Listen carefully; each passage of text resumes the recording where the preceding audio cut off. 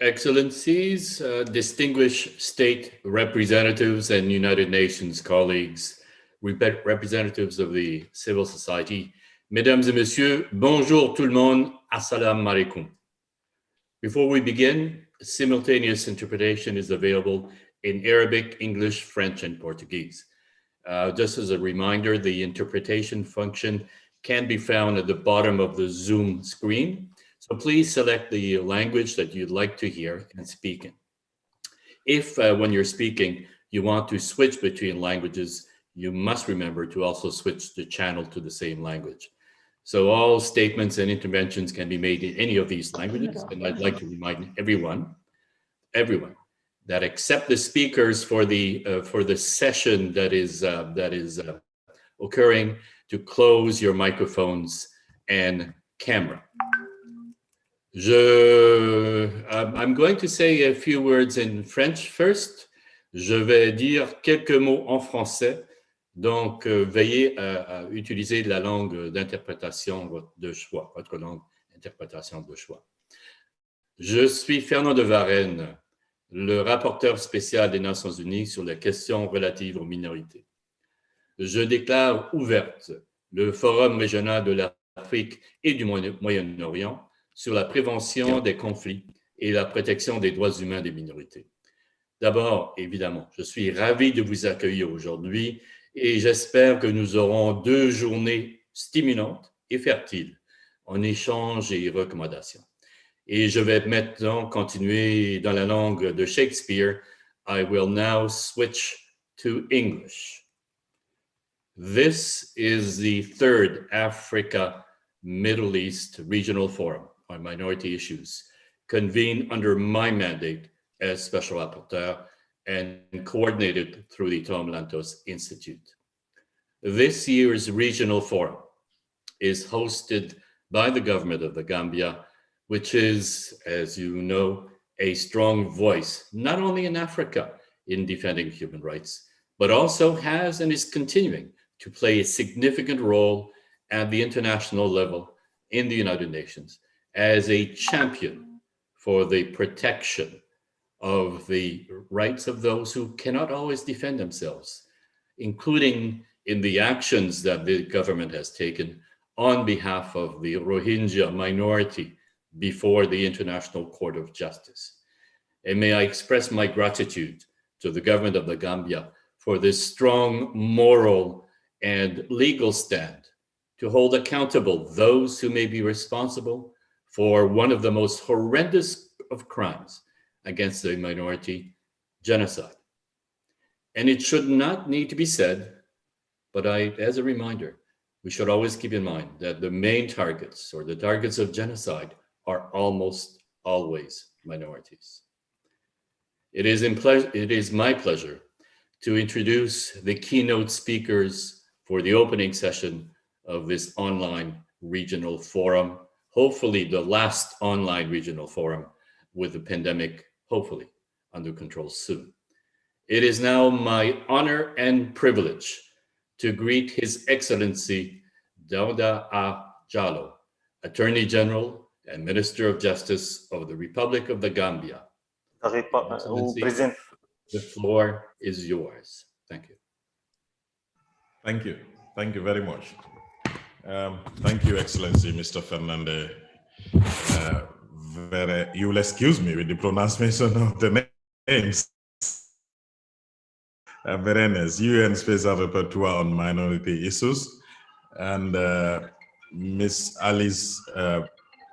I'll stop at Alice if I don't want to offend in the pronunciation of the name. I meant to refer to the Special Advisor of the Secretary General on the Prevention of Genocide, Excellency Ambassador Nassima Bagali, Permanent Delegation of the OIC to the UN and other international organizations, Honorable Solomon Ayele Dasso, Chairperson of the African Commission of Human and People's Rights, Madam Ruide El Haj, Office of the High Commissioner of Human Rights, Regional Representative for the Middle East and North Africa, Her Excellency Ambassador Haifa Abu Ghaze, Head of the Social Affairs Sector of the League of Arab States and Assistant Secretary General of the League of Arab States. Distinguished participants, ladies and gentlemen, all other protocols respectfully observed. I'm so quite a number of us are present on this platform. I'm not able to recognize all of you, but be rest assured, all the protocols are respectfully observed. Good morning to you all. I am honored to have been invited to deliver this statement on the occasion of the Africa Middle East Forum on the theme, conflict prevention and the protection of human rights of minorities. Excuse me. I wish to take this opportunity to express and extend my appreciation to His Excellency, Mr. Fernandez, the Special Rapporteur on Minority Issues, for enabling the Republic of the Gambia to host this auspicious event. Let me seize this opportunity to extend to you all the warm greetings and well wishes of the President, His Excellency, Mr. Adama Barrow, his government, and the people of the Gambia. Excellencies, distinguished ladies and gentlemen, indeed, there is a strong link between oppressed and marginalized minorities and contemporary conflicts in Africa, the Middle East, and around the globe. We therefore need to address the root causes of marginalization and minority issues to prevent conflict instability in our regions. Although Africa has been known for its communal and inclusive social structures where people support and protect each other through the family and community ties, minority groups still exist and there is urgent need to cater for their inclusion in socio-political economic activities. I therefore support the view that in order to affirm and guarantee rights of minorities in our various communities and regions, we need to accommodate ethnic, religious, and linguistic diversity by recognizing, promoting, and protecting the rights of these groups. It is imperative that we promote mutual respect, trust, and understanding among the various ethnic, religious, and linguistic communities within our regions. There must be adequate domestic law to guarantee the existence and survival of minority communities in line with their fundamental rights as articulated in regional and international instruments. Excellencies, distinguished ladies and gentlemen, as a state party to various international, regional, and sub-regional treaties on human rights, the Gambia is aware of its obligations to promote and protect the rights of all persons in the country. The Gambia has taken numerous measures to improve rights of all ethnic and religious groups, including women, children, persons with disabilities, migrant workers, internally displaced persons, refugees, among others, through the domestication and enactment of national laws relating to women, children, and other vulnerable groups. Our Constitution prohibits discrimination and provides that all persons are equal before and under the law in all spheres of political, economic, and social cultural life in every other respect, and shall enjoy equal protection of the law inter alia on the basis of gender, race, color, ethnic, or religious grounds. The government has taken affirmative action to redress historical and traditional forms of discrimination against women and girls in political, education, and economic, as well as other social spheres. Furthermore, the Gambia government has expanded the space for civil society participation, and through this action, various groups, including women, children, and youth within ethnic and religious settings are exposed to sensitization, awareness-raising programs, and are being conducted by relevant stakeholders throughout the country. Excellencies, distinguished ladies and gentlemen, the Gambia experienced 2 decades of authoritarian rule from 1994 to 2016, which was characterized by gross human rights violations, including torture, sexual offenses, enforced disappearances, arbitrary arrest, detention without trial, murder, perpetrated mainly by the state agents. This has left a country deeply polarized based on ethnic and political divisions. Ethnic hatred manifested through hateful propaganda targeted at certain ethnic communities. Of course, this could also include minorities. To address this critical problem that we found ourselves in after 2 decades of authoritarian rule, we embarked on a transitional justice program aimed at restoring a complete transformation of our society from dictatorship to democracy. We launched the Truth, Reconciliation and Reparation Commission in 2018, aimed at investigating the past atrocities and human rights violations committed during the former regime, to establish an impartial historical record of human rights violations, grant reparations to victims, and promote reconciliation.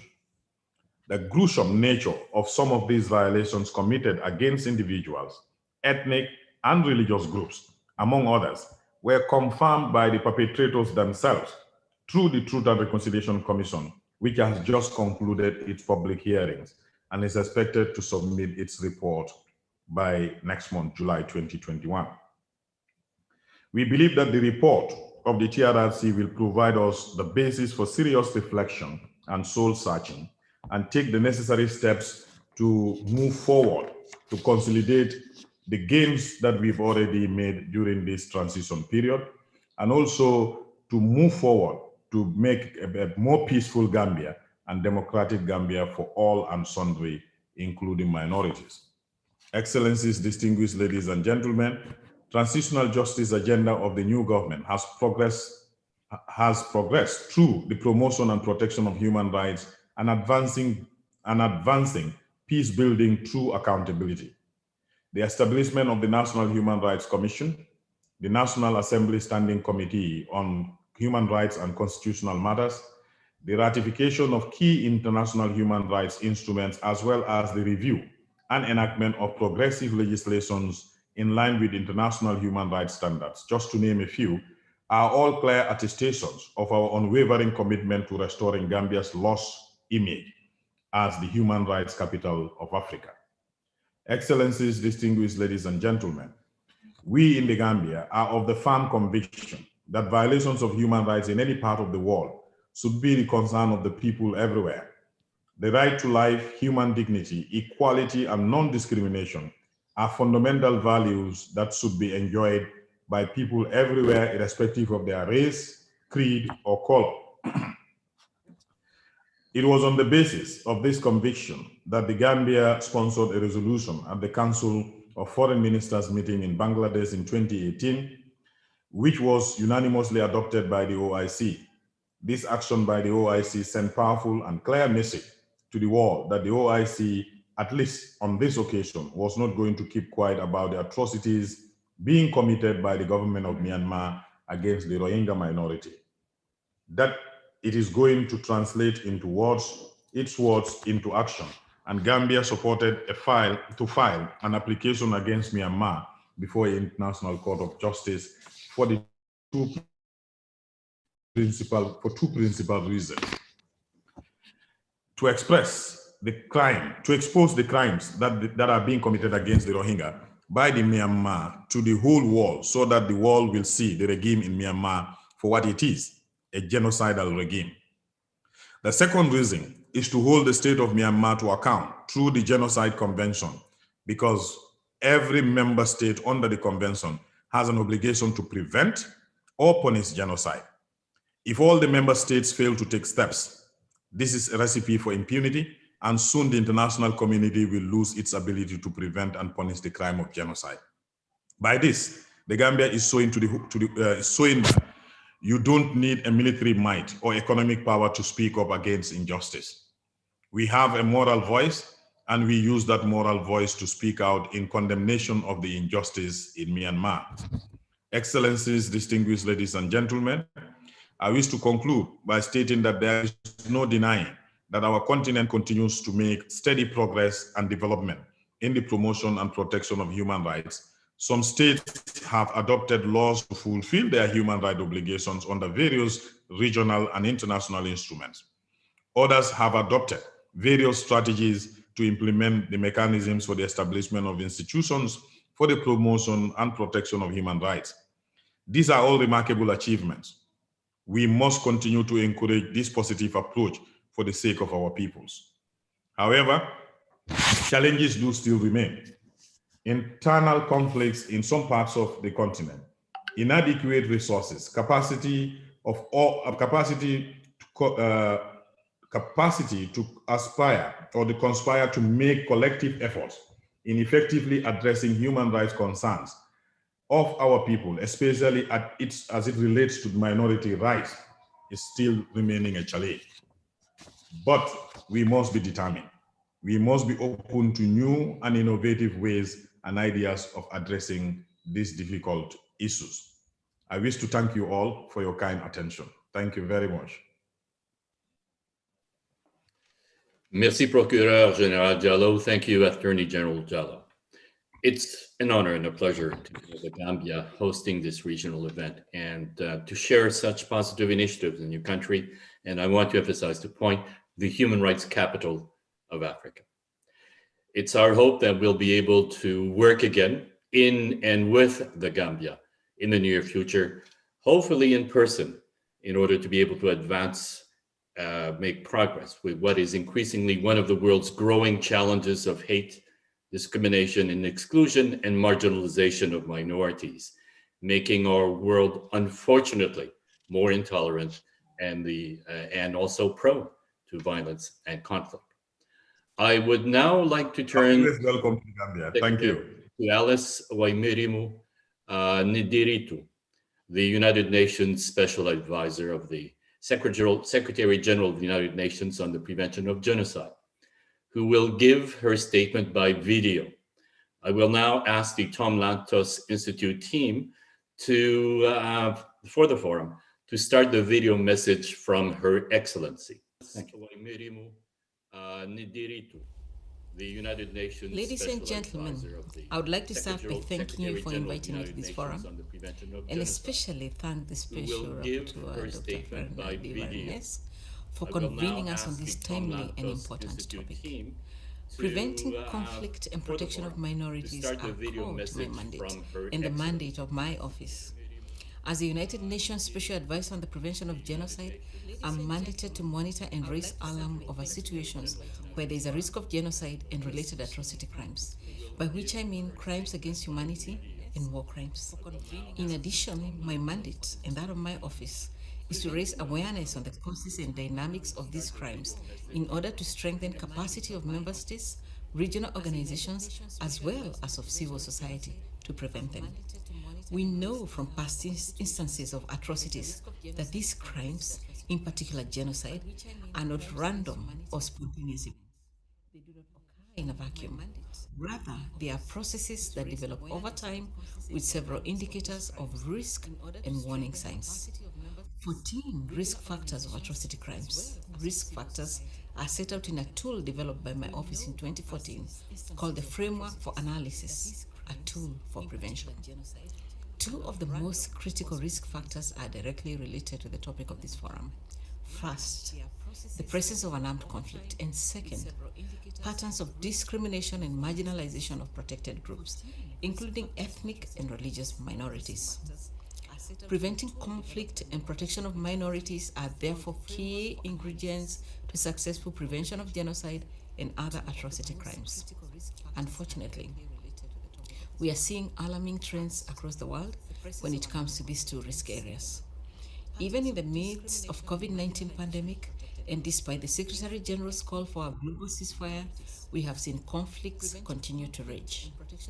Over the past several years, we have also witnessed an increasing disregard for fundamental tenets of international law in conflict, from the deliberate targeting of civilians by non-state armed groups to the indiscriminate use of air power by states against civilian populations and unprotected civilian objects such as hospitals and schools.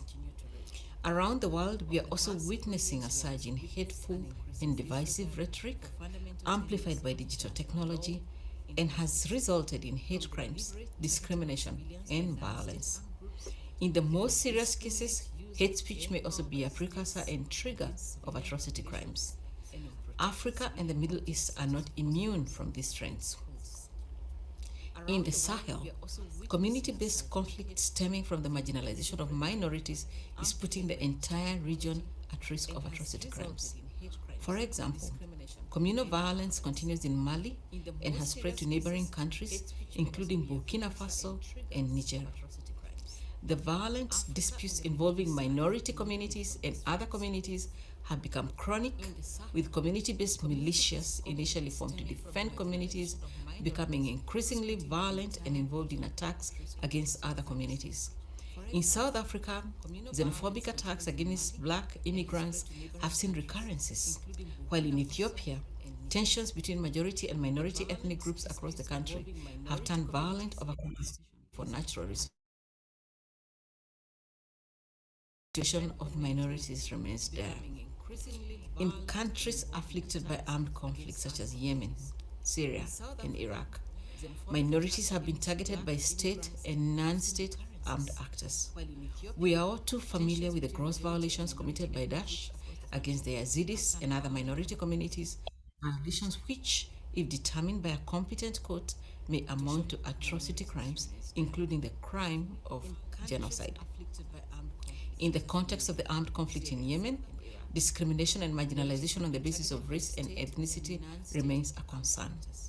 Armed conflicts in the region have also resulted in outflows of refugees in neighboring countries. Lebanon and Jordan, for instance, host large populations of refugees from the state of Palestine, whose living conditions in the host countries have been further compounded by the COVID-19 epidemic. Indeed, we know that crises, including disease outbreaks, create anxiety and fear that are key ingredients for racism and xenophobia to thrive. Hate speech is the most blatant manifestation of this phenomena, and in recent months, Middle East countries have not been spared by this phenomena.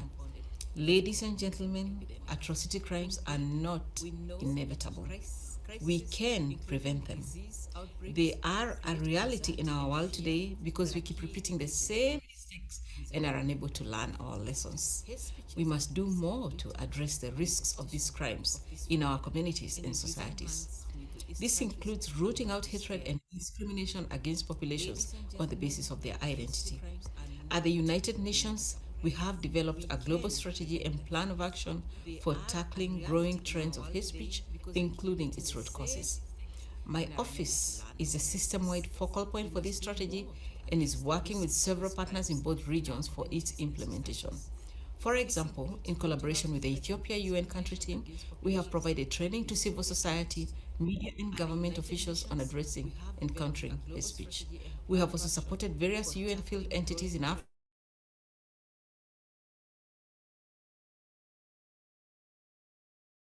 This also goes hand in hand with addressing root causes of violence, divisions, and tension in our societies, and promoting peace and inclusion.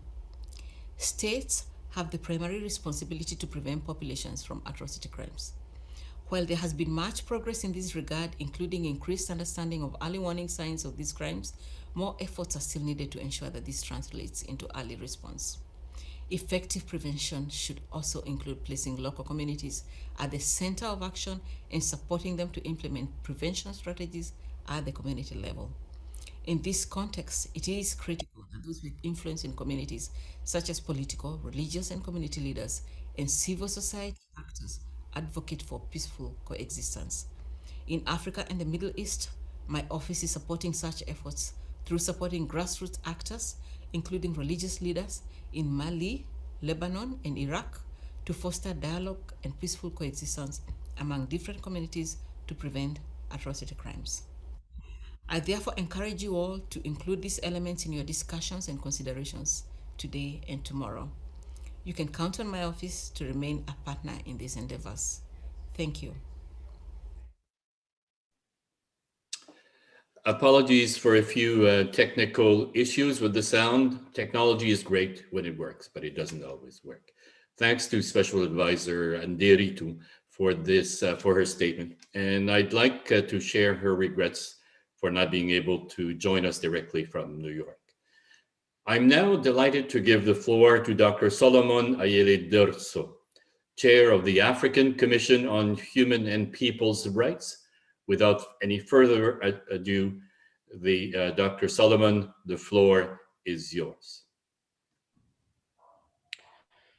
I thank you very much, Special Rapporteur, UN Special Rapporteur for Minority Rights, Professor Fernando, for your kind invitation. It's really a great pleasure for me to see you after quite a number of years. I would like to stand on existing protocols with your kind permission.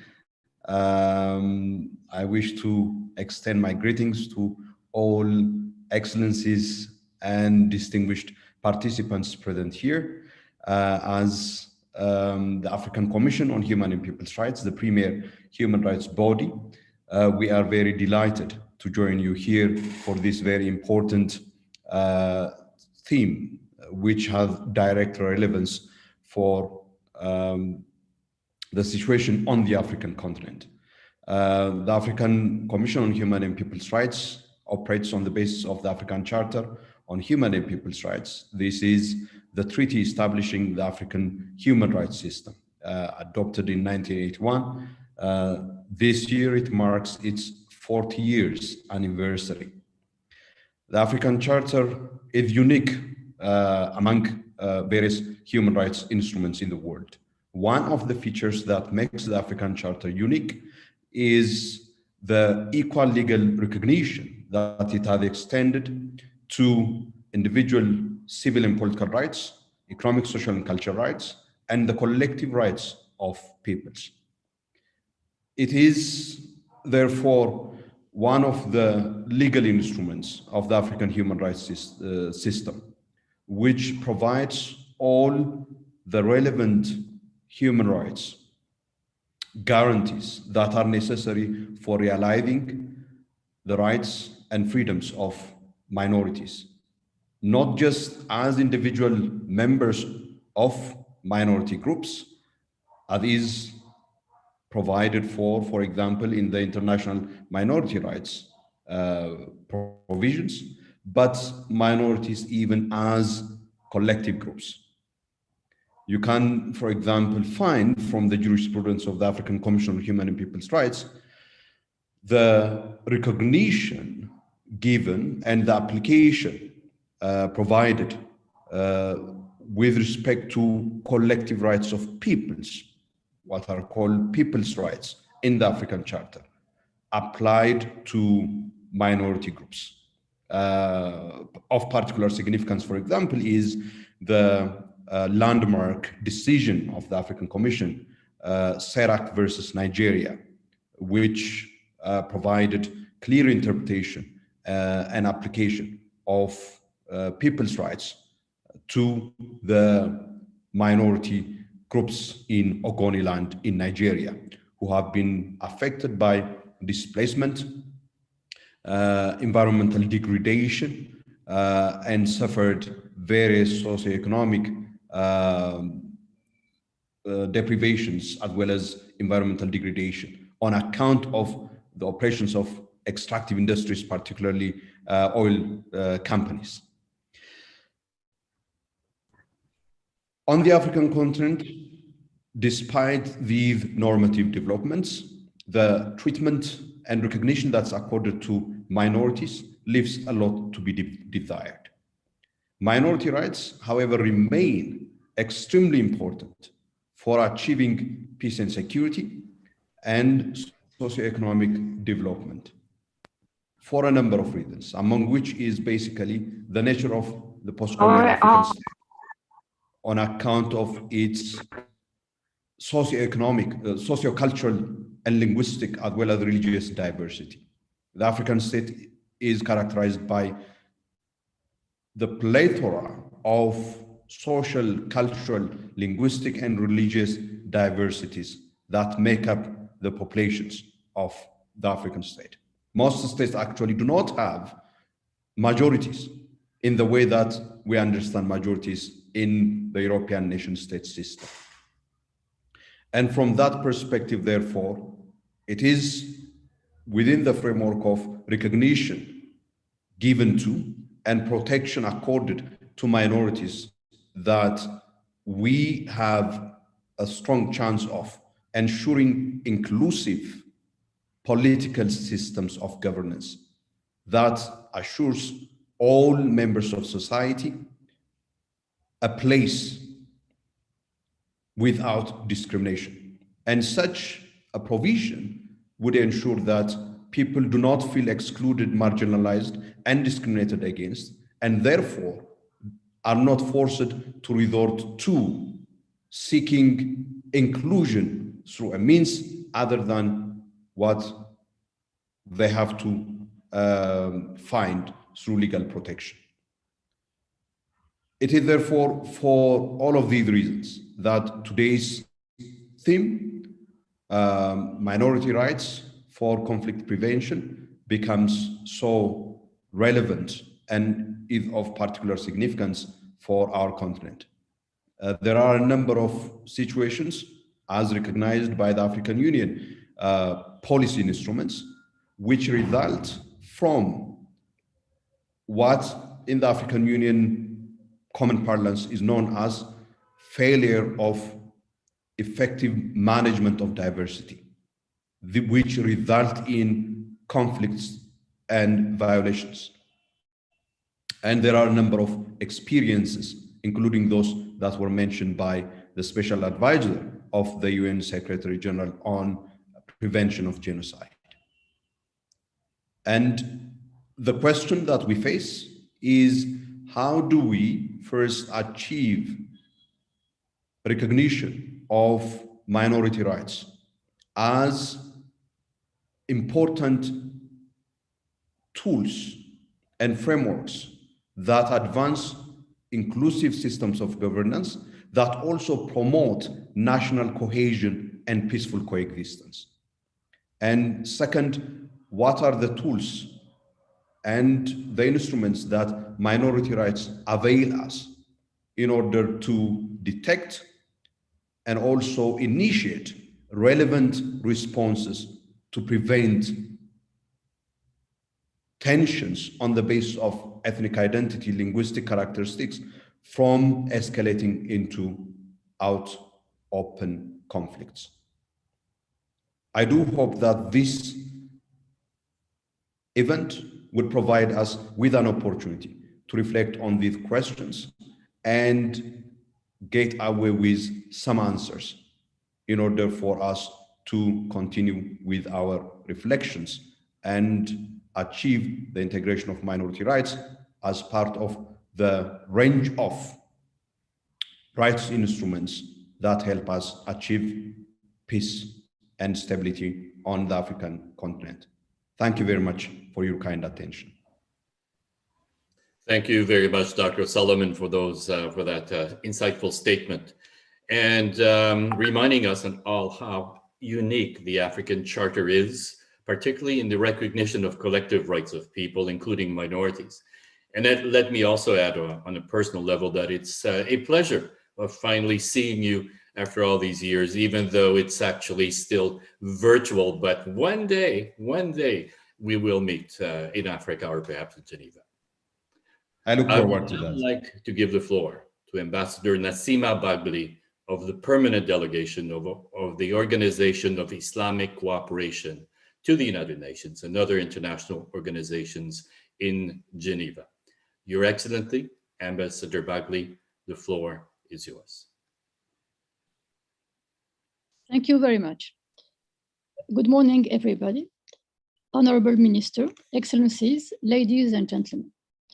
I wish first to thank Dr. de Varenne, UN Special Rapporteur on Minority Issues, for extending an invitation to the Organization of Islamic Cooperation to participate in this Africa-Middle East Regional Forum. Today's theme, conflict prevention and the protection of the human rights of minorities, is an important subject area for the OIC. Promotion of peaceful resolution of disputes and the protection of the rights of Muslim communities and minorities are a top priority agenda for the OIC. Chapter 15 of the OIC Charter, which is devoted to the peaceful settlement of disputes, requires member states to seek peaceful means of dispute resolution through the use of good offices and negotiations. Article 1, paragraph 16 devotes its emphasis on safeguarding the rights, dignity, and religious and cultural identity of Muslim communities and minorities in non-Muslim states. It is no coincidence that the OIC is devoting much emphasis on conflict prevention. About 60% of all conflicts in the world are within the OIC geography. Because of this conflict, people in the OIC region are going through sharp suffering, and the overall development plans of many of these countries are deferred. The cost of this conflict is too high to be ignored. Against such a backdrop, the OIC strengthened its mediation capacity and its partnership with the UN and other regional organizations toward conflict resolution. The OIC has also adopted a series of resolutions and decisions to support and assist Muslim communities and minorities whenever necessary, in accordance with the OHCHR Charter, which provides for the protection of the rights and preservation of the dignity and religious and cultural identity of Muslim communities in non-OIC countries. The OIC has set up its own peace and security architecture, incorporating several tools and mechanisms. The Peace, Security and Conflict Resolution Unit, established within the OIC General Secretariat, serves as a focal point for supporting initiatives slated for the peaceful settlement of disputes and mediation support activities as stipulated in the OIC Charter.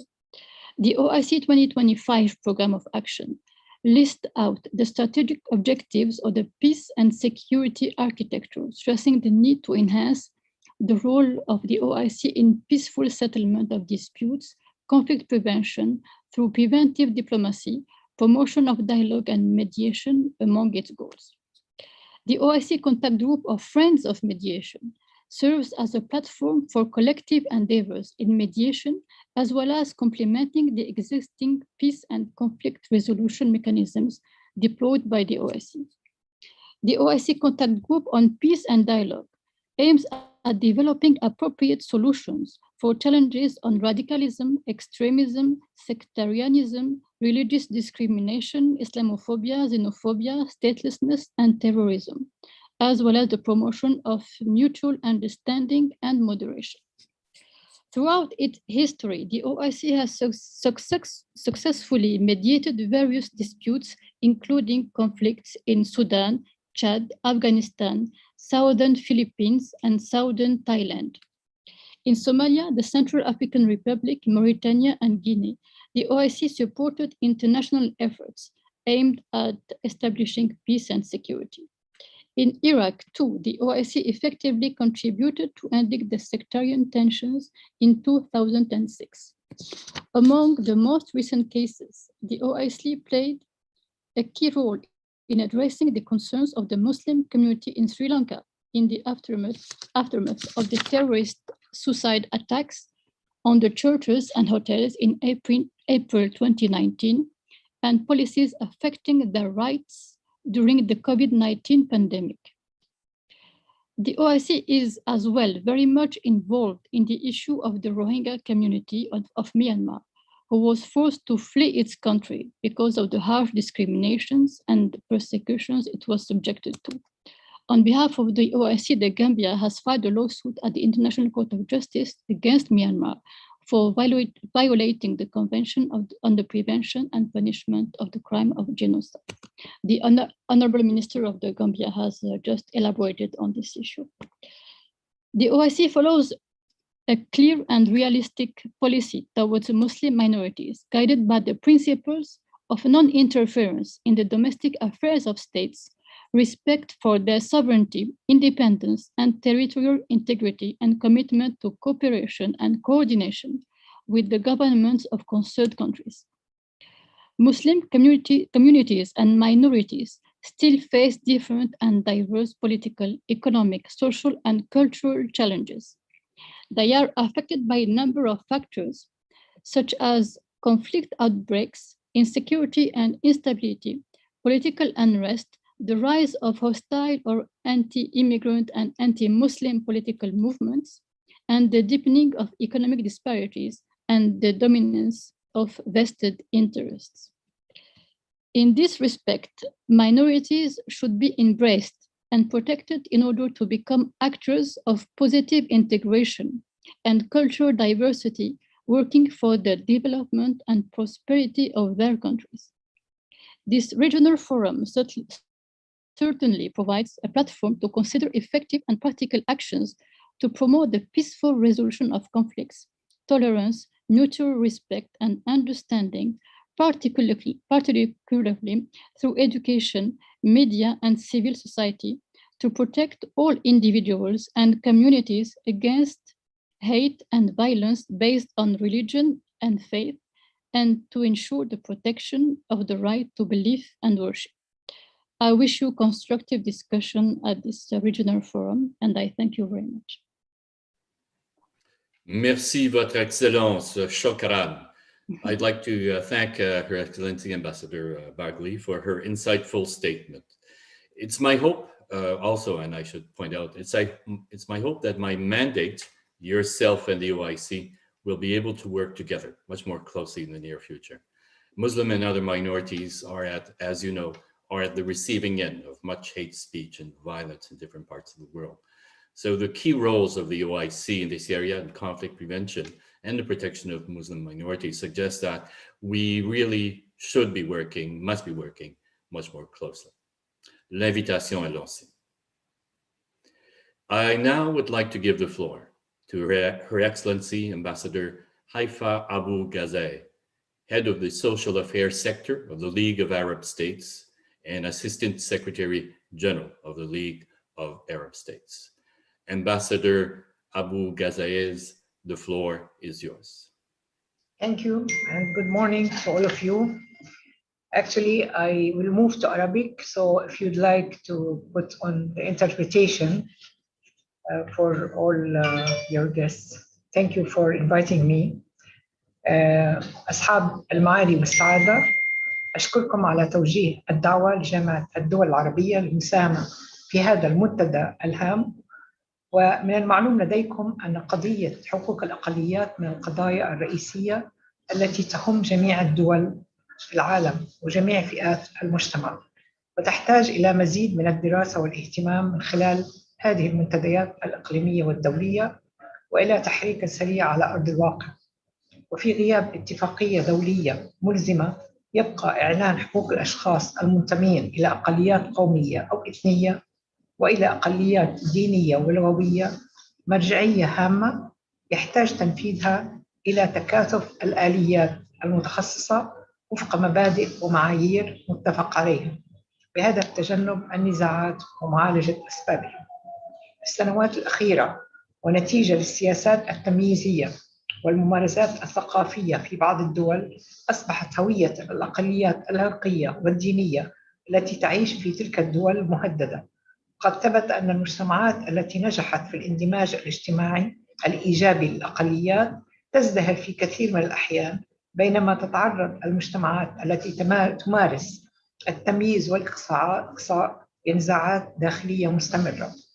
إن جمع ودراسة البيانات الأساسية المفصلة عن حالة الأقليات من شأنه أن يسمح بتحديد المشاكل وتحديد السياسات والبرامج التي يتعين اعتمادها وتطبيقها عند الضرورة، كما أن تحسين آليات الإنذار المبكر القائمة وتطوير استراتيجيات أكثر فاعلية على المستوى الدولي والإقليمي والوطني لترجمة الإشارات المبكرة إلى إجراءات مبكرة، وزيادة الاستثمار في برامج التدريب والتعليم والتوعية العامة. كل ذلك من شأنه بناء مجتمعات سليمة تعزز التنوع وتحترمه وتمنع أسباب النزاع وأثاره. ولا شك أن تعزيز التثقيف في مجال حقوق الإنسان وضمان إدراجه في مناهج المدارس يوفر للأطفال والكبار على حد سواء أساساً قوياً للمعرفة بشأن طبيعة حقوق الإنسان وحقوق الأقليات.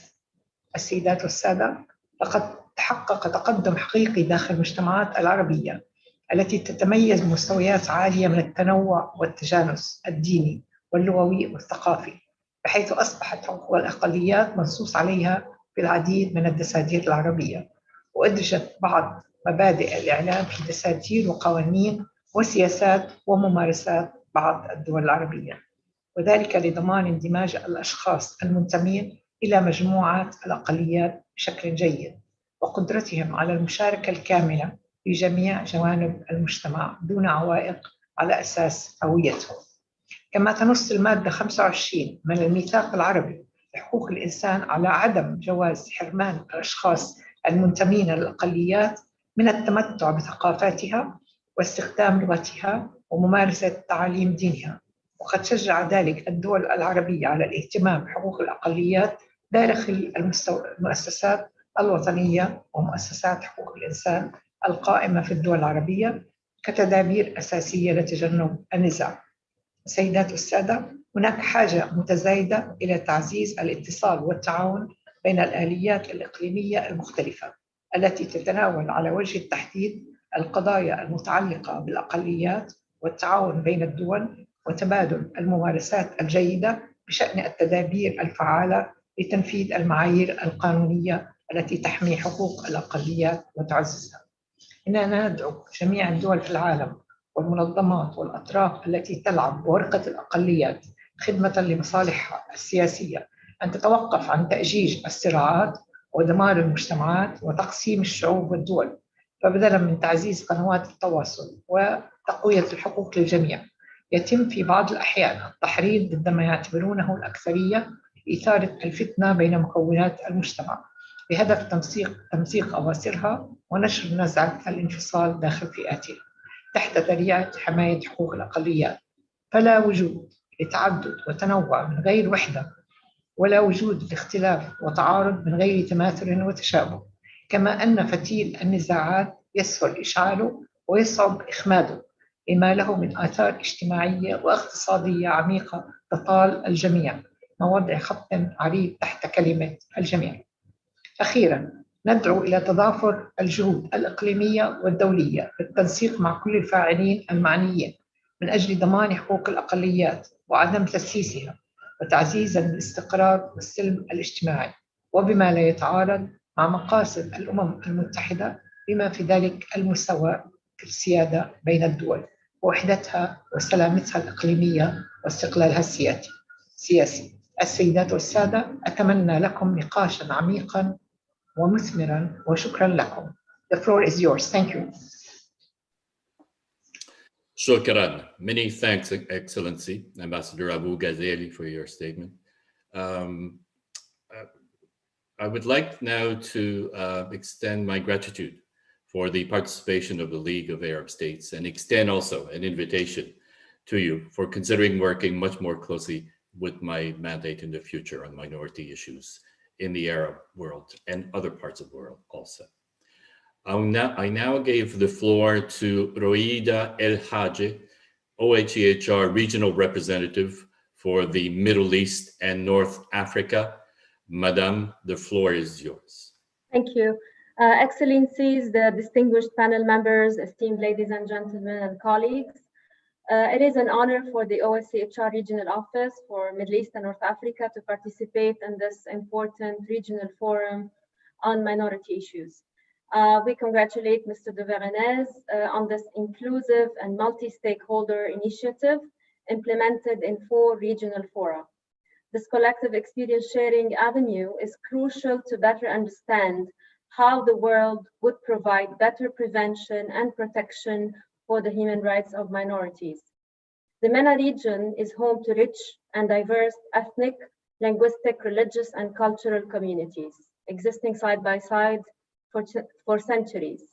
However, over the last decade, a vastly more turbulent picture has been painted for the region, affecting directly and indirectly these communities. There has been an alarming escalation in conflicts with detrimental consequences, including and not limited to the massive scale of displacement of ethno-religious groups that have fled their homelands fearing persecution of extremist groups. The atrocities committed by the so-called Islamic State in the Levant, in Syria and Iraq against ethnic and religious groups, as well as amongst the broader population, terrorized whole communities and committed most serious crimes amounting to genocide in some cases. While the situation remains deeply challenging and worrying, we are seeing incredible displays of community resilience, as well as holistic efforts by states, the international community, religious leaders, civil society, and faith-based organizations to prevent and address the conflict and improve the protection framework. Indeed, And the context of conflict prevention, ensuring the rights of society's most at risk, in particular minorities, requires a multilateral, multi-stakeholder approach, the very aim of this regional forum. We are therefore greatly encouraged and optimistic for the discussions over the next 2 days, as well as the outcomes of the other regional fora, to collaboratively and collectively elaborate robust and meaningful recommendations. In this context, I would like to mention that the regional office has undertaken a multidisciplinary study to identify and address the root causes of discrimination and inequalities faced by ethnic and religious groups in the region. We look forward to disseminating the study this year, and we will be sharing initial findings in the session later on today. Thank you very much for this important opportunity, and I wish you all fruitful discussion and outcome. Thank you, Mr. De Verenes. Back to you. Merci beaucoup, Madame. Shukran. Thank you, Madame El Hadji, for your insightful statements. I'm really interested also in the report that you're preparing this study. And I think it's important to actually have this conducted in the MENA region, but also to acknowledge that we are dealing quite often with minorities who are the most vulnerable and marginalized, which contributes to many conflicts in the region and in other parts of the world. So I would now like to thank once again all of our distinguished keynote speakers for their words of welcome and their insightful statements and remarks in this opening session. Ladies and gentlemen, mesdames et messieurs, please allow me to say a few words for this session as the special rapporteur, having convened this meeting so that we can actually focus on what is a dimension, an aspect which is involved in most of the violent conflicts around the world today: minority issues. Why conflict prevention and why the protection of the human rights of minorities as our focus for all 4 regional forums, which will be held this year on this theme, as was indicated also earlier. Well, to begin with, because most of today's conflicts involve minorities and indigenous peoples. And we'll be exploring the best ways to prevent these conflicts, these violent conflicts, and the hypothesis that this is directly linked to tackling the root causes by protecting their human rights, the rights of minorities. Not all conflicts, of course, involve minorities in the world. And in parts of Africa or the Middle East, you will have others which are perhaps more class-based conflicts that do occur. But most conflicts, violent conflicts in Africa, the Middle East, and other parts of the world, including Europe, by the way, where you do have some violent conflicts, most of these actually do involve minorities. It's also worthwhile to remind perhaps everyone of the importance of the focus of this event, as is indicated in the regional forum's concept note, how it connects with one of the main conclusions of the very first joint study by the United Nations and the World Bank Group, which is called Pathways to Peace, Inclusive Approaches to Preventing Violent Conflict, which was released or published rather just in 2018. And I want to summarize this once again, because it explains the flavor, the focus, the intent, if you will, or what needs to be addressed directly in the next 2 days. And that report says the following. Please allow me to just quote very quickly. Many of today's violent conflicts relate to group-based grievances arising from inequality, exclusion, and the feelings of injustice. It is when an aggrieved group assigns blame to others or to the state for its perceived economic, political, or social exclusion that its grievances may become politicized and risk tipping into violence, end of quote. And in other words, what this report is saying is that today's main drivers of instability globally, potentially leading to atrocities and even crimes against humanity, are group-based grievances around exclusion and injustice, meaning also violations of human rights, and especially the violation of human rights that are collective group rights involving, well, mainly minorities and indigenous peoples. While the central promise of the United Nations 2030 Agenda for Sustainable Development and its Sustainable Development Goals is, quote unquote, leave no one behind, what the United Nations and the World Bank studies suggest strongly is that this is not always happening. In fact, it's not happening in areas where you have groups that are left behind, groups that are usually minorities, and this is where conflicts occur. And right now, around the world, inequalities appear to be increasing. This was mentioned earlier also, partly driven by the pandemic. The pandemic has obviously not helped the situation. But even before then, it seemed that more and more were being left behind. And once again, these tend again, disproportionately, to be minorities.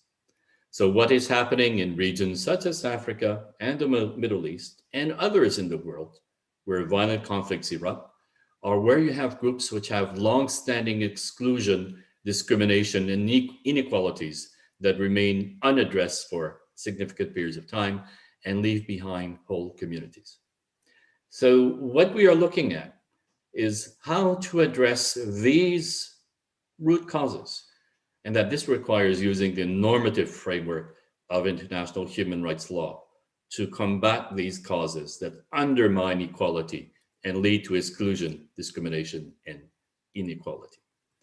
So many of the barriers that groups such as minorities face in accessing services, resources, equal opportunities, even in terms of employment and social practices, all of these that leave particular groups of people further behind must be examined and understood as potential causes of factors of conflict. So these groups of people everywhere tend to be minorities. And this explains largely why most of today's conflicts involve such groups. So in the context of this regional forum, we will also consider conflict prevention for minorities and indigenous people. I will now continue in French. If you want to click on the interpretation button, je veux maintenant poursuivre en français. Permettez-moi d'ajouter quelques observations sur l'importance de vos délibérations et de vos lumières pendant ces 2 jours. La région de l'Afrique et du Moyen-Orient a peut-être été l'une des moins présentes lors des rencontres annuelles du Forum des minorités aux Nations Unies à Genève.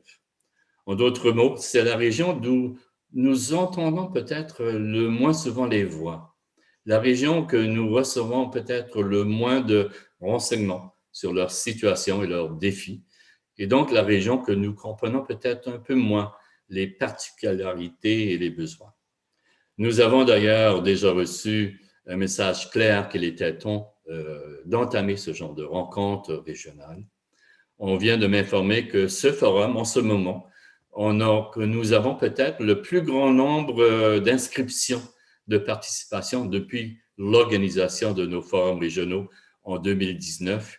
Il y a 120 ou 130 personnes qui nous observent directement en ce moment, mais il y en a beaucoup d'autres qui ont été inscrits et également beaucoup d'autres qui nous regardent par les médias sociaux. Donc, bravo, la région de l'Afrique et du Moyen-Orient semblerait que ce soit ce forum régional soit la plus haute participation en guise de nombre. Je ne peux répéter suffisamment l'importance donc de ce forum pour la région afin de mieux comprendre vos contextes, mais aussi peut-être surtout pour nous donner l'occasion d'être plus accessible, de vous donner une meilleure opportunité également de vous exprimer et de partager votre expertise et vos connaissances avec ce mandat des Nations Unies. Je crois d'ailleurs que je suis peut-être le seul rapporteur des Nations Unies qui mène ce genre de rencontres régionales de façon annuelle. D'ailleurs, je peux déjà partager avec vous que je prévois l'an prochain, en 2022, je prévois organiser 4 forums régionaux à travers le monde, encore une fois, qui porteront sur le 30e anniversaire de la Déclaration des Nations Unies sur les droits des personnes appartenant à des minorités nationales ou ethniques, religieuses et linguistiques, et comment assurer une meilleure reconnaissance et protection de ces droits. Nous aurons évidemment un autre forum régional pour l'Afrique et le Moyen-Orient l'an prochain, et je suis convaincu que nous aurons le plaisir que ce soit un événement physique, en présentiel à cette occasion. On a tous besoin de retourner à un genre de normal et de pouvoir interagir entre nous. Mais aujourd'hui et demain, nous espérons que vous pourrez énoncer des recommandations précises sur les éléments qui seront discutés prochainement et donc, et surtout des recommandations qui tiennent compte de vos contextes et des défis qui portent d'abord et avant tout sur la prévention des conflits par rapport à la protection des droits des minorités. Je vous rappelle que vos recommandations doivent traiter donc du thème du forum régional, sans quoi elles risquent de ne pas être retenues. Nous souhaitons par la suite rendre ces recommandations qui auront été tout de même formatées et résumées. Nous espérons les rendre accessibles pour les délibérations du Forum des Nations Unies à Genève et elles seront ensuite ajoutées à l'annexe de mon rapport annuel au Conseil des droits de l'homme à l'ONU, aux Nations Unies, et publiées également sur le site web de mon mandat aux Nations Unies. Enfin, ils pourront servir, ces recommandations plutôt, pourront servir éventuellement, je l'espère, à la rédaction d'un guide et de lignes directrices portant précisément sur la prévention des conflits et afin d'éviter les contextes, par le moyen, par exemple, d'éviter les contextes d'inégalité, d'exclusion et de discrimination de groupes comme les minorités, par l'entremise d'une meilleure protection de leurs droits humains afin que personne ne soit laissé pour compte. No one left behind. Je vais maintenant continuer de la langue de Shakespeare. I will now revert again to English.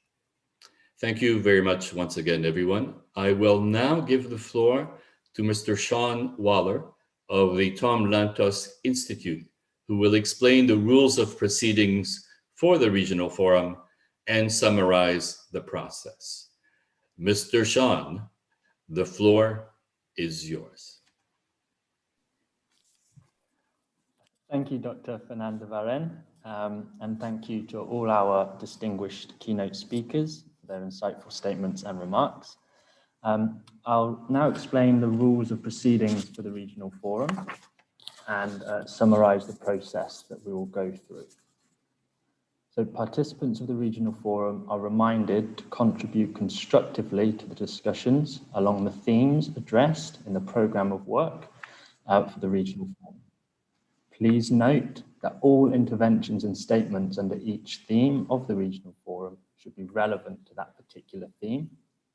It is preferred that speakers are not interrupted, so we ask that all speakers ensure that their statements relate to the topic under discussion. It is encouraged that all participants provide concrete recommendations on how to tackle the issues under the theme. In order to attain fruitful and meaningful exchanges, we expect that all participants show respect for others' views and invite all participants to exercise decorum, avoid abusive or disrespectful language or derogatory and inflammatory remarks, and respect UN core values and principles, and uphold UN standards when referring to countries and territories. Now I shall turn to the process of the Regional Forum. As has already been explained, the purpose of this meeting is to formulate regional recommendations, which will inform the 14th UN Forum on Minority Issues. This meeting is organized around 4 thematic sessions around which recommendations will be produced. So following the opening statements, we will have a high-level panel, and this will consist of presentations from a number of state representatives. Following the high-level state panel, the thematic sessions will begin. Now, each thematic session will start with a presentation of 10 minutes from each expert, following which The floor will be open for interventions, during which participants will be able to make their statements and propose recommendations. Now, the focus of all interventions should be the development of recommendations. However, if participants have research or data that is relevant to the theme of the discussions, they are encouraged to share this with participants by posting it in the Zoom chat function. Interventions are limited to 2 minutes, and participants can speak only once during a session unless time allows for a second round of interventions. The moderators will communicate this to participants. Participants are required to remain muted and with their camera disabled at all times during the meeting, except when taking the floor. And this will ensure the best possible sound quality for all meeting participants. Participants wishing to speak must indicate this to the moderator using the raise hand function in Zoom and wait for the floor to be given to them by the moderator. The moderator will give the floor to participants in the order that hands were raised. The raised hand function is found in the participants panel, which is located at the bottom of your Zoom screen. Once the moderator hands the floor to a participant, the speaker must unmute themselves and, whenever possible, turn on their camera before taking the floor. After their intervention is finished, the speaker mutes themselves and disables their camera. There are no rights of reply or points of order during the regional forum. All participants wishing to make a statement or intervention must follow the protocol above. We ask that all participants that wish to propose recommendations do so by submitting their recommendations in email to Marcus Oder, the Program Manager at the Tom Lantosh Institute. His email address will be posted in the Zoom chat, or please submit your recommendations directly in the Zoom chat function. We ask that all recommendations proposed during an intervention are submitted in writing to ensure that they are incorporated into the final output document. All proposed recommendations submitted in writing will be collected by the organisers. During the final session tomorrow at the presentation of recommendations, a final list of recommendations will be made available for all participants to view via the shared screen Zoom function. This will only be viewable in English, but there will be simultaneous interpretation available when the recommendations are read out. And participants that wish to comment on a specific recommendation should use the Zoom chat function to send their comments and refer to the specific recommendation. The UN Special Rapporteur on Minority Issues will ultimately make the final decision on the final set of recommendations, taking into account those comments provided.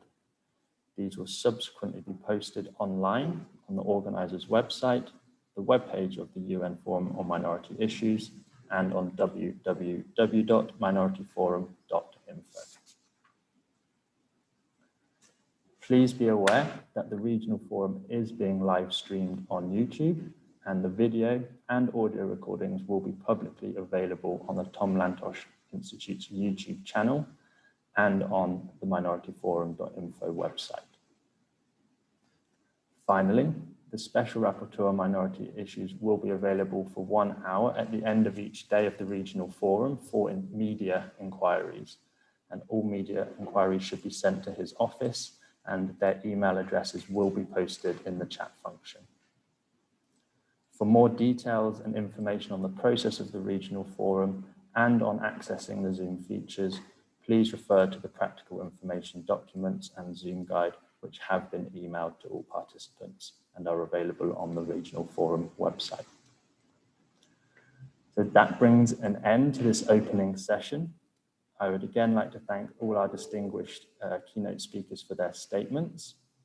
We will have a short technical break before we begin the high-level state panel in 15 minutes. We're running slightly behind schedule, so I think we'll have this short technical break and commence again in 15 minutes. Thank you.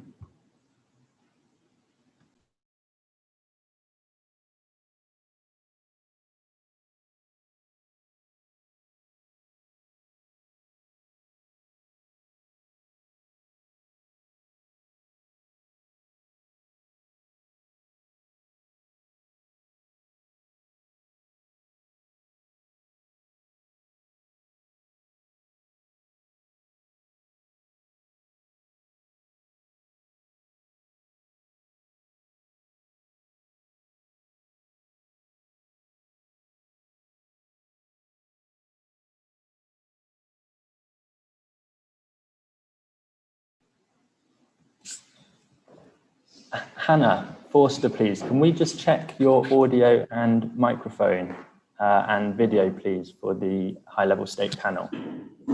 Hello, I'm here. Hello, Hannah. I can hear you. Can you hear me? I can hear you, yes. Thank you. And I can also see you, yes. Thank you. Hello. Hello, this is Laura. Hi, this is Hannah. Hello, Hannah. Yes, I can see and hear you. Thank you.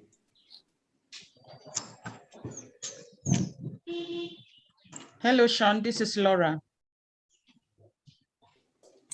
Hello, Laura. We'll come to your session.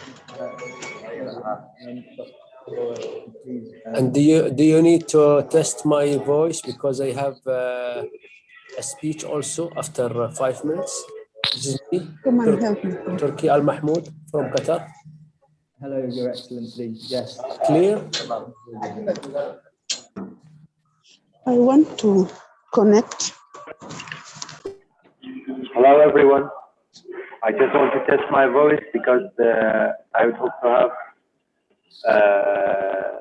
panel for the next session, for the upcoming session. So I don't know whether my voice is clear or heard or not. Thank you, Heidi. Thank you.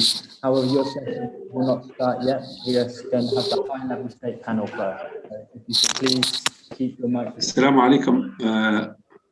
أنا عبد السلام نجم من ليبيا. إذا كان سمحتوا لي بمداخلة بعد الاستراحة. I am Abd Salam Najm from Libya. Right, participants, can everyone please keep their microphones muted and their videos turned off? Sean, I just wanted to make sure my voice is clear or heard. Yes, Hadi, we can hear you and see you. Okay? Bonjour. Bonjour. Bonjour.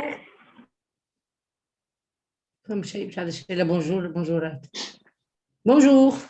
Bonjour tout le monde.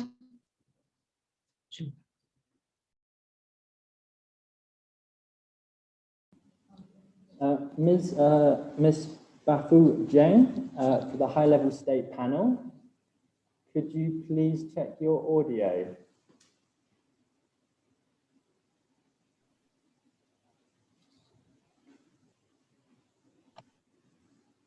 No, Ms. Bafu Jain. Hello, good morning. Hello, thank you. And how are you? Very well. Let me start my video. Okay, it's that. Is it okay? Yes, we can hear and see you very well. Thank you very much. Good morning, everyone. Good morning.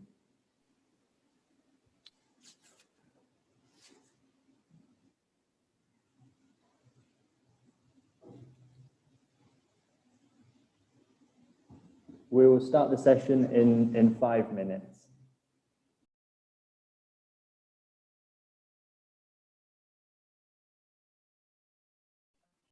Very well. We're set.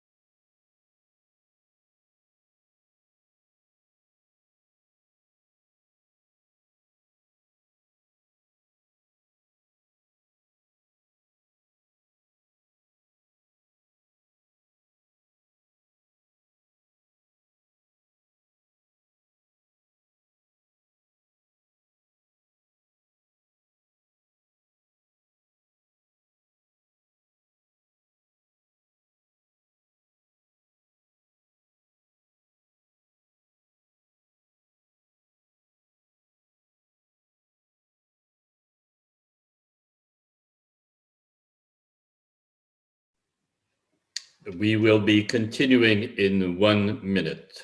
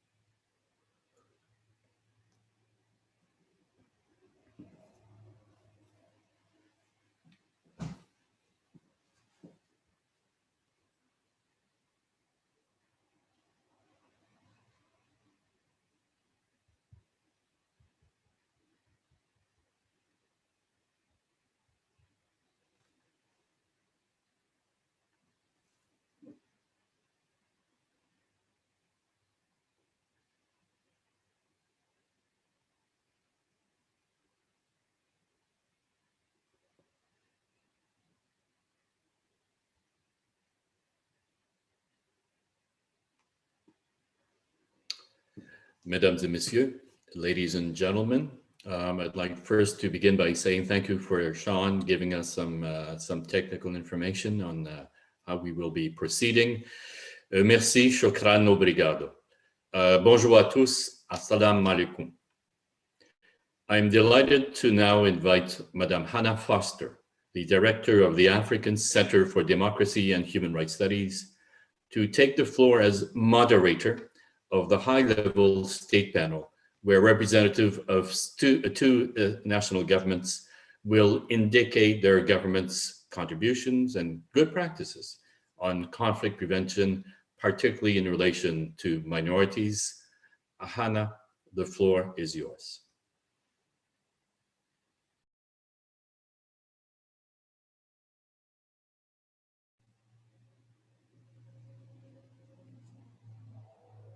At least I hope that the floor is yours, Hannah.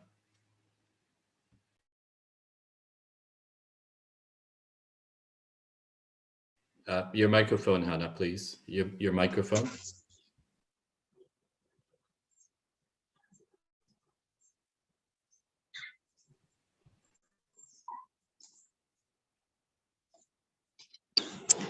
Hello, good afternoon. Can you hear me now?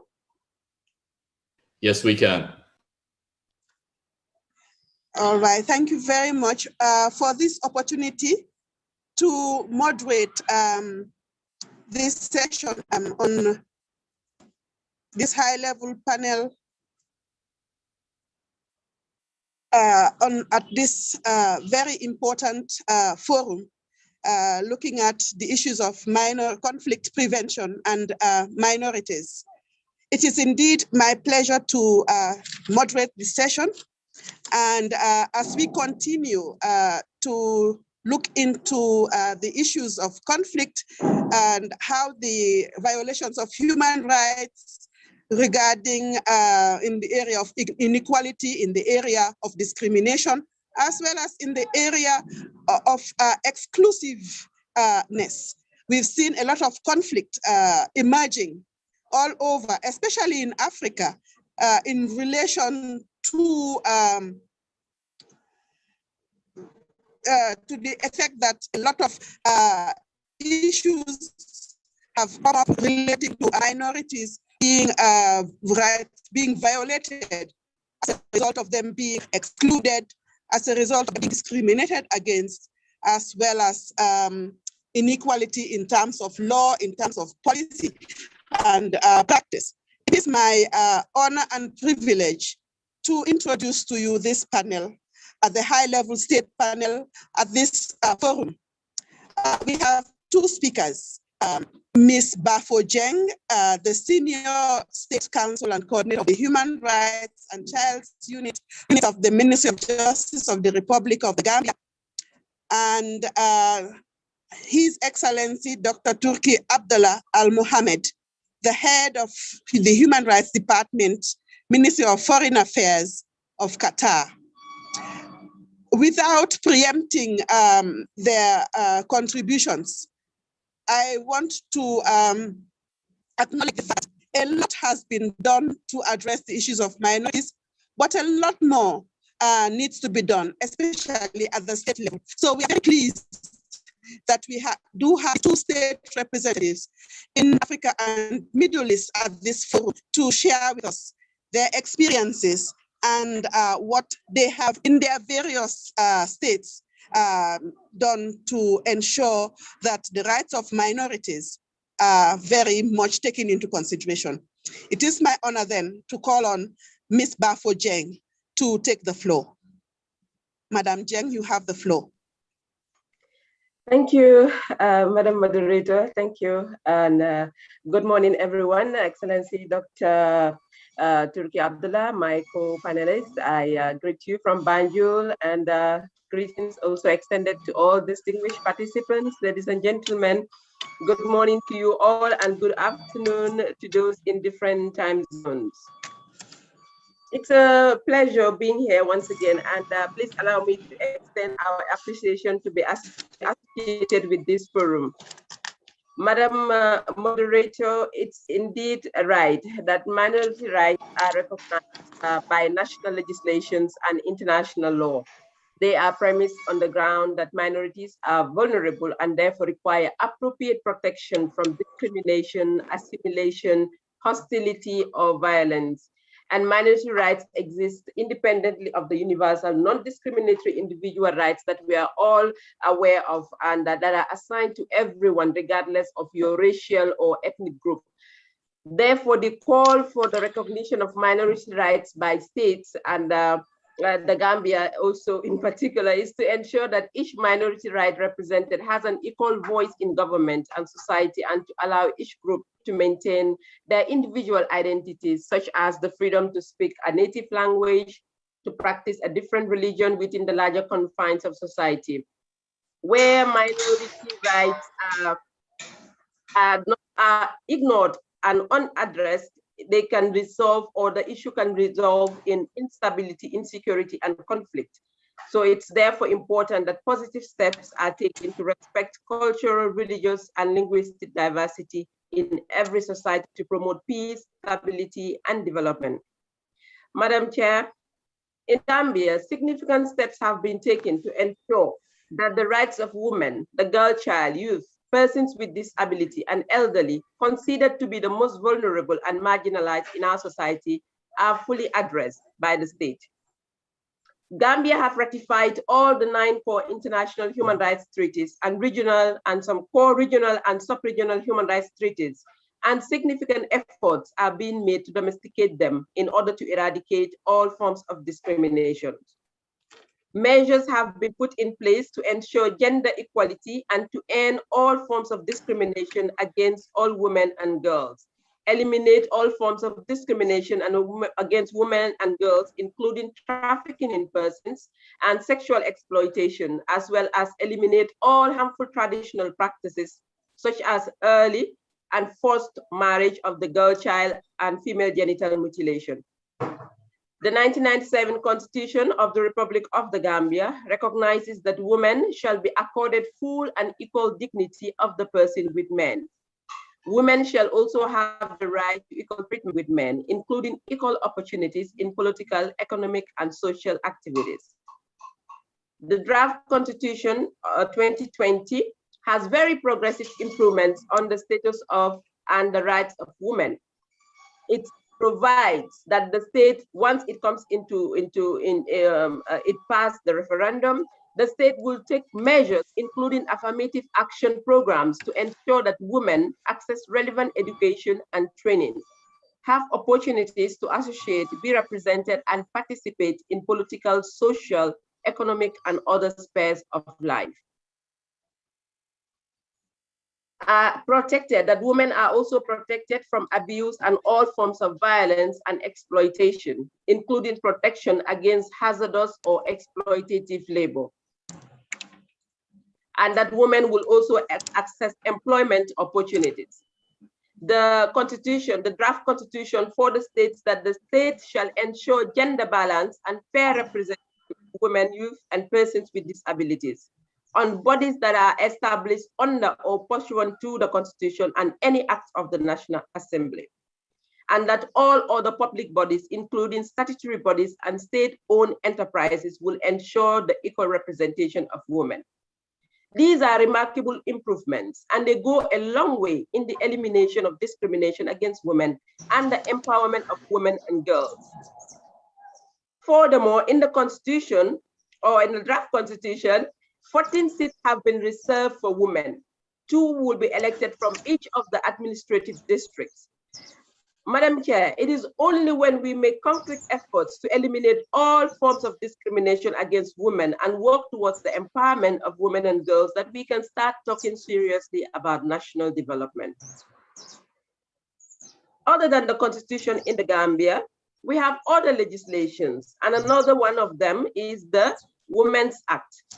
The Women's Act of 2010 is an attempt by the government of the Gambia to comply with its obligations under the Convention on the Elimination of All Forms of Discrimination Against Women, and equally the African Charter as well as its protocol, the Maputo Protocol. The Act, which is dedicated to the advancement of the rights and welfare of women, contains salient provisions on the right to dignity, access to justice, and equal protection before the law, right to participation, right to movable and immovable property, right to freedom of expression, protection from violence, prohibition of discrimination, right to health and healthcare services, the right of women, especially in the rural communities, the rights of women to marry, the special protection that should be accorded to elderly women, the women with disabilities, as well as women in distress. Under the Act, the government is obligated to promote and protect the rights of all women and take positive measures to eliminate all forms of discrimination against them, especially in all its institutions, agencies, and organs, in line with international obligations under the protocol, convention, and the protocol. Furthermore, the Children's Act also provides for the care and protection of children, as well as provided for a criminal justice system for children. The issue of trafficking in children and slave dealing are all prohibited under the Act. The Act equally incorporates largely the Gambia's obligations under the Convention on the Rights of the Child and the African Charter on the Rights and Welfare of the Child. The Women's Act was amended in 2015 to criminalize female genital mutilation in the Gambia, whilst the Children's Act was also amended in 2016, outlawing child marriage and child betrothal. There exists the Domestic Violence Act, which was also enacted in 2013 with the objective to combat domestic violence and to provide protection for victims of domestic violence, particularly women and children. The Act also makes provisions for the establishment of a fund for victims of domestic violence to provide them with shelter as well as enhance their welfare of victims. I am pleased to inform this audience that a legislative reform agenda has been programmed by this government, and the intention is to usher in a new criminal offences bill, criminal procedure, Domestic Violence Act, a revised Sexual Offences Act, a revised Tourism Offences Act, as well as some other legislations with a view to strengthening them and to incorporate that, to set in place a mechanism to promote promotion and protection of rights of all persons, including the minorities. In conclusion, Madam Chair, I wish to highlight the importance for states to ratify and effectively implement the already existing international and regional legal framework for promotion and protection of human rights. Treaties such as the ICCPR, the Convention on the Rights of the Child, and likely all of them recognizes the minority rights, and it's only by ratifying and domesticating them at national levels that states are held accountable for violation or non-adherence to these rights. I equally wish to implore on the UN, the AU, and the OIC, and similar organizations to support states in promoting and protecting the rights of minority groups through capacity building and other related assistance that they can provide with states. I thank you, Madam Moderator. On those notes, I wish to hand over the floor to you and to thank you for giving me the opportunity. Thank you. Thank you very much, Senior Legal Counsel Bafo Jeng, for that very interesting and emotional presentation.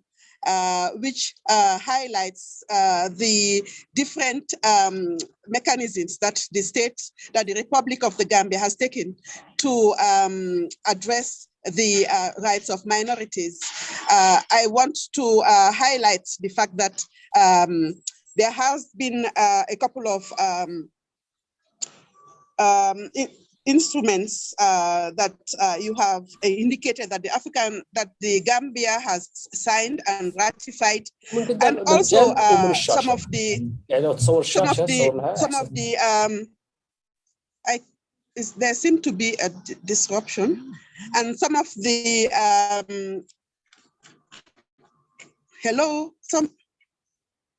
there seems somebody else is talking, but then let me say that the Gambia has not ignored the voices of minorities, and Council Jeng has indicated the fact that the voices of women and children are being addressed, and they have been included. The affirmative action that is being promoted at the level of the draft constitution in terms of addressing making sure that space is given to women to participate and to engage in the development of the state, and as well as in issues that concern them.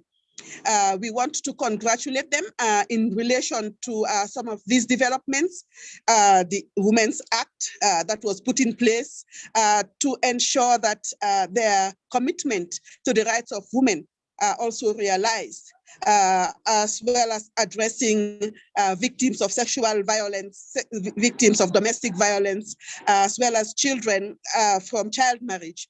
We want to congratulate the State Republic of the Gambia for all these positive reports that we have also been privy to, and it shows concretely that the Gambia does recognize the rights of these groups and is taking concrete action in terms of addressing them. We have also taken note of the fact that she has recommended that more action be given to capacity building, as well as to advocacy in this particular area.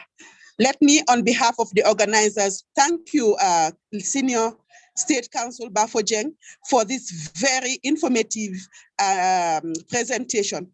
And we look forward to implementing some of these recommendations that you have made. Thank you once again. And to move on, let me call on His Excellency, His Excellency Dr. Turki Abdullah Al Mohamed, Head of the Human Rights Department, Ministry of Foreign Affairs of the State of Qatar. Your Excellency, you have the floor. Thank you, sir.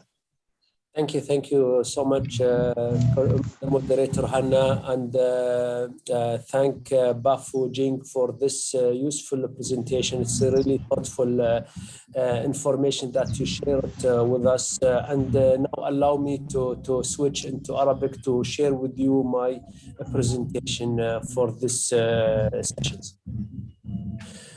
سعادة السيد الدكتور فارينيس المقرر الخاص المعني بقضايا الأقليات، السيدة هانا فورستر، السيدة بافو جينغ، الحضور الكرام، إنه من دواعي سروري أن أرحب بكم اليوم بمناسبة انعقاد المنتدى الإقليمي لأفريقيا والشرق الأوسط المقرر عقده خلال اليومين 15 و16 من هذا الشهر، والذي يهدف لمناقشة أحد أهم القضايا المتعلقة بحقوق الإنسان، وهي حماية حقوق الأقليات في مناطق الحروب والنزاعات.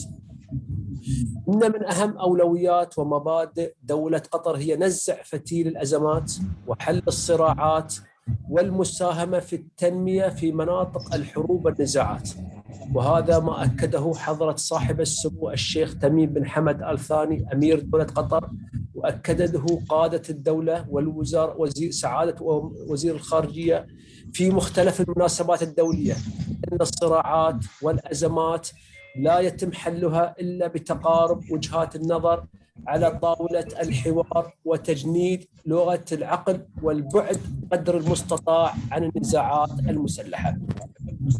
يسعدني في هذا الصباح أن أنقل لكم تجربة دولة قطر في موضوع حماية حقوق الأقليات في مناطق الحروب والنزاعات. فعلى السياق الوطني تعمل دولة قطر على تعزيز التعايش المجتمعي بدولة قطر، حيث يتمتع جميع الأفراد في دولة قطر من مواطنين ومقيمين بالحقوق والحريات المضمنة في الباب الثالث من الدستور الدائم لدولة قطر دون تمييز بسبب الجنس أو الأصل أو اللغة والدين. ومبدأ المساواة وعدم التمييز الذي تضمنه الدستور الدائم يحكم كافة مؤسسات الدولة وأجهزتها التي يجب أن تعمل بمقتضى هذا المبدأ وتنأى عن أي عمل أو ممارسة تنطوي عن تمييز أو تشجع التمييز أو تحمي التمييز أيا كانت الجهة التي يصدر عنها مثل هذا العمل أو الممارسة، حيث أن النظام الدستوري والقانوني قد ألزم الدولة بكافة مؤسساتها باحترام مبادئ المساواة والعدل والتمييز. كذلك تعمل دولة قطر على تعزيز الحرية الدينية، حيث أكدت المادة 50 من دستور دولة قطر على كفالة الحق في حرية الفكر والعقيدة والدين. وفي إطار تعزيز الحوار بين الأديان ومكافحة التمييز على أساس الدين أو المعتقد، أنشأت دولة قطر مركز الدوحة الدولي لحوار الأديان الذي يسعى لنشر ثقافة الحوار وتعزيز ثقافة قبول الآخر والتعايش السلمي بين أتباع الديانات. كما تستضيف دولة قطر سنويا مؤتمر الدوحة الدولي لحوار الأديان، والذي يشارك فيه مفكرين وعلماء وممثلين الديانات ومن أنحاء مختلفة من العالم. كذلك تعمل دولة قطر على تعزيز الحوار بين الحضارات، حيث تنظر دولة قطر إلى الحوار بين الحضارات على كونه آلية لا غنى عنها لإقامة جسور التواصل بين المجتمعات والشعوب ومعرفة الآخر وتعزيز الاحترام المتبادل وتحقيق الاستقرار في ضوء ما يشهده العالم من تحديات عديدة تهدد السلام العالمي والعيش المشترك، وإزاء تنامي مظاهر التعصب والكراهية وانتشار الصراعات العنيفة والتطرف. دعمت دولة قطر بقوة مبادرة إنشاء تحالف الحضارات التي تطلع اليوم بدور فاعل في نشر ثقافة السلام، ولم تألو دولة قطر جهد من أجل زيادة قدرة التحالف الدولي لتحالف الحضارات على الاطلاع برسالته، وواصلت تقديم كافة أنواع الدعم له، حيث استضافت المنتدى العالمي الرابع لتحالف الحضارات في الدوحة والذي انعقد في ديسمبر 2011. وفي إطار تعزيز الدولة لجهودها لنشر الحوار بين الشعوب والثقافات، تم إنشاء اللجنة القطرية لتحالف الحضارات التي تختص بالإشراف على تطوير خطة عمل لتحالف الحضارات ومتابعة مساهمات الدولة والإشراف على مشاريعها لتحالف الحضارات، وبالإضافة إلى اقتراح الموضوعات والدراسات والإشراف على تنظيم الاجتماعات والمنتديات الخاصة بتحالف الحضارات بالتنسيق مع الجهات المختصة. كذلك تعمل دولة قطر على الانضمام والعمل على الانضمام للاتفاقيات الدولية المتعلقة بحقوق الإنسان، حيث انضمت دولة قطر إلى 7 اتفاقيات من أصل 9 اتفاقيات لحقوق الإنسان، كان آخرها الانضمام إلى العهد الدولي للحقوق المدنية والسياسية في 2018. ولا تعمل دولة قطر على التصديق والانضمام إلى هذه الاتفاقيات فقط، بل تعمل على ضمان التزام جميع المؤسسات الدولة ببنود هذه الاتفاقيات والعمل على الالتزام بهذه الاتفاقيات. كذلك تعمل دولة قطر على استراتيجية على الصعيد الدولي لتعزيز حماية حقوق الأقليات في مناطق الحروب والنزاعات عن طريق التعليم والمساعدات. واسمحوا لي أن أشارككم استراتيجية دولة قطر في حماية حقوق الأقليات في مناطق الحروب والنزاعات عن طريق التعليم والمساعدات الإنسانية، حيث ترى دولة قطر أن الحروب والنزاعات والصراعات هي وليدة الانغلاق وانعدام الاستقرار والتنمية، ولذلك سعت دولة قطر لتقديم مساعدات إنمائية غير مشروطة للدول النامية لتمكينها من تنفيذ برامجها التنموية ومكافحة الفقر والبطالة وتطوير العلم وتحسين الرعاية الصحية. إيمانا أن الاستثمار في الإنسان هو وسيلة الدفاع الأولى لمكافحة الحروب والنزاعات والتعصب والفكر المتطرف. ولذلك عكفت دولة قطر على تطوير مجموعة من البرامج التنموية لمكافحة الحروب والنزاعات عن طريق التعليم. فمن أهم البرامج التي ترعاها دولة قطر برنامج علم طفلا، حيث يقوم البرنامج من خلال تمويل التدخل المباشر المرتبط بجلب الأطفال من خارج المدارس إلى برامج التعليم النوعي للمراحل الابتدائية. ومنذ إنشائه نفذ برنامج علم طفلا 72 مشروعا في 50 بلدة، واستفاد منه أكثر من 7.5 مليون طفل، والبرنامج ملتزم بالوصول إلى أكثر من 10 مليون طفل. كذلك ترعى دولة قطر برنامج أيادي الخير نحو آسيا والمعروف بروتا، والذي تسعى دولة قطر من خلاله لتوفير التعليم للشباب ليتمكنوا من تحقيق كامل إمكانياتهم وتطوير مجتمعاتهم والبعد عن مناطق الصراعات والأزمات، حيث قام البرنامج بتوفير التعليم الابتدائي لما يقارب 390 ألف طفل، وساعد ما يقارب على 90 ألف من الشباب في اكتساب المعارف والمهارات التي تساعدهم للالتحاق بسوق العمل. كذلك تعمل دولة قطر عن طريق مؤسسة صلتك التي تعد مؤسسة اجتماعية تنموية دولية غير ربحية وغير حكومية للمساهمة في تقديم حلول واسعة ومبتكرة في مجال التوظيف من خلال العمل مع مجموعة من الشركاء المحليين والإقليميين والدوليين، حيث ساعدت المؤسسة ما يقارب من 1,300,000 طفل والشاب في الحصول على وظائف في أكثر من 17 دولة. أيها الحضور الكرام، اسمحوا لي أن أشارككم أيضا مجموعة من النقاط المقترحة من طرفنا لحماية حقوق الأقليات في مناطق الحروب والنزاعات وتقليل أثر الحروب والنزاعات، مثل أولا تعزيز قدرات الأطراف المتنازعة في مجال حماية حقوق الإنسان والتعاون مع المنظمات الدولية والإقليمية والمحلية لرصد حالة المدنيين وتنسيق الجهود الرامية إلى ضمان حماية وتعزيز المساءلة اللاقانونية اللازمة. كذلك أهمية أن تشمل محادثات السلام بشكل عام الاستراتيجيات الشاملة لبناء السلام على الصعيد الوطني، وكفالة حماية المدنيين لا سيما الأطفال والأشخاص المشردين والأقليات بما في ذلك من العنف بجميع أشكاله ومساءلة مرتكبي هذا العنف. كذلك ضرورة تحسين الحوكمة وسيادة القانون بما في ذلك العدالة والانتقالية باعتبارها عنصراً أساسياً في عملية السلام ومكافحة الفساد. كذلك نرى ضرورة حث الأطراف المتنازعة على تشكيل الفرق التفاوضية المتنوعة بحيث تشمل القيادات السياسية وقيادات المجتمع المدني بما فيها القيادات النسائية بالإضافة إلى الأقليات، والتأكيد على أن أي تسوية سياسية يجب أن تحمي جميع حقوق السكان بما فيهم النساء والشباب والأقليات.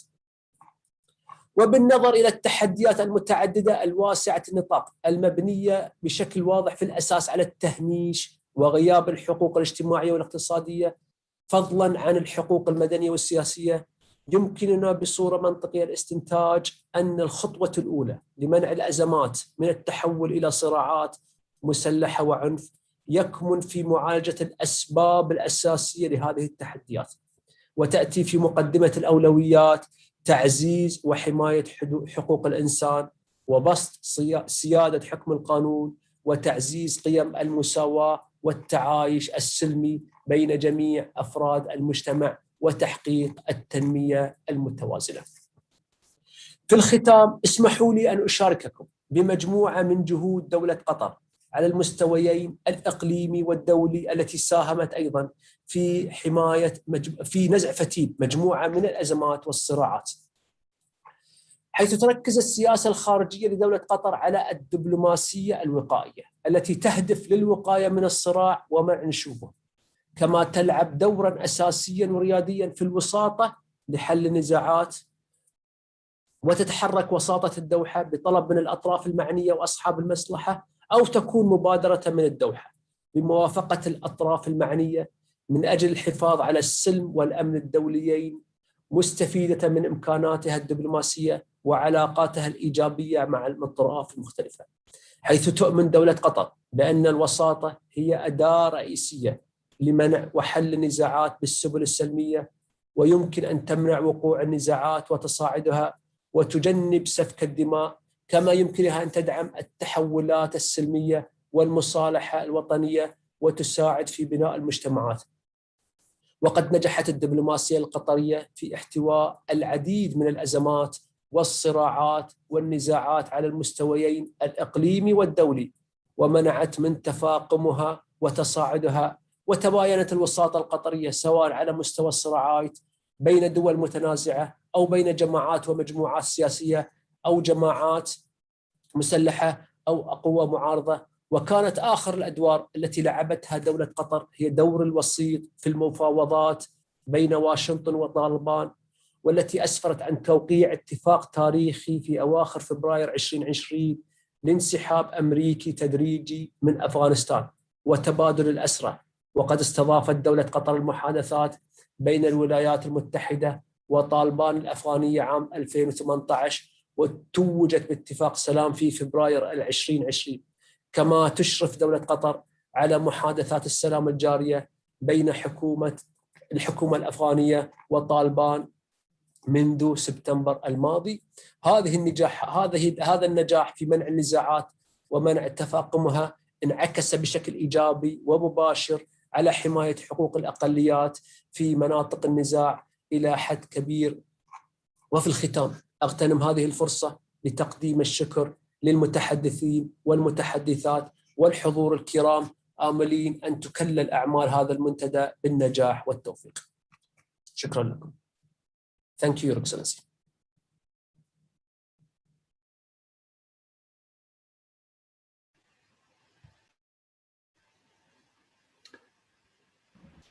Thank you very much, Your Excellency, Dr. Turki Abdullah Al-Mahmoud, for that very brilliant sharing of experiences in the state of Qatar. Ladies and gentlemen, I believe this is also another perspective in which a state is taking time to address ethnic and religious minorities, as well as the rights of children. We have been informed that the state of Qatar has ratified international instruments and have at the state level also attempted to implement, to domesticate and implement these international instruments, including that refer to the rights of minorities. We are pleased to note that His Excellency has indicated that there is a need for dialogue to enhance a culture of tolerance, because ignoring the fact that some parts of the population have been discriminated against would in fact be a ground for conflict. In order to avoid conflict, it is important that the rights of all the citizens are taken into consideration, and attempt is made to address even those citizens who are minorities, and to make sure that that principle of inclusion is taken. He also indicated that instability and hate speech can also be fertile ground for citizens who are part of these minorities or who are targeted. And it is important that the state takes into consideration and takes action on this. And we've also taken into consideration the fact that the state of Qatar is providing assistance to developing countries in the area of education and health. And we want to thank His Excellency for that presentation in sharing with us the experience of Qatar. And also to call on the participants to prepare their questions, and we will ask our distinguished panelists to respond to them. You've had two presentations from the Republic of Gambia and from the state of Qatar. So distinguished ladies and gentlemen, we'll give you a little bit of time to indicate 1 minute each. If there are any, please raise your hand so that we can give you the opportunity. We do not have too much time, but we will give consideration if there are any questions to be asked to Senior Counsel Bafo Jeng and His Excellency Dr. Turki from the state of Qatar. Any questions, any comments?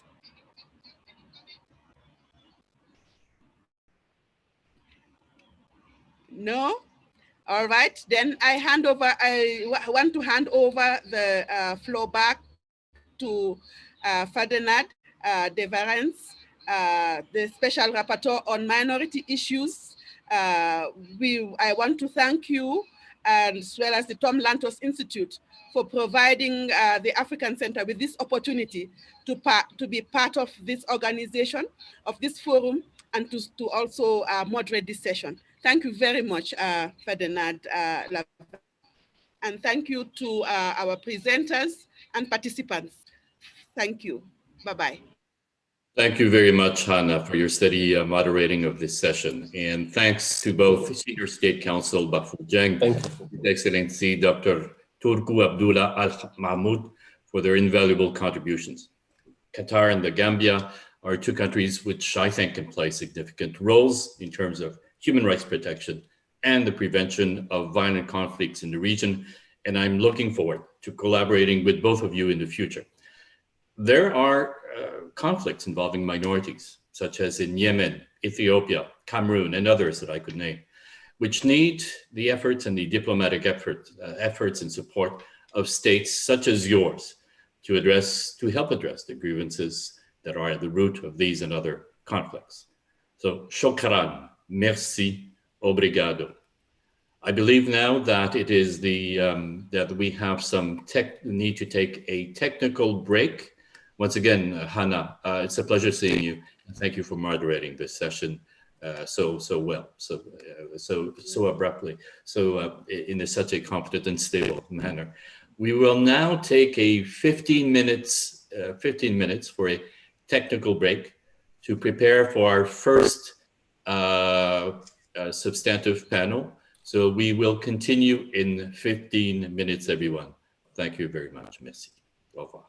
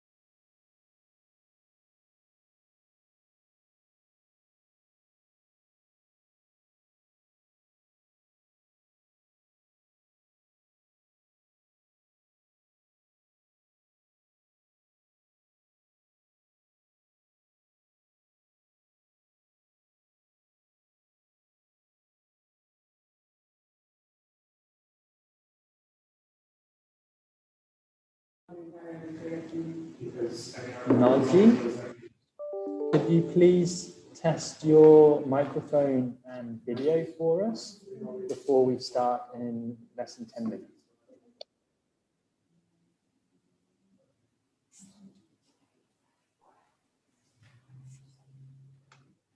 Hi, Mr. Sean. Hello, Nazi. How are you? Very well, thank you. Okay, it's okay with the mic.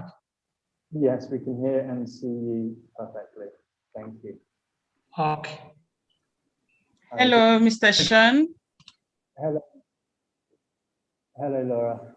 Yeah, I managed to be there. Hello, everyone. Hello, Mr. Sean. Hello, hello, Hadi. Thank you for Thank you. testing. We'll start at past, so in about 6 or 7 minutes.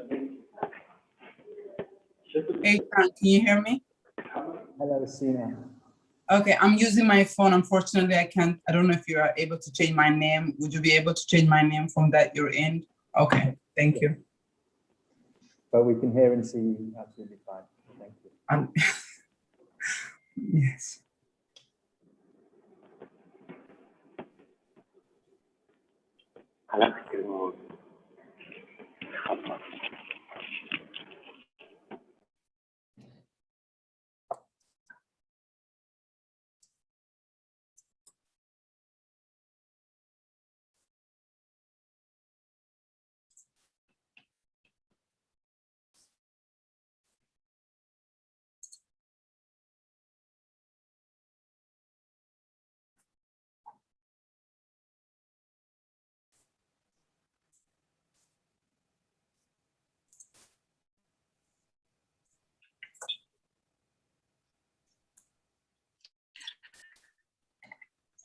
Okay.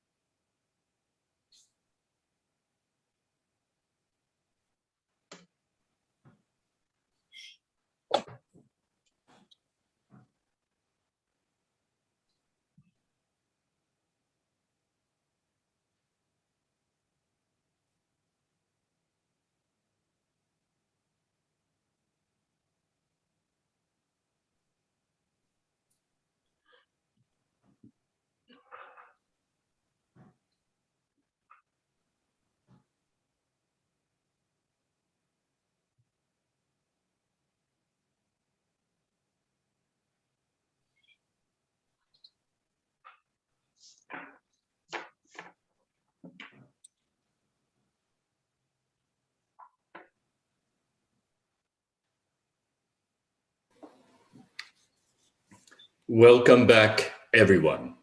Bienvenue, re-bienvenue, tout le monde. We will now start the first thematic session on substantive root causes of contemporary conflicts involving minorities. And I must insist on this point. Most of the world's conflicts today involve minorities who feel they are excluded, discriminated, disrespected, and rejected often because of their languages, religions, or identity. I'll now say a few words in French. Je vais maintenant me tourner vers la langue de Molière. Je suis ravi de vous présenter maintenant le modérateur de ce panel, M. Nadji Moulay-Lahassen, le directeur exécutif de la Commission indépendante des droits de l'homme dans l'un des plus beaux pays du nord-ouest de l'Afrique, le Maroc. Monsieur Nadji, la parole est à vous.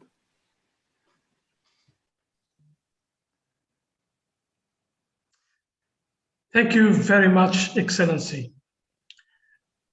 Excellency Ambassadors, Special Rapporteur on Minority Issue, Mr. Fernand, thank you very much. Ladies and gentlemen, my colleagues from civil society, first of all, I wish everyone is safe and in good condition, especially in this pandemic situation. I'm very pleased and honored today to moderate this first session under the theme Substantive Root of Contemporary Conflict Involving Minorities. At this occasion, I would like to thank His Excellency United Nations Special Rapporteur on Minority, and I extend my thanks to Mrs. Ana Maria, Executive Director of Tom Lantos Institute, for the precious invitation. Secondly, I would like to welcome warmly our respective panelists. First of all, Sana Jimjumu, Executive Director of Oromo Legacy Leadership Advocacy Association, and Hiddi Sarkar, Program Manager Alliance of Iraqi Minorities Network, and our last panelist, Laura Anyola, Coordinator, Justice and Peace Commission. Before tackling the issue of this panel, please let me remind the participant that this panel is live streamed on YouTube. The session also will be recorded and available on the organizer website. Also, there is simultaneous interpretation available in French, Arabic, and Portuguese. We strongly encourage the participants to promote their participation on social media by using hashtag of the regional forum. The last reminder, and the important one, is that participants of the regional forum are reminded to contribute constructively to the discussion along the theme addressed in the program of work of the regional forum. Please note that all the intervention and statement under each theme of the regional forum should be relevant to that particular theme. It is preferred that speakers are not interrupted. So we ask you to make sure that your statement relate to the topic under discussion. It is encouraged that all participants provide concrete recommendation on how we tackle the issue under the theme you are making your statement. We count on the cooperation of all participants to that end. In order to attain a fruitful and meaningful exchange, we expect that all participants show respect for others' views and all participants to exercise or avoid abusive and disrespectful language or derogatory and defamatory remark. Respect United Nations core value and principle, and uphold United Nations standards when referring to countries and territories. In this event, that these rules are repeatedly or seriously broken, participants may be removed from the meeting at the discretion of the organizer. At the discretion of the organizer, all participants are also reminded that any act of intimidation, or reprisal against individuals and groups who are participating in this regional forum, who have cooperated with the United Nations, its representative and mechanism in the field of human rights is unacceptable. States are urged to prevent and ensure adequate protection against such acts. We emphasize that please use appropriate language during this discussion, especially during your intervention or in writing the chat in the chat box. So, returning to our theme of this first panel, first of all, speaking about contemporary armed conflict leads us to consider the new globalized war economy where complicity is an important dimension, because in the vast majority of cases, there are civil and varied functions involved, as well as multitude of external parties, which may provide consultation, funding, technical support, and in many cases, direct military involvement and assistance to nourish conflict, taking advantage of minority led by grievances following public statement, rebel leader, or pushed by agreed base of economic conditions which create conflict. The vast majority of groups involved and engaged in contemporary armed conflict define themselves on the basis of their identity, whether a national, ethnic, religious, or cultural character. Also, some conflicts, as in Asia, in West Africa and Asia, find their origin back in the colonial era. But the upcoming hour of our speakers will focus on the root causes of contemporary conflict that involve minorities. To start the discussion, I will give the floor to Sina Jemjumu, Executive Director, Oromo Legacy to Leadership and Advocacy Association. The floor is yours. Thank you very much. Thank you. A distinguished guest, fellow civil society member, I would like to start by thanking the Special Rapporteur, Fernanda. Sorry, Jimumu. Sorry for interrupting you. Can you adjust your camera, please? Your camera. You can't see me? No, we see you, but it is not adjusted. Okay, is it like this? Yes, excellent, excellent, good. Okay, okay. Sorry about that. Okay. Okay. Distinguished guest, fellow civil society member, I'd like to start by thanking the Special Rapporteur, Mr. Fernanda Barris, the United Nations, the partner organizing, for having me on this very special platform representing the Oromo people. As a space for civil society shrinking with an international institution, I deeply value this opportunity in the scope of this forum. In this regard, I very much look forward to listening, learning from your experience to work together constructively to find solutions effectively, improve the living condition of our community, both in Africa and the Middle East. Ethiopia is a multinational country with over 80 ethnic groups, including the Oromos, the majority, and the Tigrayans, the minority. On the other hand, as we all know, Ethiopia is going through a difficult time, especially in Tigray, where ethnic cleansing is taking place, orchestrated by Ethiopian and Eritrean soldiers and Amhara regional militia. While the world is fully aware of Tigray, Oromia, home to 60% of Ethiopian population, faces similar situation, but not talked about it. While Oromos are numerical majority, they have been treated as minority since the formation of Ethiopia. Only 30 years ago, Oromos were permitted to speak Dar in their language. Today, people like me are still fighting to be recognized as a White Ifana follower.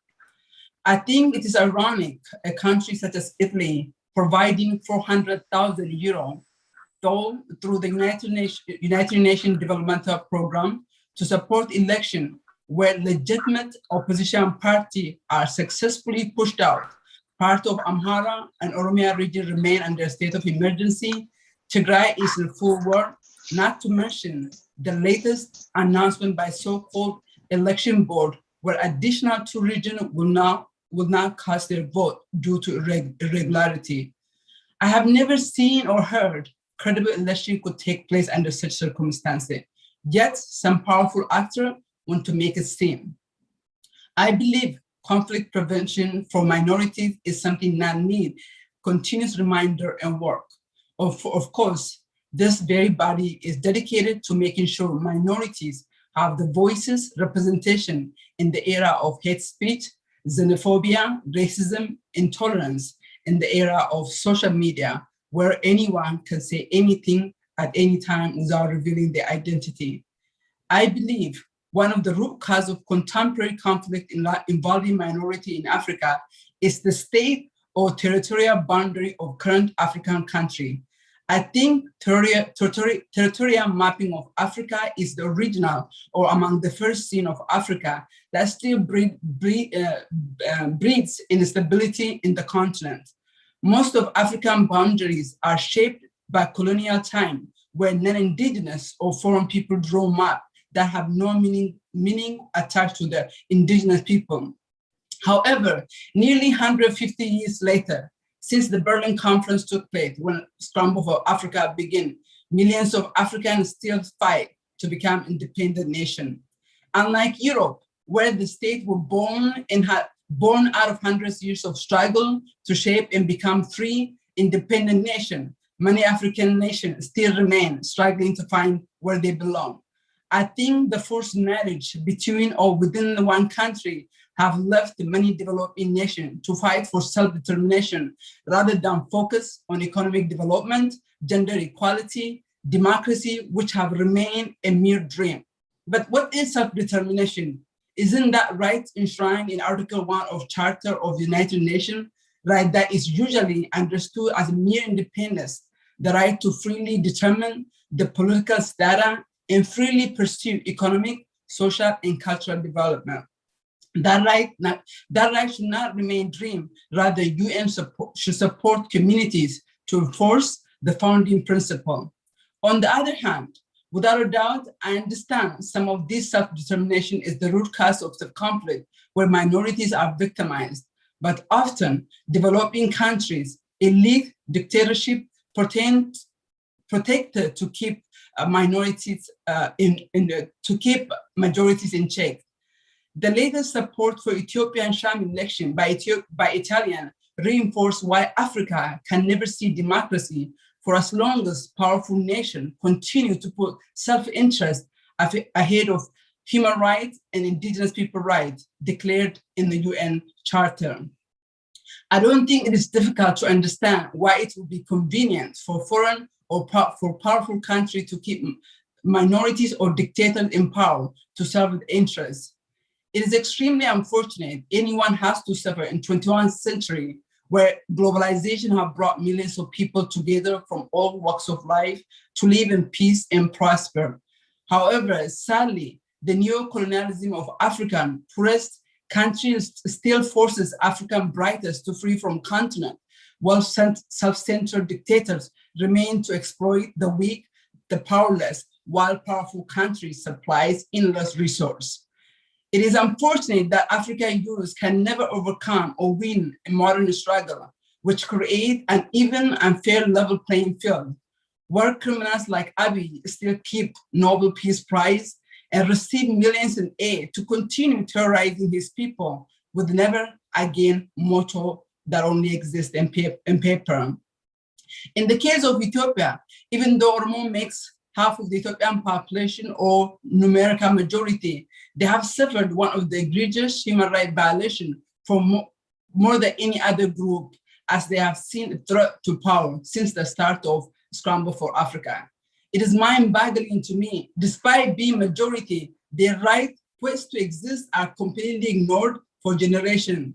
I'm very well aware in far too many cases, minorities are mistreated and abused, but I'm afraid we are failing to include the issue of numerical majority and the indigenous people in too many corners of the world facing injustice, neglect, and exploitation. In fact, I think we can foster peace, coexistence by preventing root causes of resentment that lead to violence. Powerful nations must be mindful minorities will not be used to silence or oppress the majority and create environment that feels great. Today in Ethiopia, over 50,000 Oromos relinquished in prison, including mom, children, and grandmother. The Ethiopian government targets mothers and children because they cannot find sons or the husband. Today, the world sees Ethiopian Prime Minister for who he is, but have the world have the world have acted sooner when Hachalu Hundessa was murdered? Perhaps ethnic cleansing of Tigray could have been averted. Forget yesterday. Today, as we speak, young Oromos are murdered in the streets of Oromia, and their bodies are dragged as crowd cheers on, saying Shane Shane, the new name given to Oromo who dare to speak. Oromo wonder where international media covering Tigray conflict that lands in Oromia failed to report the murder of Emmanuel Wendimo Galgaluwago, 9th and 8th grade student, publicly executed. 27 years ago, a popular singer named Ebisa Adunya was murdered in a broad daylight, and his body was dragged to set the stage for the new rule under TPLF. Today, under Abiy Ahmed, a young man's body was dragged. 8th grade students were publicly lynched as crowd cheered, and a 5-month-old baby relinquished in prison along his mom. We are traumatized and agonized, not just by brutality of Abiy, but also by intentional ignorance of the international community. Young Oromo wonder if killing of one certain group matters more than others.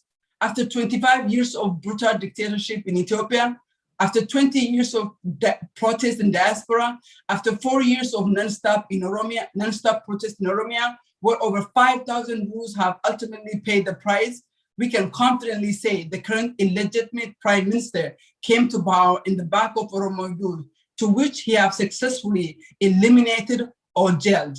I'm happy the world is finally paying attention to ethnic cleansing in Tigray, minority group in Ethiopia. Minority need special protection, especially when there is historic violence that exists between ethnic groups. But we must broaden our horizon. We must remember we cannot bring peace to Tigray when we allow Abiy security to execute children in Oromia. In the end, I would like to finish my statement by listing 4 suggestions to the United Nations. UN should work towards constitutional reform to protect minorities, numerical majorities, and indigenous groups in Ethiopia. Indigenous people often are targeted because of natural resource and land. Second, UN should broaden the independent investigation into Oromia, Kimant, and other parts of Ethiopia, for the effort in Tigray to bear fruit and for creating lasting peace, including demanding release of political prisoners. Third, UN should work towards protecting indigenous religion and culture in Ethiopia. For example, Wakifana, an indigenous religion of Oromo people. However, followers of this religion are often stigmatized, targeted by the government, and sometimes by mainstream religion. Wakifana followers are singled out, targeted, and the perception they are Oromo nationalists. Finally, and above all, I would like to recommend the Oromo issue to be included along Tigray in opening remark of Ms. Bachelet during either June or September opening remark on occasion of UN Human Rights Commission. Thank you. Thank you so much, Sina Jemju, for the overview of the situation of minorities in Ethiopia. Effectively, you have made reference to the conflict of Tigray, which is a serious conflict. Also, you have talked about the diversity of minorities in Ethiopia. You have also stated the reason behind conflict involving minorities in Ethiopia, involving Ethiopia in the different area of Ethiopia. Also, thanks for the recommendation, and make sure it shall be taken into consideration. Thank you very much. Now, I give the floor to Hedi Sakar Program Manager, Alliance of Iraqi Minorities Network. Thank you. Well, hello everyone everywhere. It's very nice to see you all. At the beginning, I want to take an opportunity to thank Tom Lantos Institute and the UN Special Rapporteur Office and all the other partners for arranging this important forum so where we can exchange our sides and explain our opinions about these important issues. Firstly, I want to give you a clear image about Iraq and the background of Iraq and the minority groups of Iraq. Iraq is a multicultural country that consisting of 50 minority groups. They are Christian, Baha'i, Kakai, Zoroastrian, Yazidi, Sabai, Mandai, Jewish, Sharkas, Turkmen, Syrian, Arman, Al-Shabak, Kurdi, Black people, and Gypsy. And regarding the topic, the main topic is the sensitive root causes of contemporary conflicts involving minorities. Here we can divide the root causes into two types of root causes. And the first type is the common causes around the world, that most of the regions have the same common causes for their conflicts. And here the first point, or the first root cause can be that most of the regions have the same common cause. That's the relation between human and the land.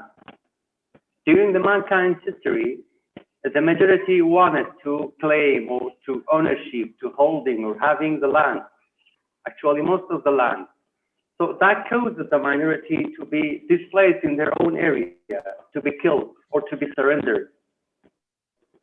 The second cause, the second root cause that most of the regions may have the same root cause of their conflict could be like the ideology or matter of religion and belief.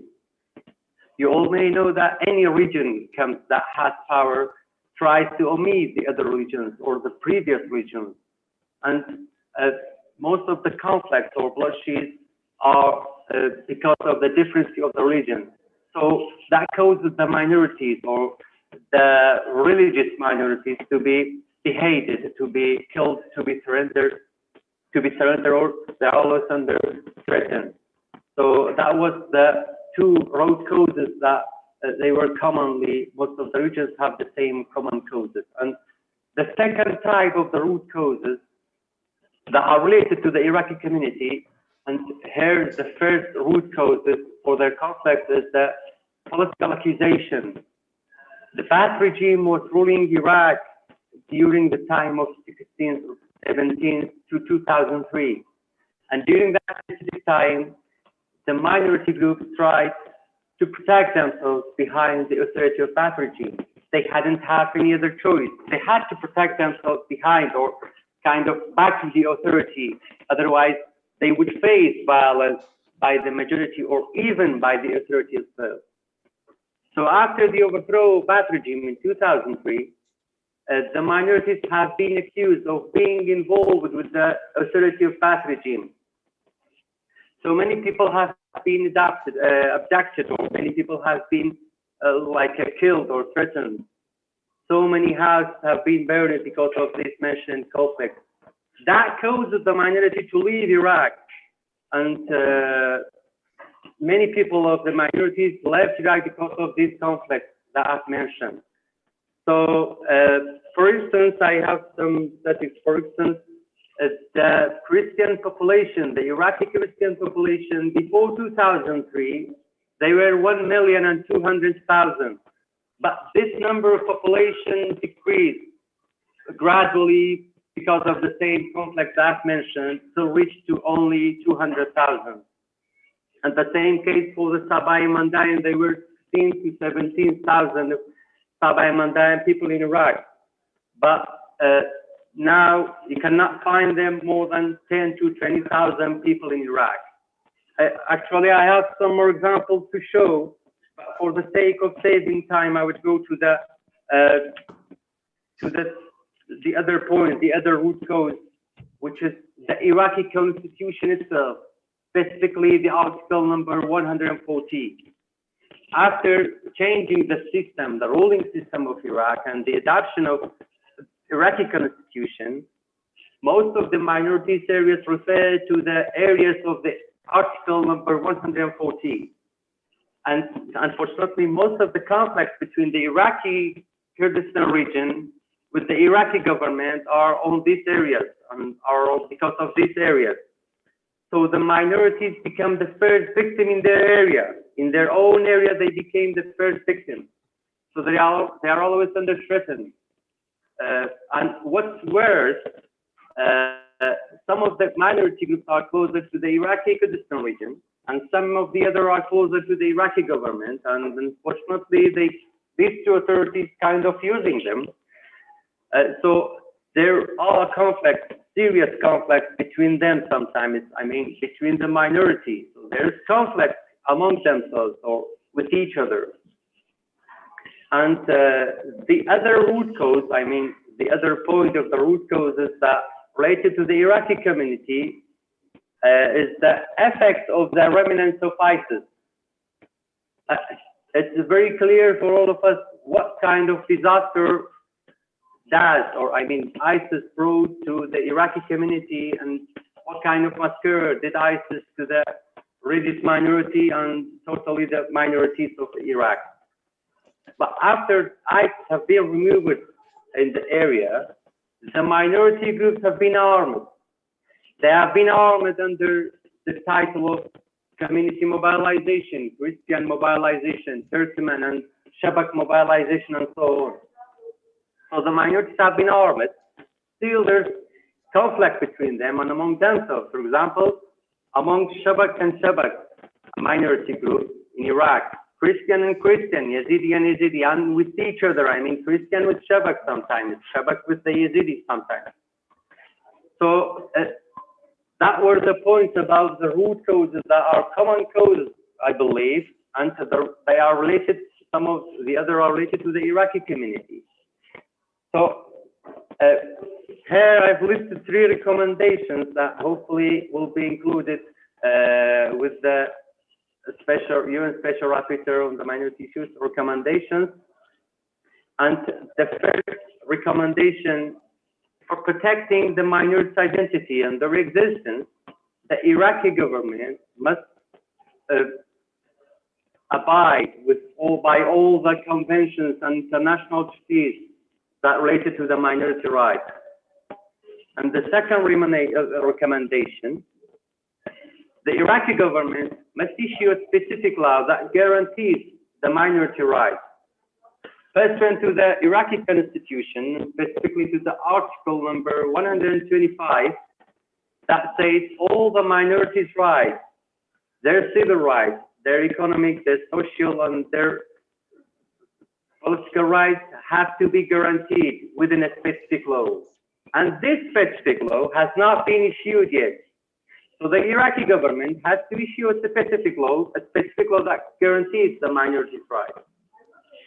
And the last but not the least recommendation, still most of the minority groups are in the IDP camps. They are still far away from their own home, and they don't want to go back to their own home. So the Iraqi government and the international communities, they have to work on the safe voluntary return process by providing compensation to the people, by providing service to the damaged areas, and creating, and most importantly, creating a safer place, a safer field to live, so that the minority groups can get back to their area, to their home, and live peacefully. They were my points and recommendations for all of you. I hope my points were clear and here to all of you. And thank you so much for giving me the floor. Thank you so much for giving me the opportunity. Thank you. Thank you so much, Hadi Sakar, for your excellent statement.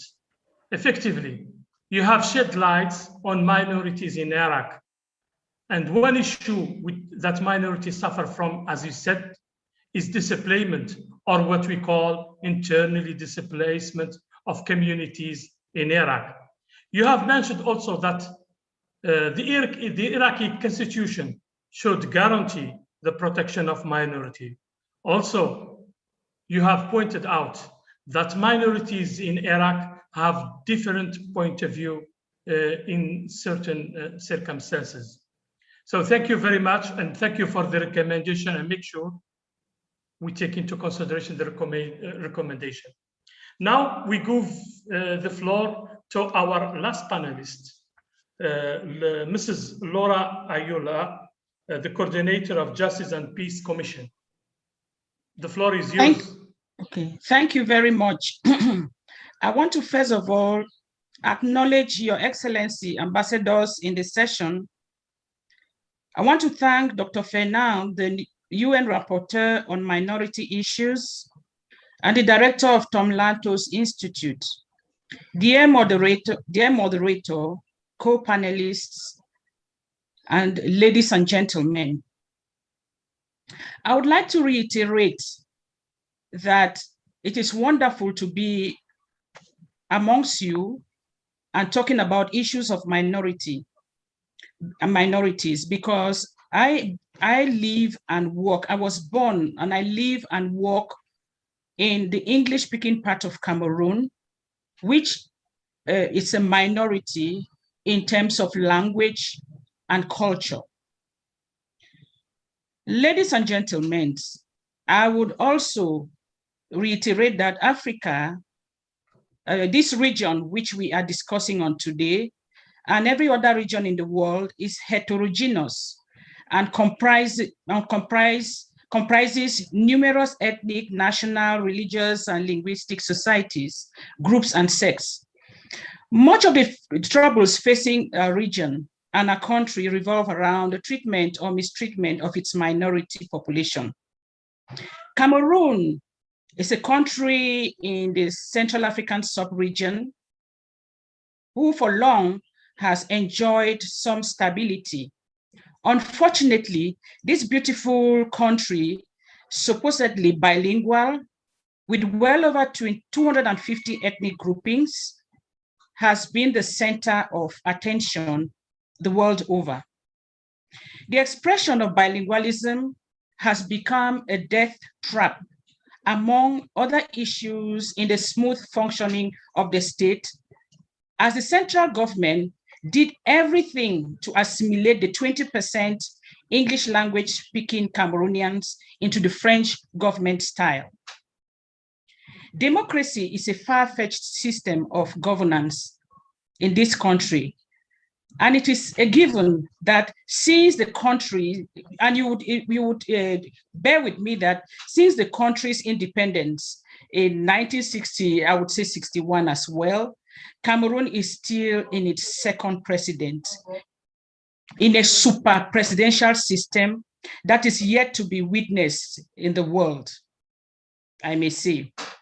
Corruption and embezzlement of public funds, malgovernance is the mainstay of the country. Civil society space is shrinking by the day. And because of the armed conflict, because of the armed conflict by armed secessionists against the central government, civil rights activists have been imprisoned, arrested and imprisoned, with well over 4,000 deaths, complete settlements and villages burnt down. It is true that the statistics are not represented, the statistics world over are not representing what we really suffer. I didn't know I was able to take part in this session today, but at last I am taking part. This is because of an explosion that happened, and I was partly involved as a passerby. I would identify just two causes of contemporary conflicts that affect Cameroon directly. First is the colonial legacy. It happens in all over the countries in Africa and in the region where we are under discussion. The colonial style and post-colonial structure, no doubt, left profound impact on development in Africa and is to some extent in Cameroon. But the distinctive colonial legacy in Cameroon is ethnic conflict. The British and the French governed parts of the country that was under their protectorate with just like with all not letting them exercise their own cultural administration. And when you find this imposition of formal territorial boundaries, they were during the Berlin Conference, the European powers imposed formal territorial boundaries with little or no consideration of actual distribution of indigenous ethno-cultural groupings. I would like to say that the seed of this ethnic conflict in post-colonial Africa were sown at that time, and we still suffer from them today. We have in Cameroon, we took up the Anglo-Saxon system of education and the common law legal system.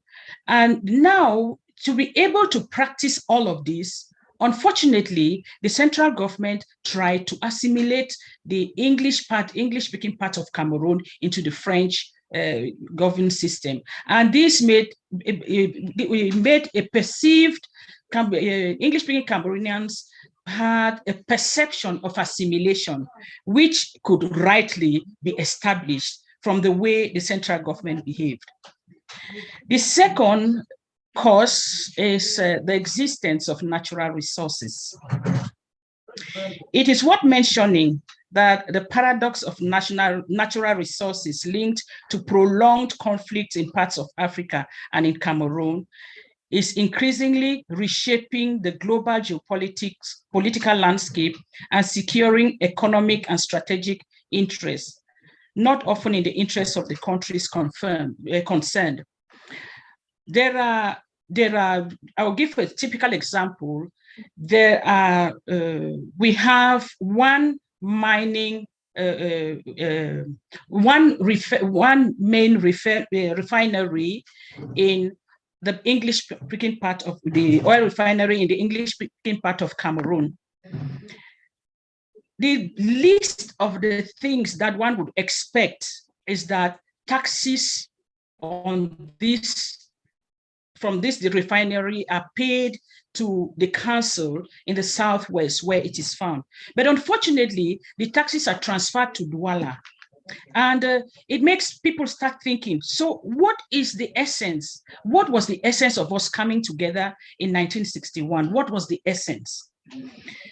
And one other minor, I talked about two causes. One other minor, but maybe one other major cause that I almost left out is the constitutional arrangement during the reunification of the French and English-speaking parts of Cameroon.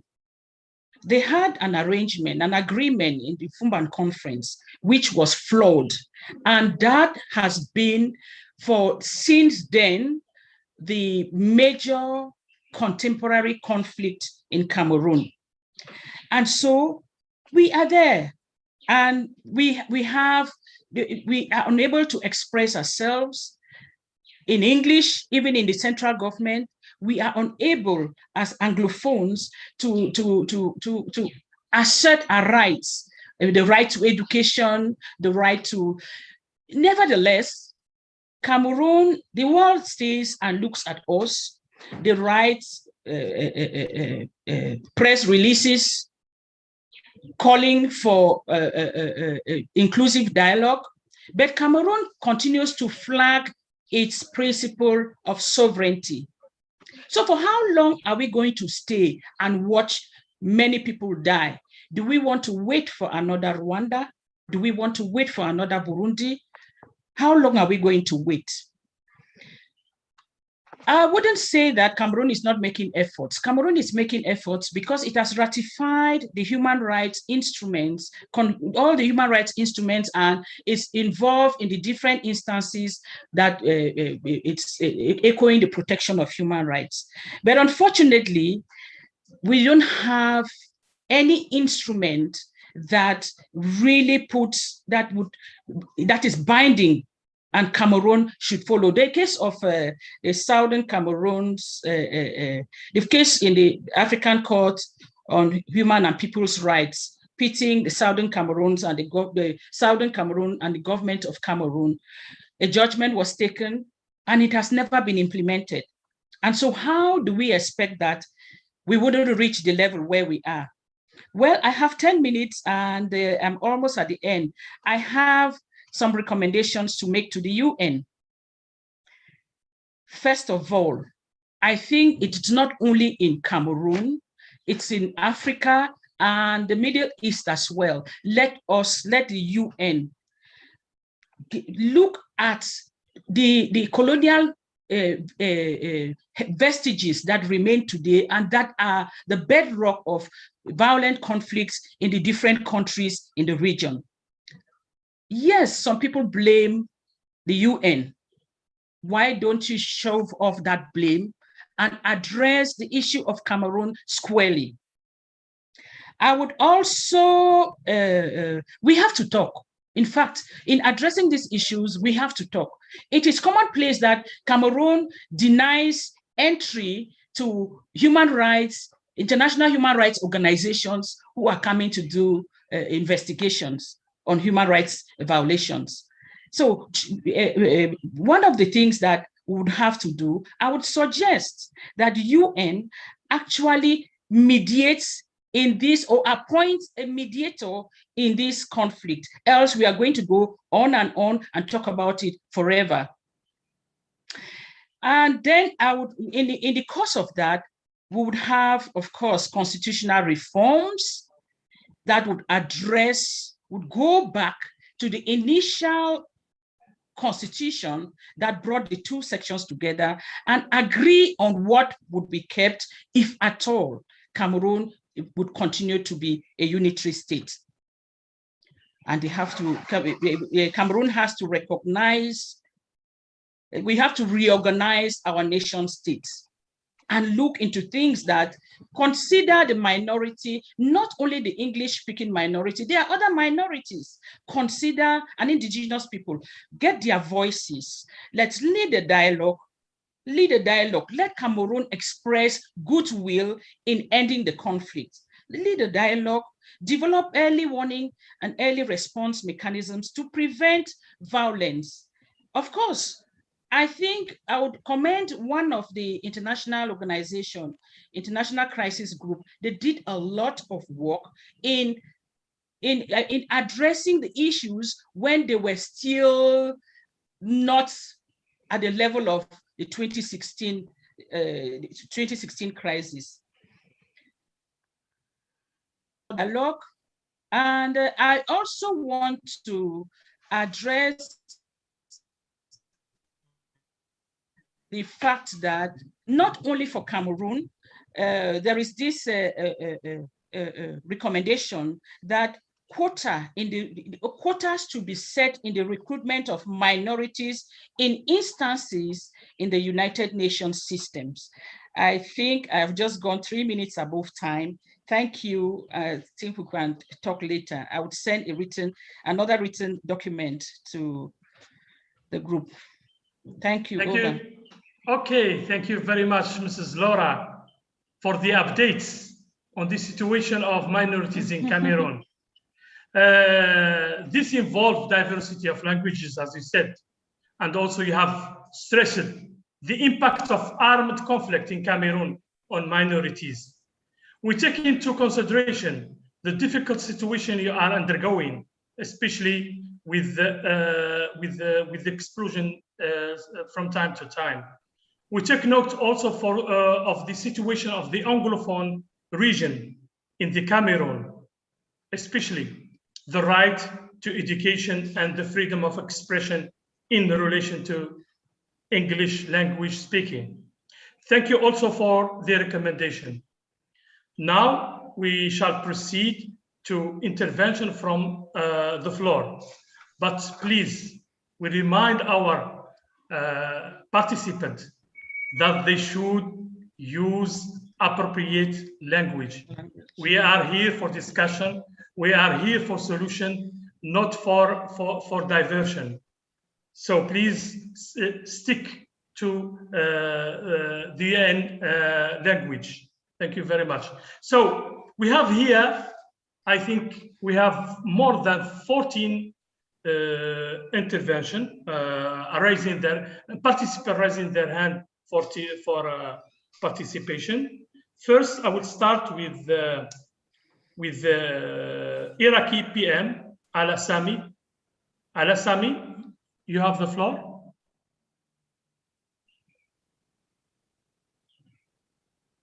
Are you there, Ala Sami?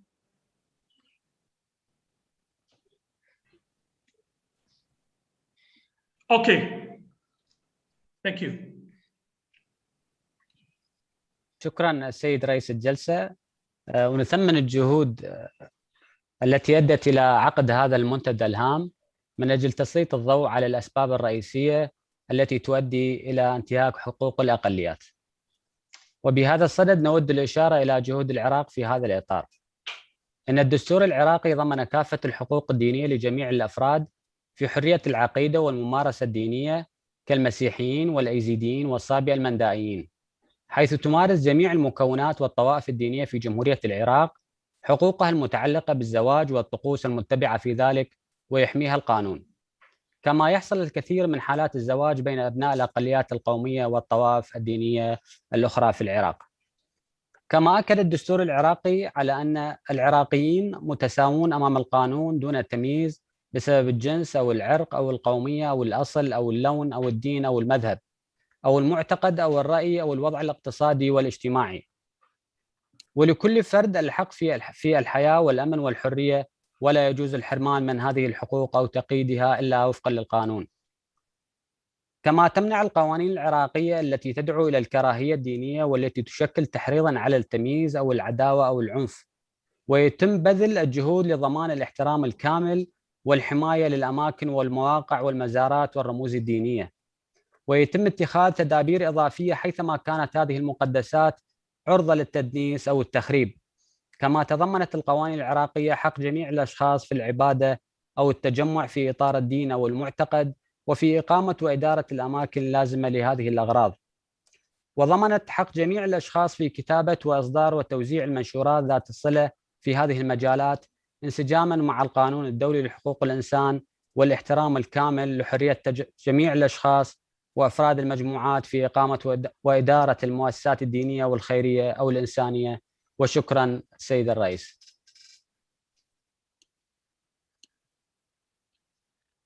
Thank you, Mr. Ala Sami. Thank you very much for your statement reflecting what Iraqi constitution has done so far in terms of protecting minorities. Now, I shall also remind that this statement should be within 2 minutes. Now I give the floor to SPDH from Sahara.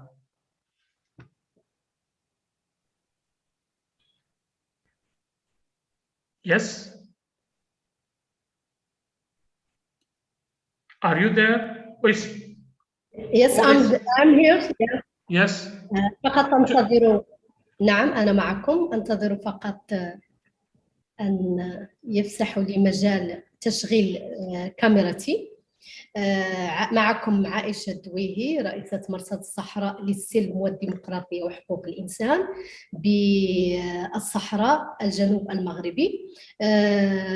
فعلا أشكركم جزيل الشكر على جعل جزءا من هذا اللقاء وهذا التبادل السديد حول موضوع ذو راهنية كبيرة. كما أشكر أيضا المنظومة الأممية وحرصها الكبير على تبني هذا الموضوع، ليس من خلال فقط تخصيص إجراء ممثل في يعني خبير أو مقرر خاص معني بقضايا الأقليات. ومن هذه النقطة أوجه الشكر الكبير للدكتور فرناند ديفيرنس على اهتمامه الكبير وعلى أيضا العناية الكبيرة التي تولى لهذا المنتدى الإقليمي الذي يعنى بقضايا الأقليات وخصوصا في مناطق النزاع.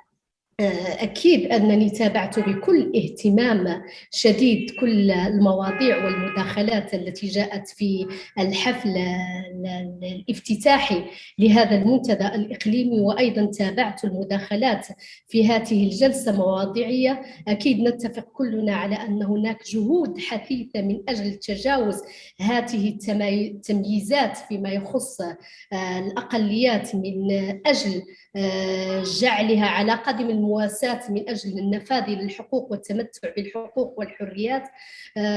وأيضا لا يفوتنا أن نسطر بكل خيبة أمل بقاء وإصرار هذه التجاوزات التي تطال الأقليات والتي لا زالت هناك جيوب مقاومة تعمل على تغذيتها بكل جهد من أجل يعني الضغط كثيرا بهذا الملف وعدم احترام المواثيق الدولية. أكيد أثيرت نقطة من خلال السيدة لورا بأن عدم التزام الدول بتطبيق فحوى الاتفاقيات. أقول هنا وأشدد بأن أكيد أن الإعلان العالمي هو ميثاق ملزم أخلاقيا، ولكن الاتفاقيات تبقى ملزمة ضرورية للدول الأطراف التي صادقت عليها وكانت جزءا من توقيعها. أريد فقط أن أقول للأسف أننا نتفق الكل بأن لا زالت هذه الأقليات تواجه تهديدات حقيقية من خلال التمييز وعدم إشراك في المشاركة الفعلية في الحياة الاقتصادية والسياسية والاجتماعية لبلدانهم. نتحدث هنا عن بلدان قائمة بمؤسساتها الديمقراطية رغم اختلاف تجاربها الديمقراطية ومساراتها الديمقراطية في هذا ولكنني Sorry, can you wrap up please? What? Wrap up. أوكي.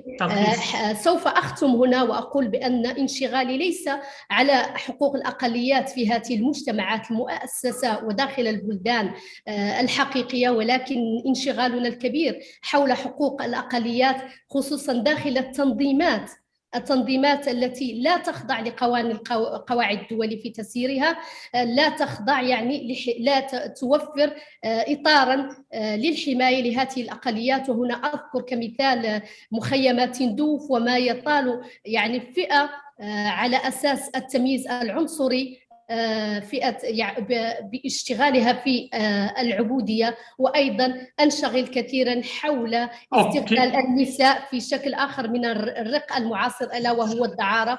وأريد أن أقول لكم هل يمكن فعلا في إطار حماية لهؤلاء النسوة وهؤلاء الأشخاص. شكرا جزيلا. I have to stop you here, please. Yes, now we move on to, thank you very much for your intervention, OHCHR. Now we move to Al-Qasim Al-Badi. Qasim. Al-Qasim Al-Abadi. Yes, Al-Qasim Al-Abadi. Sorry. Okay. Sorry. Thank you. I want to open the camera.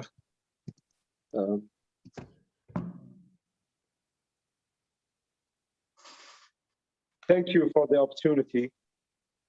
I'm here to thank all of you with the respect of your positions and matches.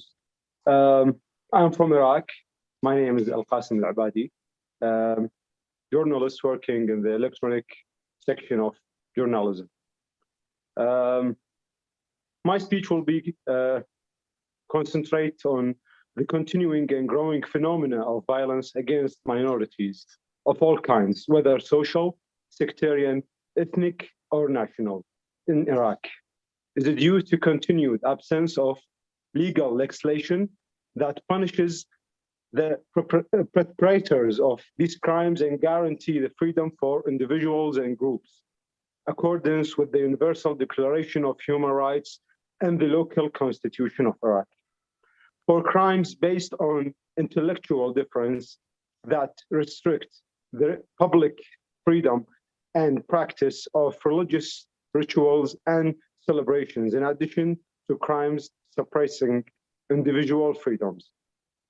What complicates the case is the acquiescence of concerned institutions and their failure to fulfill their role in prosecuting the perpetrators of crimes based on constitute justification, ideological, sectarian, or national, which affects the conduct of legal and executive procedures and indicates a flaw in the role of law enforcement tool and judiciary issuing arrest orders or application of these orders and arrest the perpetrators of violations. And thank you. Thank you very much, Al-Qasimi Al-Ubaidi, for your intervention. Now we'll move to Al-Sakaf. Al-Sakaf, please.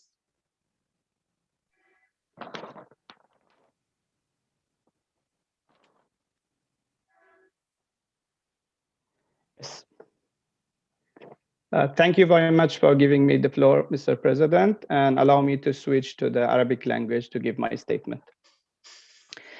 سيدي الرئيس، اسمي نادر السقاف، بهائي يمني. عانيت الكثير من الاضطهاد المنهجي من قبل الحوثيين وتعرضت للاعتقال أكثر من مرة مع رفاقي البهائيين رجالا ونساء وأطفالا. نحاكم غيابيا بتهم ملفقة عقوبتها الإعدام بعد تهجيرنا من اليمن قسريا بسبب إيماننا بالدين البهائي. كان أملنا كبير في محاكمة عادلة تحمي حقنا في حرية الاعتقاد وفق المادة 10 والمادة 18 من الإعلان العالمي لحقوق الإنسان، والتي التزم الدستور اليمني العمل بموجبها وفق مادته السادسة.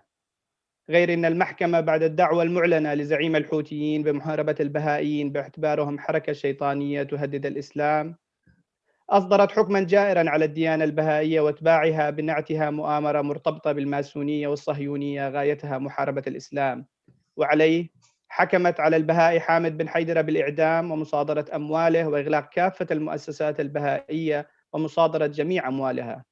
كما طالبت النيابة العامة وهي مؤسسة قضائية بترحيل جميع البهائيين من اليمن، وحملت المحكمة مسؤولية حماية الدين الإسلامي من خطر البهائية وعدم السماح للبهائيين بالعودة إلى اليمن، وهو ما تم تنفيذه فعلا في 30 يوليو الماضي بنفي المعتقلين البهائيين ومنهم حيدرة و6 آخرين، بينما ما زالت محاكمتهم مع غيرهم من البهائيين مستمرة غيابيا رغم نفيهم وتهجيرهم قسرا.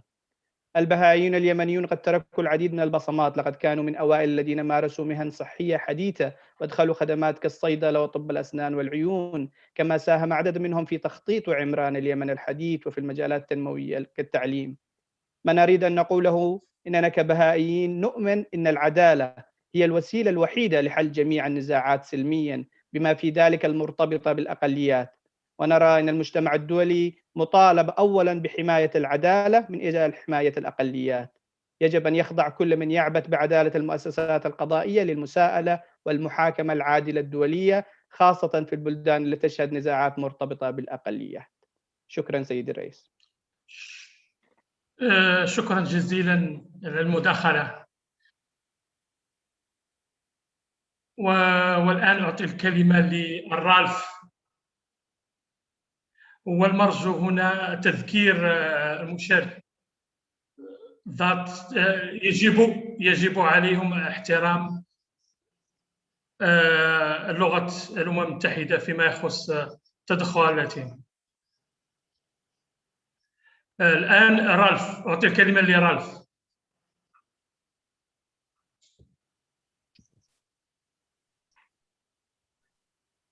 Good afternoon from here, ladies and gentlemen. Please permit me to stand on existing protocol. My name is Ralph Owazurike.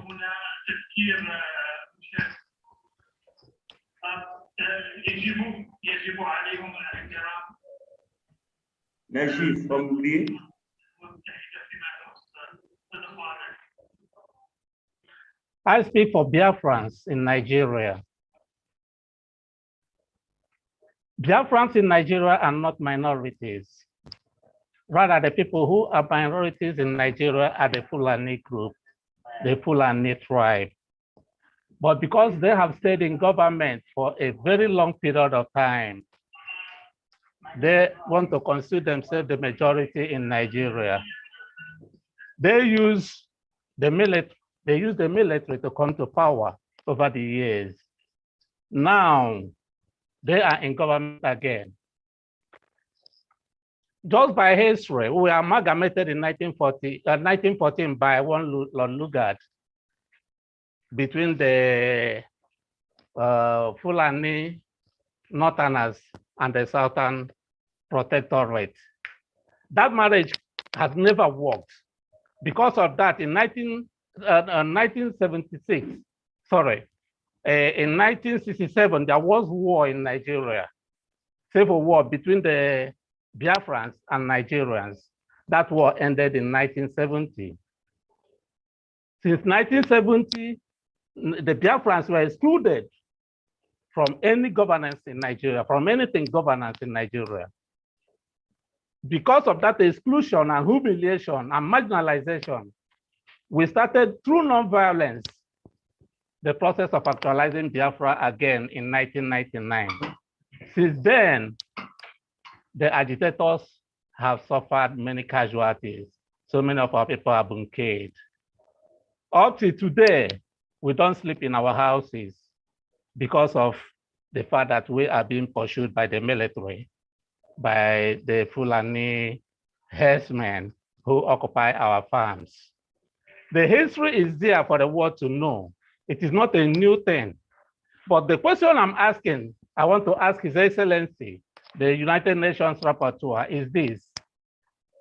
During Olympic Games and during World Cups, we see a barrage of countries, new nations being recognized by the United Nations.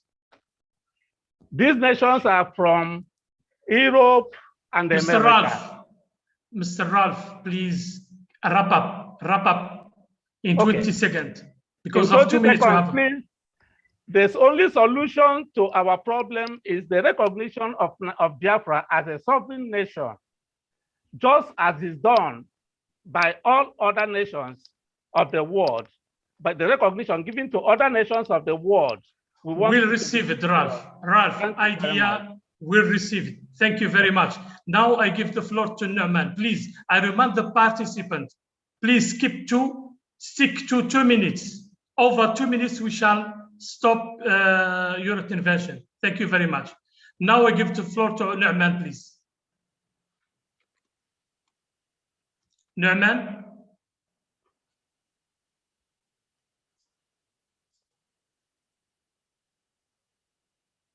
Are you there, Nu'man? Okay. We shall go to yes. تسمعونني؟ نعم، تفضل. ألو؟ تفضل.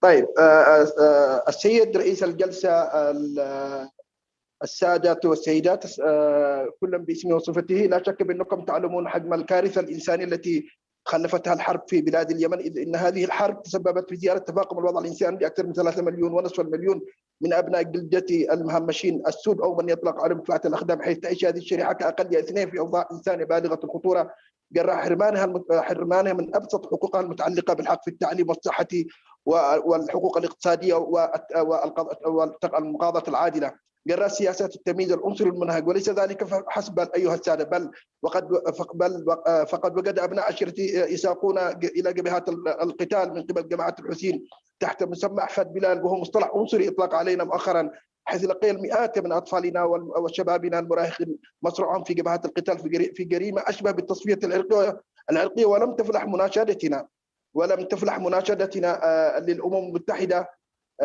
المتحدة بالتدخل لحماية عشيرتي، إذا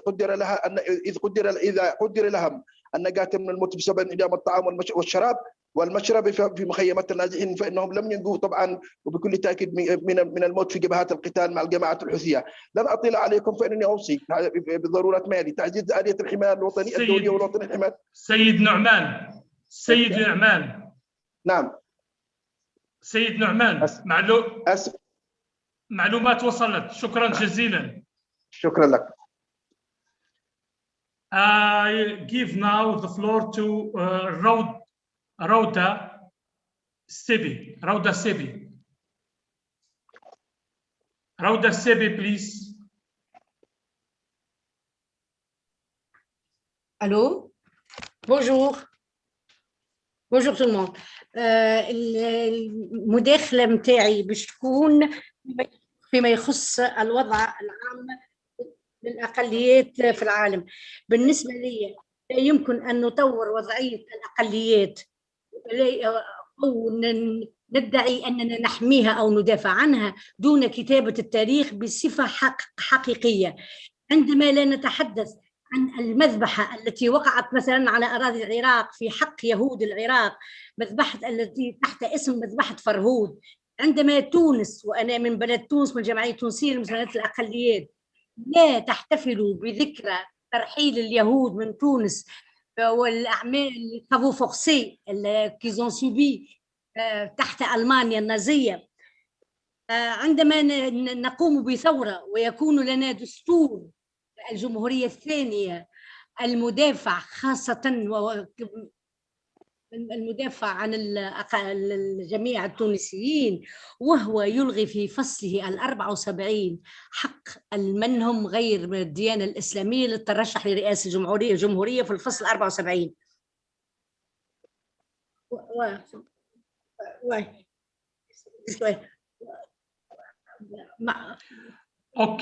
وذلك كما لنا فصل يجرب التبشير كما معنى التبشير. عندما أكون أنتمي إلى أقلية. Thank you. Now we move to خيري علي.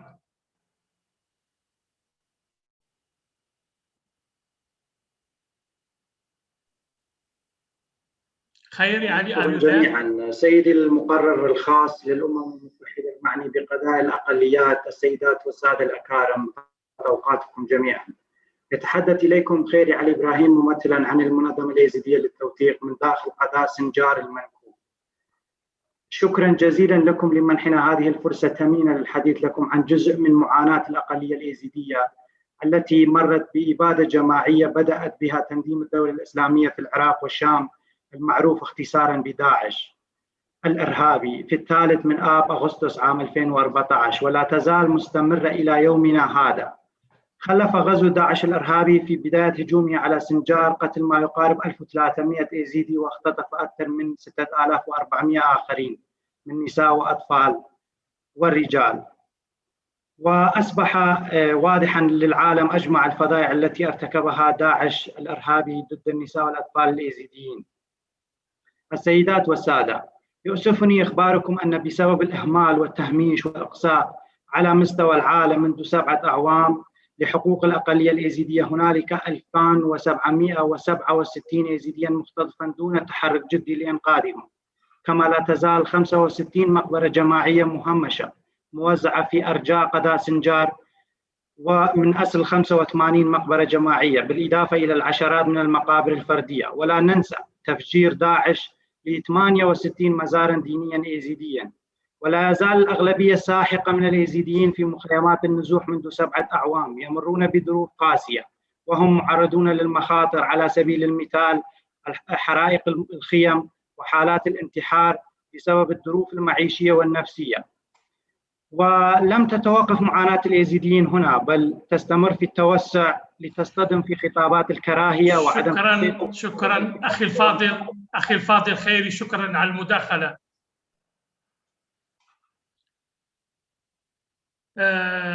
Now we give the floor to Gordian, if I pronounce.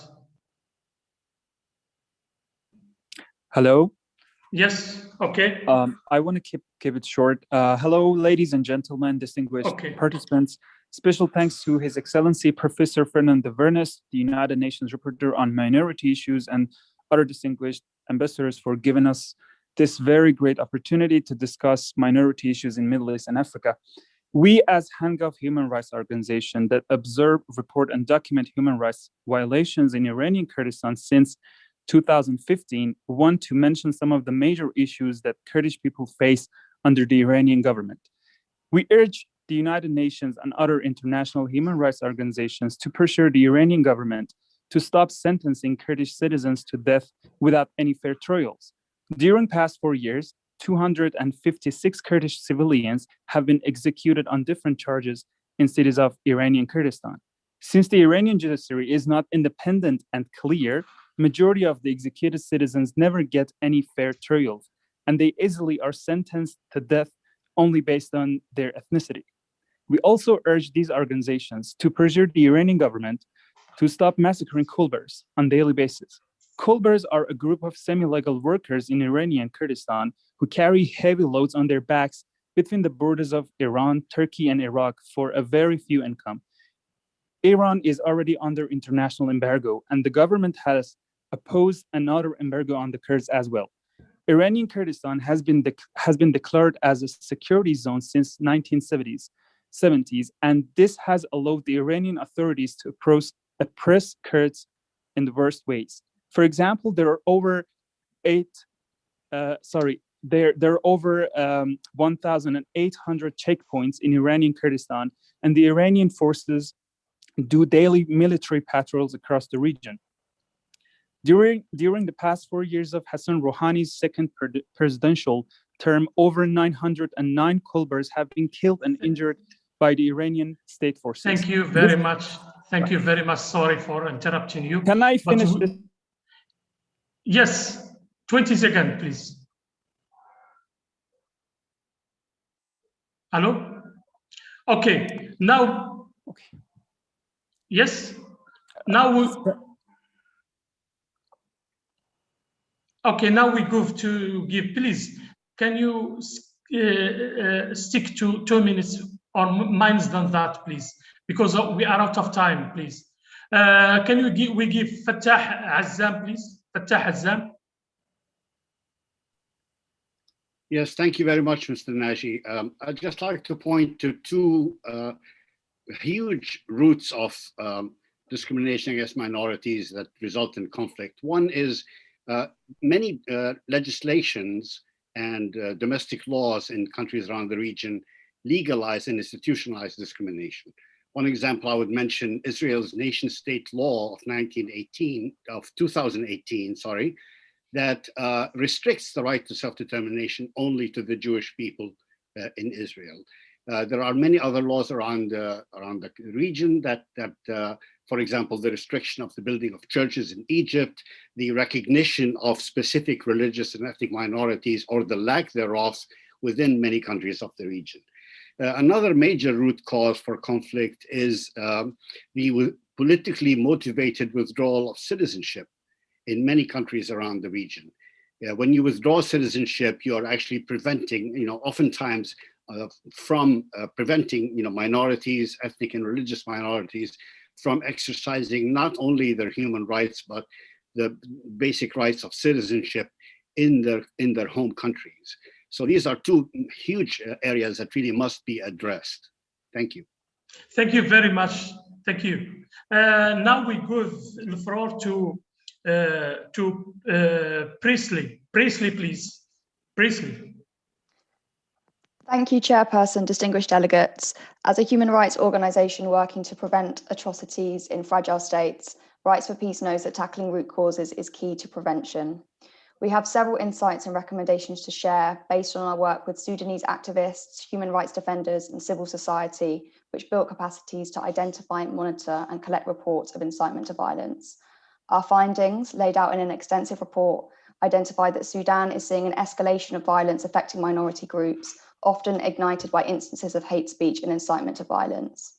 In Sudan, historic and systemic foundations of divisions and violence from colonial divide and rule to the imposition of policies of Arabization and Islamization by Sudan's northern elites, have excluded and marginalized the country's ethnic, religious, and linguistic minorities.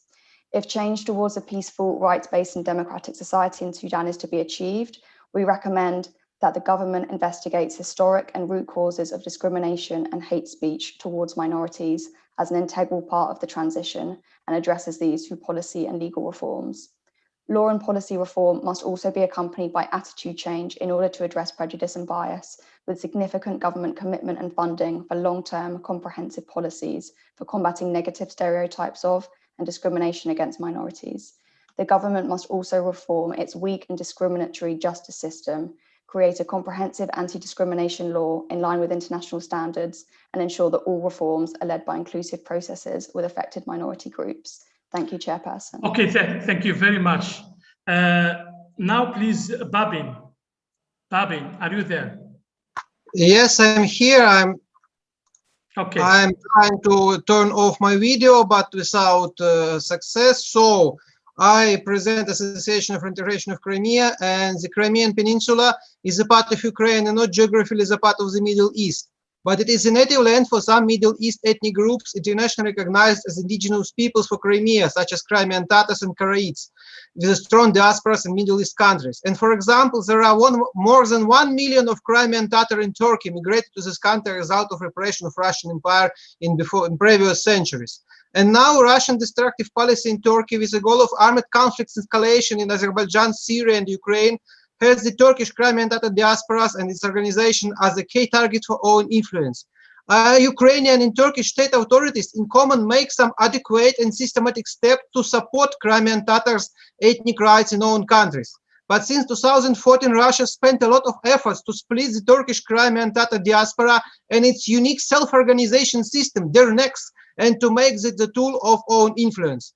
As those Russia's illegal efforts in Turkey are still not successful, now they anyway show the risk of usage the third countries' ethnic groups for the purposes of the Russian imperialism, neocolonialism, and aggressive expansion in the Africa and Middle East region. I think it is extremely important for future researches of the UN structure. Thank you, Mr. Rapporteur.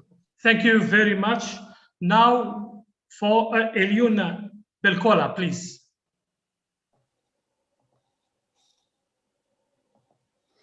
Good afternoon, distinguished excellencies, speakers and participants. My name is Ilona Betkolia. I'm honored to be here on behalf of the Assyrian Universal Alliance Americas chapter, an NGO in consultative status with the United Nations since 2013, advocating for the rights of Assyrians in their ancestral lands. Specifically in this area, we'll be focusing on Iraq and Syria.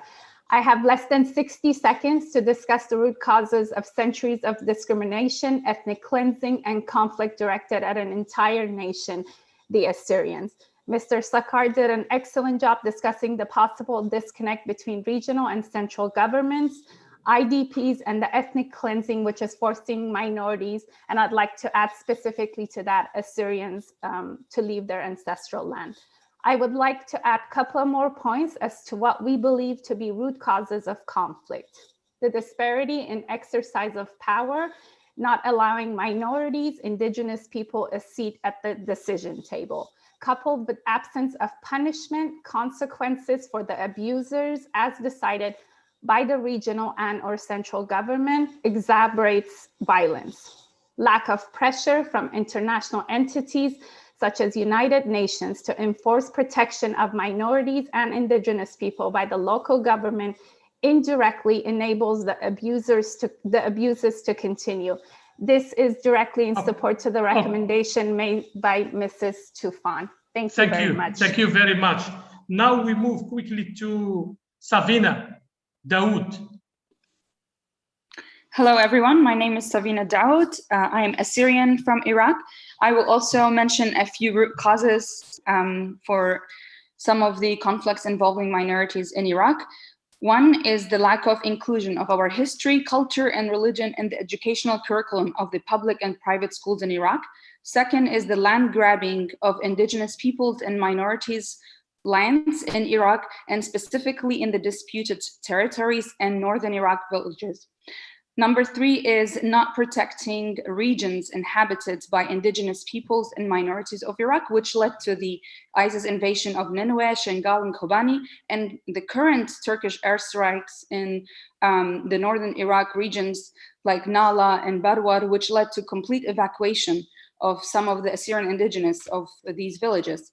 And number 4 is the lack of recognition and reconciliation for the genocides and ethnic cleansing that have been committed over the past centuries against Assyrians and Yazidis and other minorities.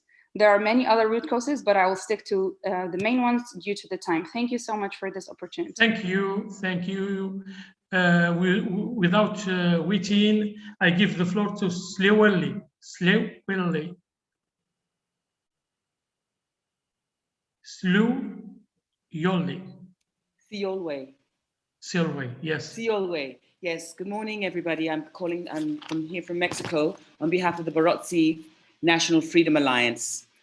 And I'm very happy to be able to speak to the Special Rapporteur on minority rights. But first, I want to refute and to challenge the language that we use to name ourselves. We are not minorities. We are the global majority. At UNPO alone, we represent over 5 million people. First of all, just to share a little bit about the fact that the Berlin Treaty and the Versailles Treaty are completely responsible for the conundrums that we face as so-called indigenous people. We are the global majority. Speaking in terms of Barotse land, our issues are the refusal, for example, for the state of Zambia to recognize our parties, our independent parties, arbitrary arrests. We just, in fact, had one of our sisters killed outside of jail and her body has just been exhumed. Arbitrary killings, distortion of history, and language and rhetoric with which we speak about our problems must change, because our languages and our boundaries and our borders were renamed. And that renaming has got such a binding power that here we are all struggling to assert ourselves and our self-determination. Economic exclusion has been part of this whole mission to marginalize us, the global majority. Thank you very much. Thank you. Thank you very much. Please, can you do it in 1 minute or 1 minute and a half, because we are run of time and we still have some intervention from our panelists. So now give to Rayah. Mr. Rayah.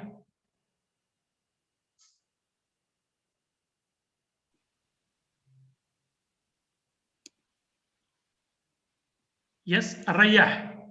He is not there. So I give the floor to, yes.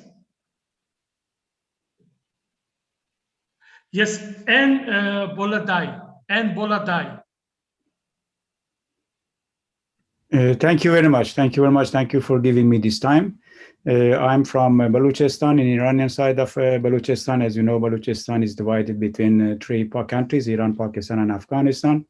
But we currently face in Iranian side of Balochistan, just recently in the early months of this year, about 20 Baloch political prisoners were executed in Iranian prisons. And just in February 3rd, the same situation as was mentioned about the Kurdish situation, we have fuel trader in Balochistan too, because of economic situation. About 60% in some cities in Balochistan, youth are unemployed. So they turn to this kind of fuel trading, which is not illegal in Iran. It's controlled by the Revolutionary Guard, and they sell some of those to the local people to sell them. And then again, they try to kill them. Every day and every week, some people have been killed. In February, just there was some kind of massacre. About more than 30 to 40 people, to some estimate, were killed.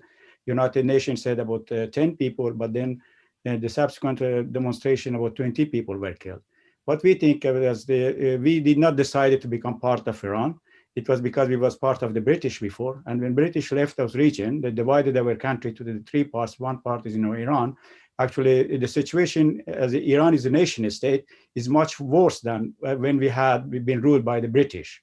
So I think it's very important that United Nations try to create mechanism for self-determination and nationalities' right. And I agree that we should try to use the people or nation. Minorities mean that our right will be also dealt as a minorities. And hopefully next session that we have, we have achieved some of our goals. Thank you very much. Okay, thank you very much. Now we move to Igbo youth.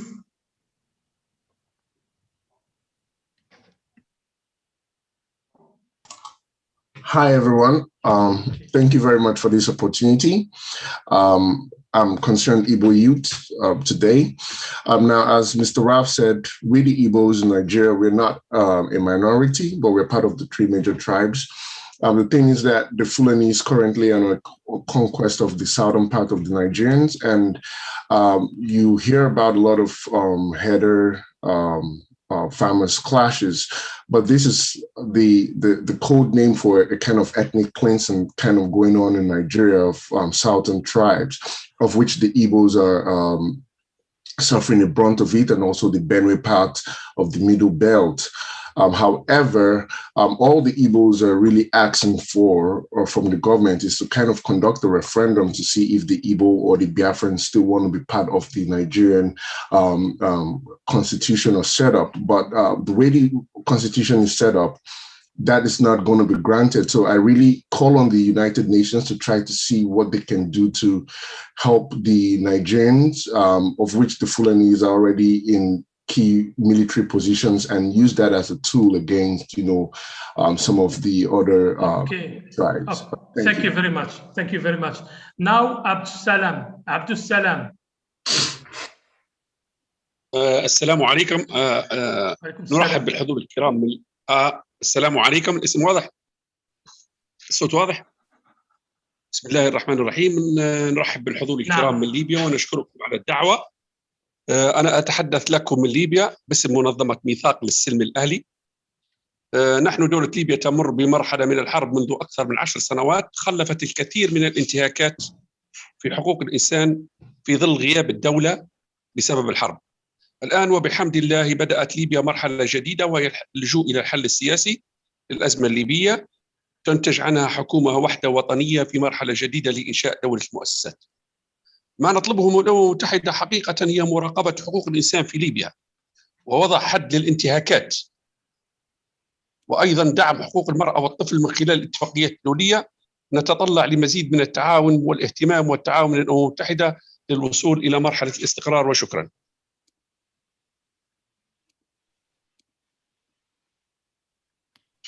Thank you very much.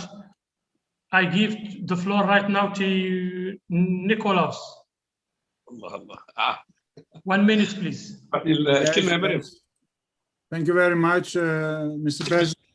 I'm talking on behalf of the Greek Orthodox minority of Istanbul, which presently is living as an expatriate community up to 99% in various among in Africa and other South Africa and the Middle East countries, among others.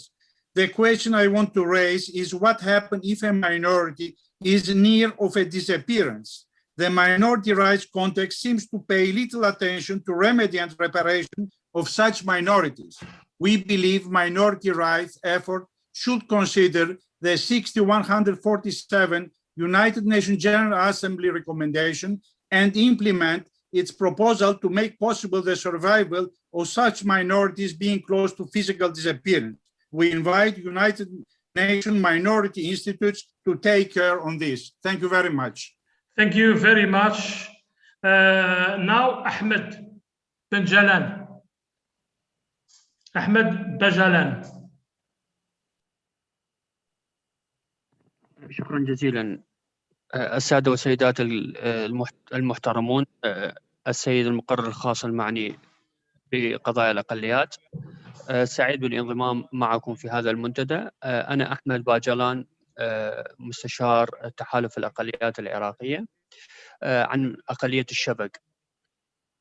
مباشرة راح أدخل بالتوصيات. لدي توصية عامة وتوصية خاصة للسيد المقرر الخاص المعني بقضايا الأقليات. التوصية الأولى هي ضرورة الدعم الفني للهياكل المؤسسية في الحكومة العراقية وتمثيل الأقليات من أجل ضمان حق الوصول إلى مراكز صنع القرار. التوصية الثانية والأخيرة إلى مقرر الخاص المعني بقضايا الأقليات إلى تقدم للحكومة الجمهورية العراق بطلب زيارة قطرية من أجل دعم تمثيل الأقليات. شكرا جزيلا. شكرا جزيلا. Thank you very much. Thank you all for your intervention, constructive intervention. Really, there was huge number of participants who are wanting to deliver their statement, but sorry, we are very sorry. We are run of time. That's why we apologize, and we ask you please you can participate. We have other panels during today and tomorrow.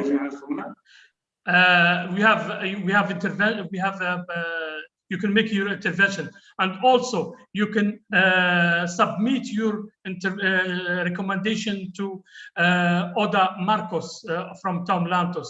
Now we have to arrive to the end. We give our panelists their last word in relation to the intervention. Thank you very much. So I give the floor to Sen'a Jimjojo. Sen'a, are you there? Okay, Mrs. Laura. Your mic, Mrs. Laura.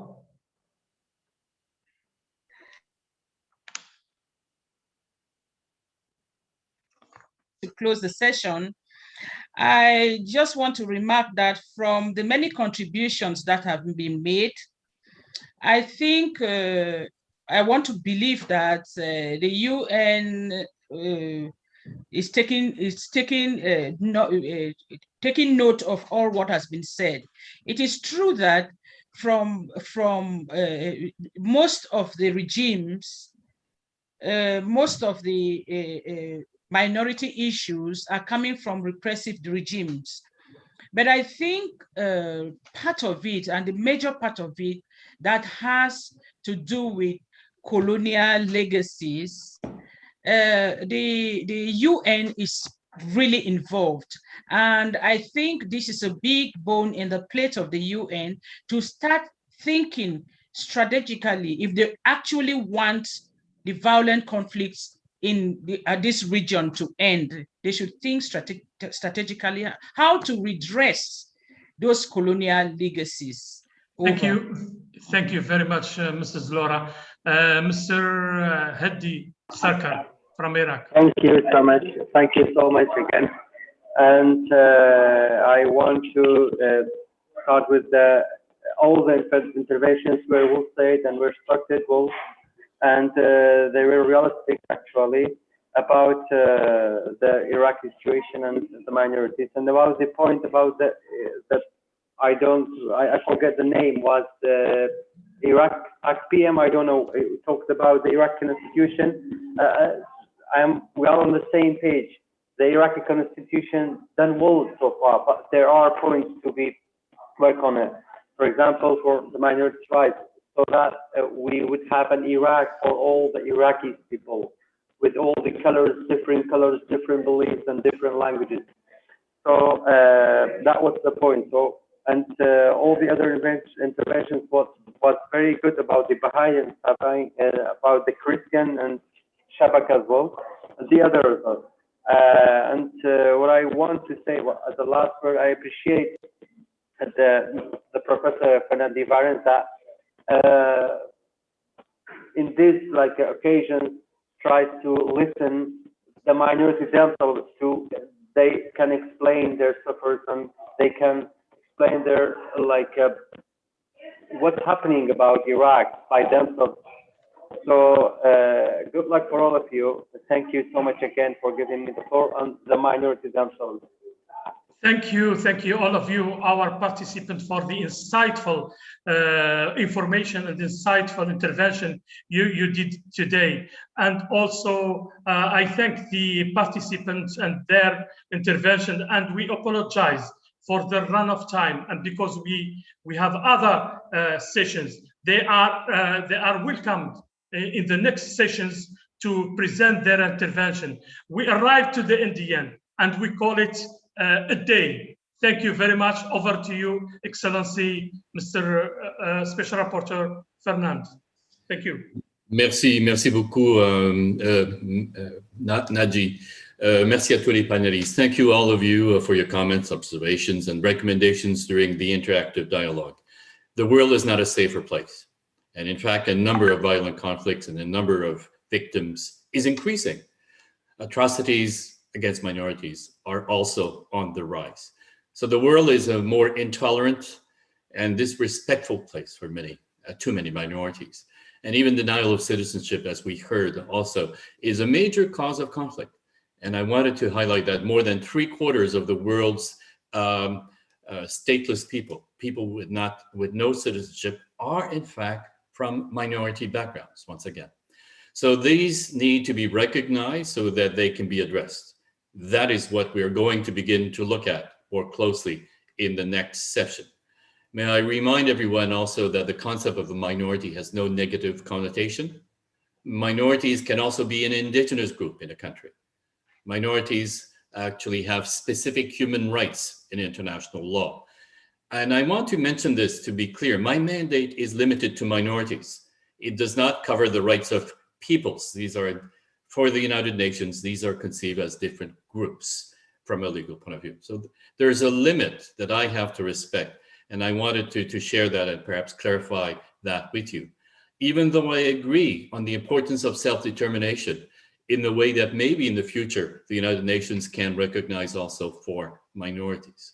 However, the recommendations that we will be looking at have to deal directly with minorities, because otherwise, if they don't deal with my mandate, which is limited to minorities, we really will not be able to take them on board. So now, I guess it is a time for a 1-hour break to allow you to rest, get some refreshments, and perhaps lunch, and in my case, in Canada, breakfast. So thank you, all of those who have taken the floor and made very invaluable contributions. I remind everyone that we are coming back in about 1 hour, approximately. Shukran, merci beaucoup, et à tout à l'heure. Merci, Naji.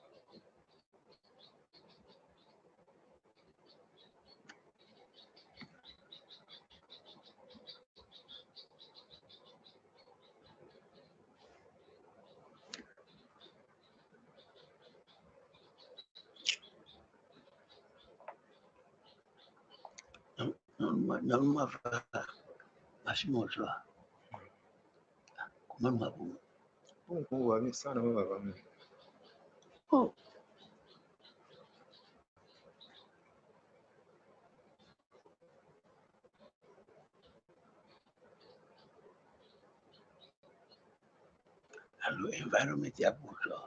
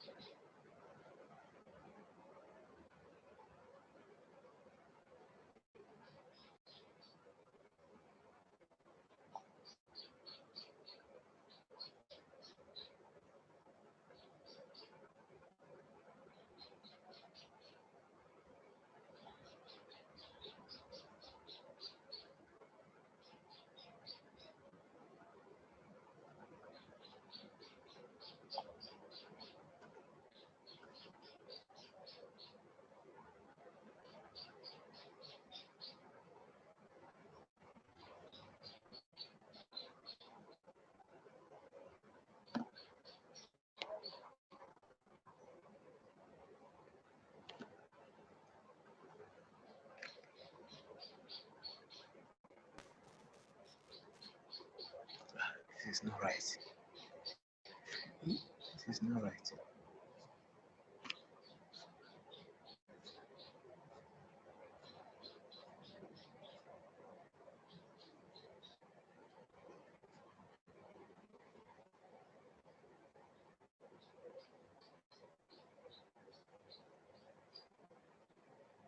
I'm already have a video on. Why is the mic off? I'm a share of a video off. Mic hand off. So who is talking?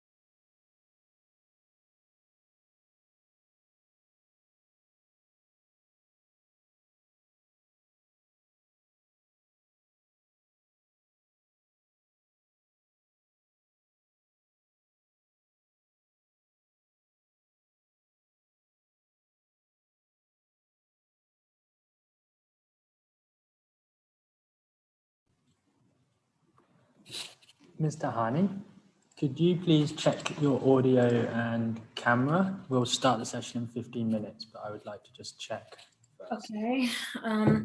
Is the light okay behind me, or I should close the shutter?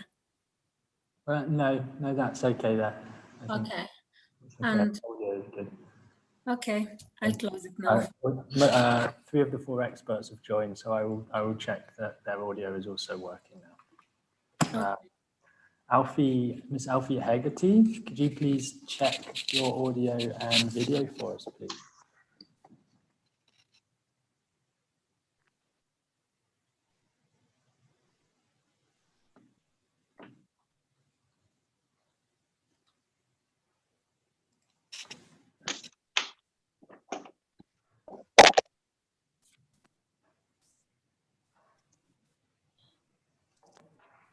No, Miss Hegarty.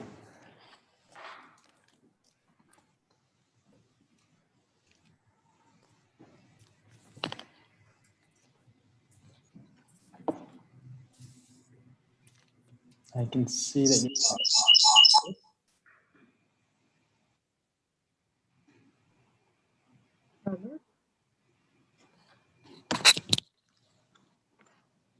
Hello, Miss Hegarty. Hello. Hello. Hi. Yes. Hi. Can you hear me? Yes, I can hear you now. One moment. I'm just having a little challenge here. Our electricity has gone in Lebanon, so I have to change to another server. Sorry, classic. If you can bear with me 2 minutes and I'll come back. That's okay. Thank you. Thank you. And Mr. Beza Desalain, could you please check your audio and video as well?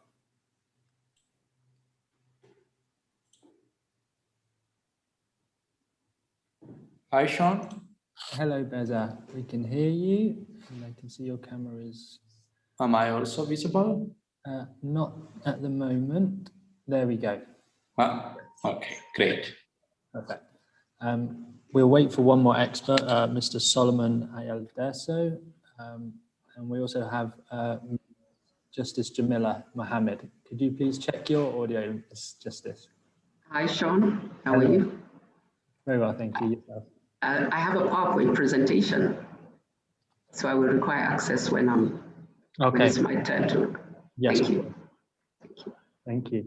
So we'll start on time at 3 o'clock Geneva time, so 10 minutes. Thank you.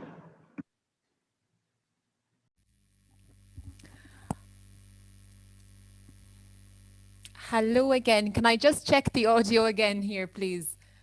Hello, Ms. Hegarty. Yes, we can hear and see you fine. Great. Good to know. Thank you very much. Thank you. So we'll start in about 10 minutes. Perfect. Thank you. Thank you.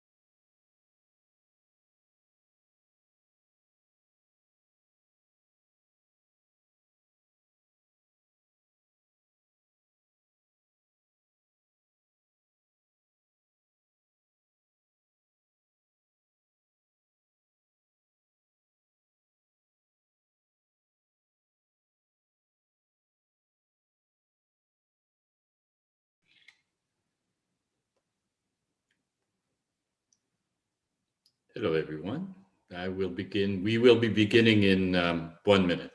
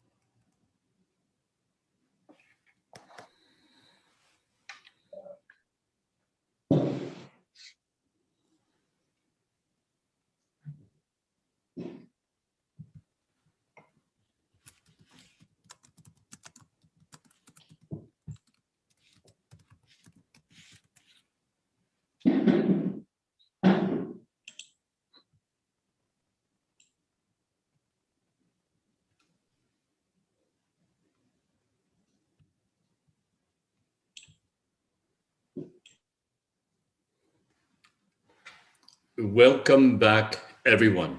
Bonjour tout le monde, re-bienvenue, marhaba. We now begin with the second thematic session on the normative framework, the human rights of minorities and conflict prevention. I'm very pleased to give the floor to the moderator, Madame Tahani Ruhi, journalist, lecturer, trainer, human rights defender from Jordan. You have many hats, by the way. Thank you for accepting to moderate this session. Madam, over to you. The floor is yours. Thank you, Mr. Excellent. Welcome to the second session of today, as it is for the human rights of minorities and conflict prevention. I'm Tahani Ruhi from Jordan. I'll be the moderator for this session. Please allow me to welcome the experts for this session, Ms. Alfie Hegarty, the Focal Point on Minority Issues, OHCHR Regional Office for the MENA region, and Judge Jamila Muhammad, the chairperson at Kenya National Committee on the Prevention of Genocide, Mr. Beza Desalegn, the assistant professor at Hawassa University of Ethiopia. Just a few reminders for those who just joined now this session. As you know, the main purpose of the Africa Middle East Regional Forum is to provide regional insight, which will feed into the thematic work of the Special Rapporteur on Minority Issues for his report to the 49th session of the UN Human Rights Council. During these 2 days, we encourage you all, please, to promote the regional forum through their social media accounts to reach as many people as possible. So please use the hashtag Minority Forum or Minority Forum MENA, Minority Forum Africa, all three of it, for any social media posts related to the forum. Also, would like to remind you to turn off your microphone and camera while the experts are speaking. After the experts are speaking, which will be like 10 minutes for each, following the experts' presentations, I would like to point a few reminders, but after we listen to it. So, Ms. Alfie Hegarty, the floor is yours for 10 minutes, please. Thank you so much, Madam Moderator. Can you hear me? Yes. I'm sorry, we just had a power cut, so I switched to different audio. Thank you. Good afternoon, Excellencies and distinguished colleagues, and warm greetings from Beirut, Lebanon.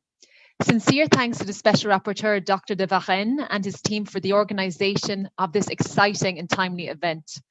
On behalf of the Office of the High Commissioner for Human Rights, Regional Office for the Middle East and North Africa, I very much look forward to the discussion this afternoon and over the next 2 days, to share some insights from our work and, importantly, to hear and learn from others. First of all, to share some background to our work, the Regional Office is undertaking a multidisciplinary study to identify and address the root causes of discrimination and inequalities faced by ethnic and religious groups across the MENA region, specifically the Arab states. My presentation today draws on some initial findings from our study, which we look forward to disseminating this year.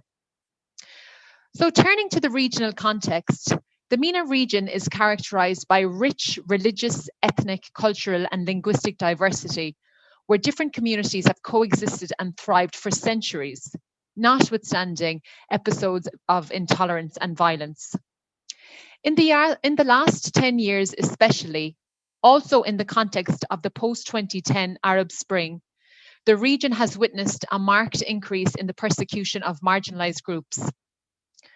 While the initial uprisings were motivated by civic efforts towards the just distribution of economic power and resources, rule of law and democratic participation, they unwittingly triggered in several countries a descent into violent conflict and sectarian strife.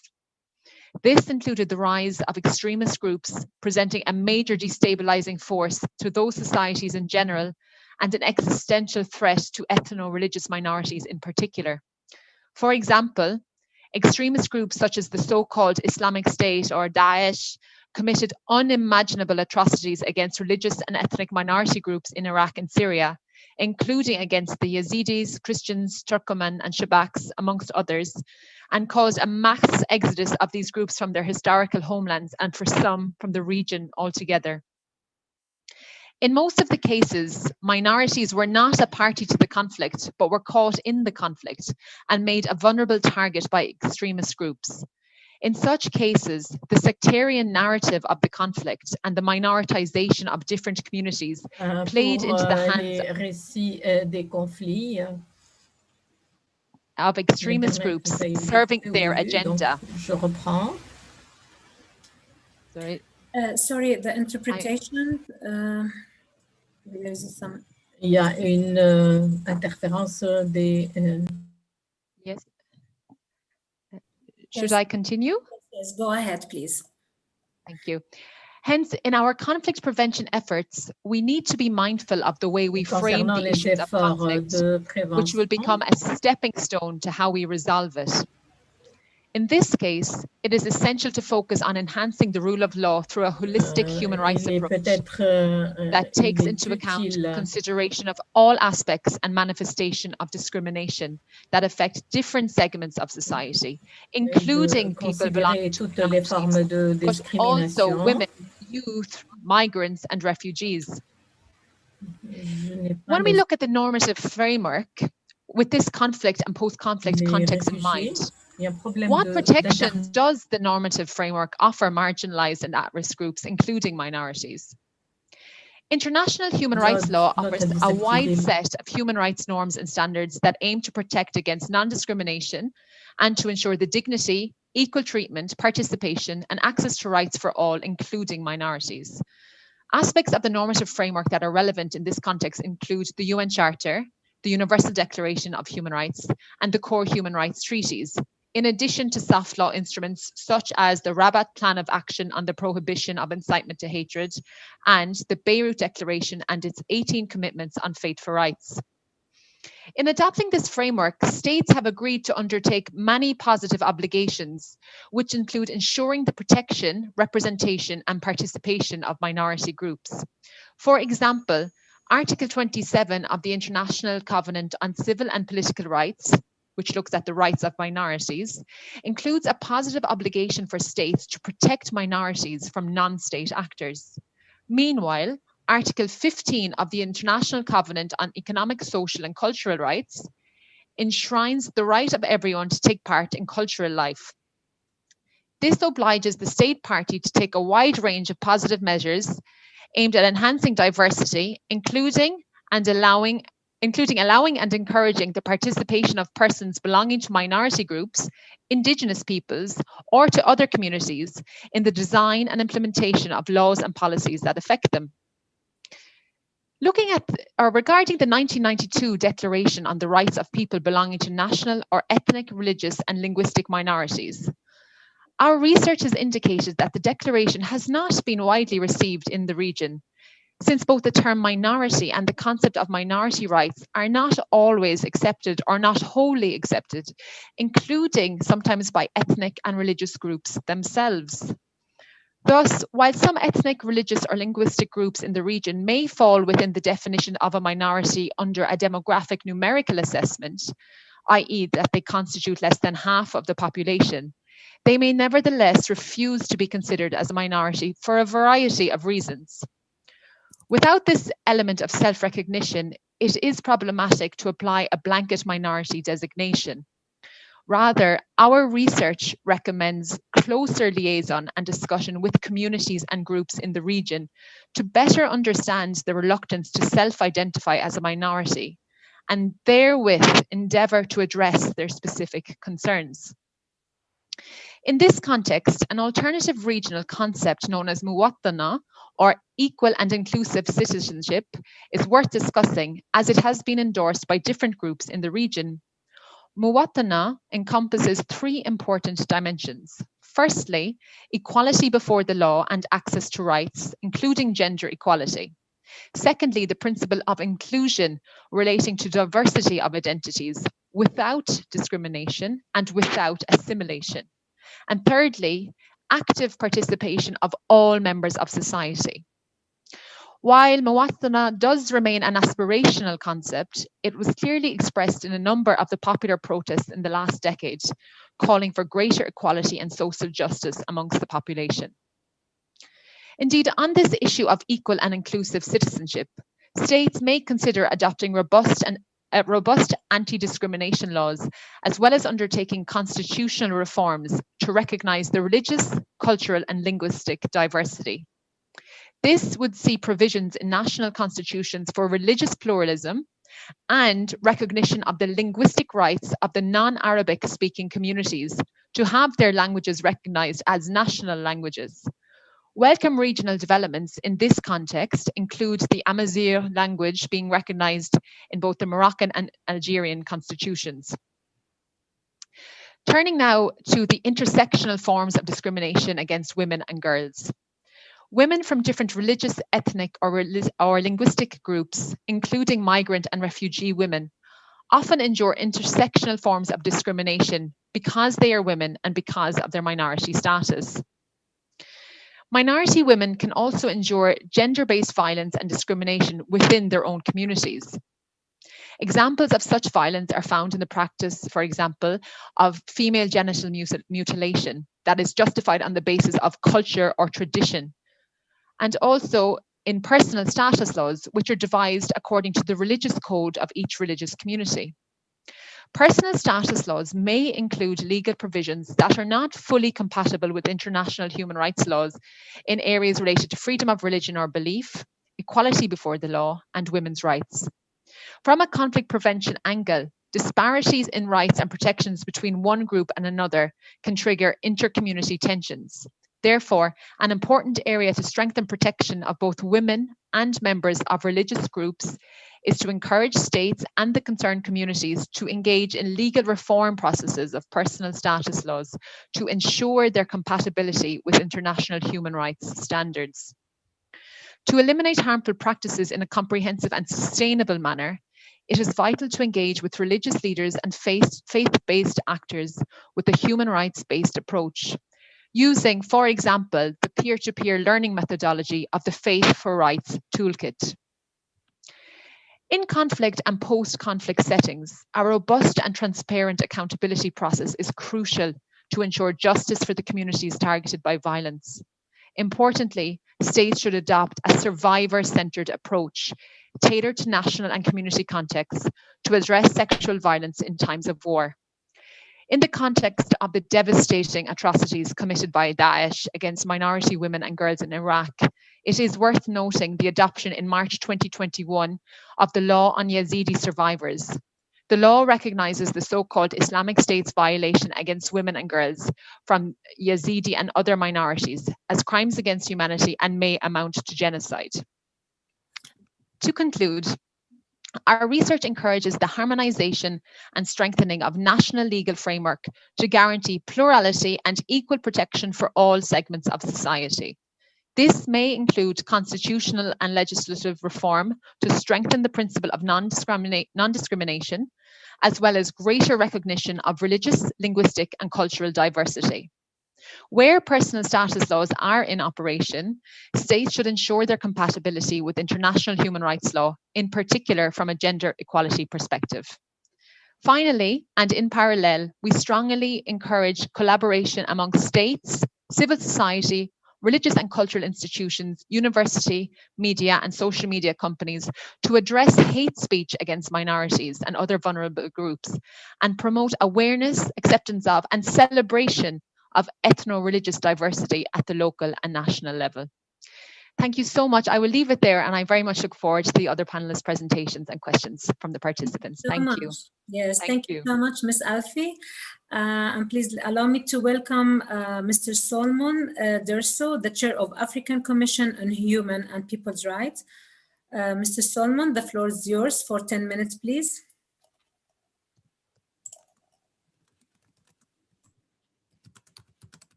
You are muted. Yes. I thank you very much, Madam Moderator. Once again, very good morning or good afternoon from wherever you have joined us. My name is Solomon Ayele Derso. I'm the chairperson of the African Commission on Human and People's Rights. This is the African Union's premier human rights body. I wish to once again thank Professor De Varnes, the UN Special Rapporteur on Minorities, for the kind invitation extended to us at the African Commission on Human and People's Rights to join this important subject on minority rights and conflict prevention. I wish to make a few preliminary points before I proceed into speaking to some issues as they relate to particularly the African human rights system. The first preliminary point that I wish to make is some of the points that have already been made relating to contestations around the concept of minorities in the Middle East do also apply on the African continent. Actually, if you look at the constitutional history of many African countries, one of the major themes that post-colonial African states had to contend with was the question of how to deal with ethnocultural diversity, which is the dominant feature of most post-colonial African states. And given that African independent states came into independence at a time when the nation-state model of governance was at its height, and at a time also when ethnocultural diversity defined as tribalism was seen with a great deal of suspicion on account also of the colonial history of the continent, whereby colonial powers used ethnocultural diversity for divide and rule and also for entrenching structures of inequality and discrimination, thereby making ethnocultural diversity the basis for what would come in subsequent post-colonial times for division and contestation. So in this context, some countries went as far as declaring that in order to build the nation, there is a need for eliminating the tribe. And this actually embodies the level of suspicion, but also the conception of a nation building model that is going to give rise to, for example, an Ethiopian or a Kenyan or a Nigerian that is stripped off, if you like, any attachment to his or her linguistic or ethnic attributes.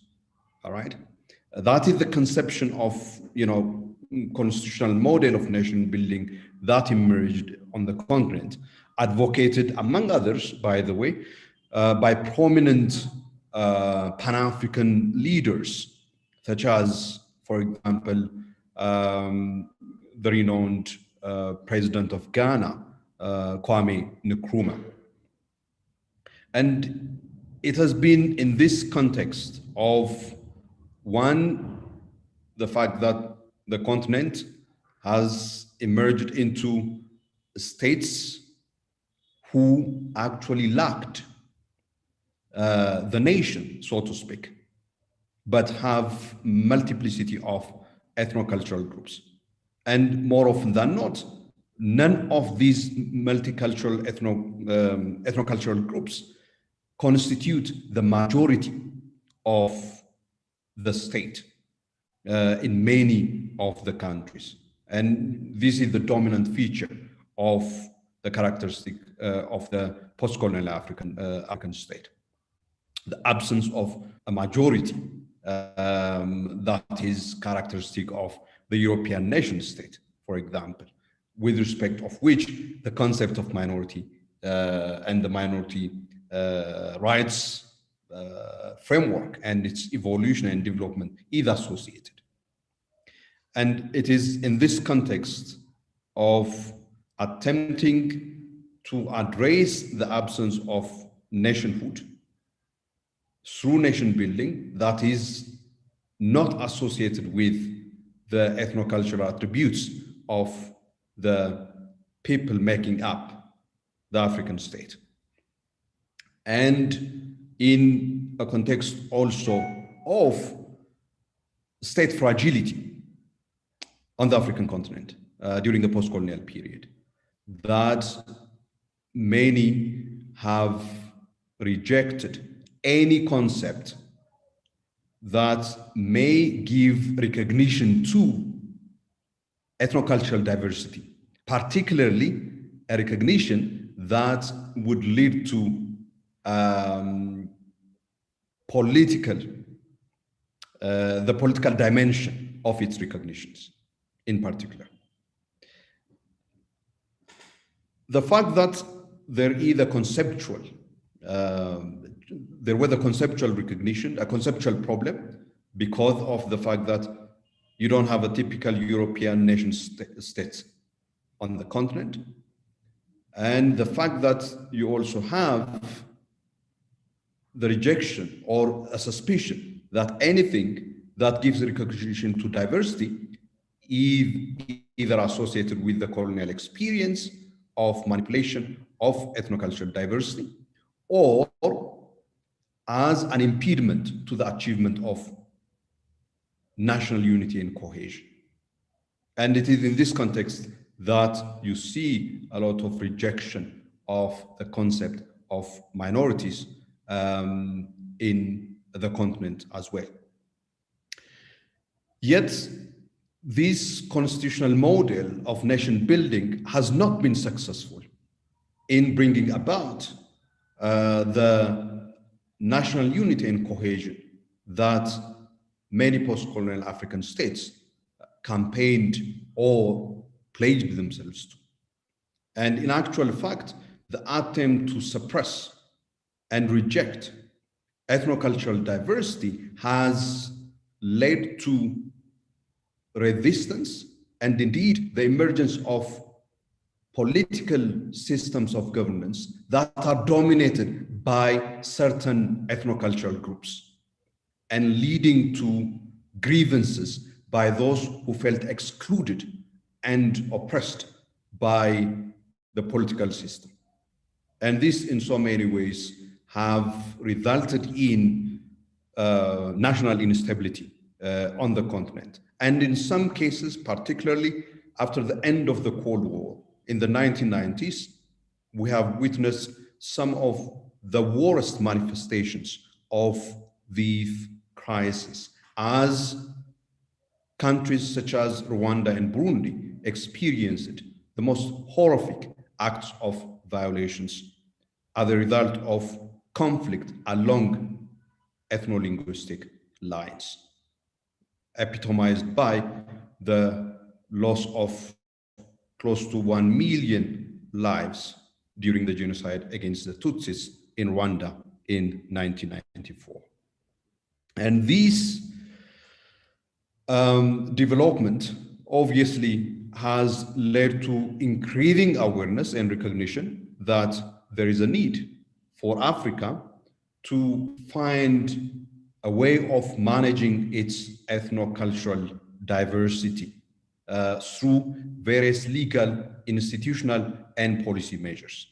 It is in this context that you get to see certain developments in the constitutional sphere in particular, with many countries increasingly embracing, for example, a federal system of governance, which gives some level of recognition to ethno-cultural diversity, in an attempt both to give resolution to the power struggles that often descend into violence along ethnic lines, but also to achieve a level of mutual recognition and also inclusion among members of society. This, you see, it's not only in the 1990s, but also of late, for example, in a number of countries that seek to develop that kind of system of governance. Whether you see it in South Sudan under the 2015 and 2018 civil peace agreement, whether you see it in Sudan, similarly under the CPA in 2005 and subsequent the efforts that are being made, or in the context of, for example, the adoption of the 2010 constitution in Kenya. All of these are manifestations, okay, of the increasing recognition of the need to adopt measures that give due regard to ethnocultural diversity in such a way that it also actually prevents violence and conflict. I would like to make some quick points relating to the importance of the minority rights framework as an avenue for conflict prevention. Violations of minority rights. Now, of course, you know, in my work as in the field of minority rights, which is an area of my scholarly work and my PhD study, one of the things that I think is important to underscore is that it's not imperative that the phenomena has to be defined using the language of minorities. Okay, however, it may be defined, for example, as suggested for the MENA area, for the MENA region, okay, using a different conception. The most important thing is it reflects, okay, the idea and the content of what the minority rights framework wishes to deliver or achieve, okay, as explained and described in, for example, the 1992 Declaration on the Rights of Persons belonging to ethnic, religious, or cultural minorities. I think that's the most important aspect.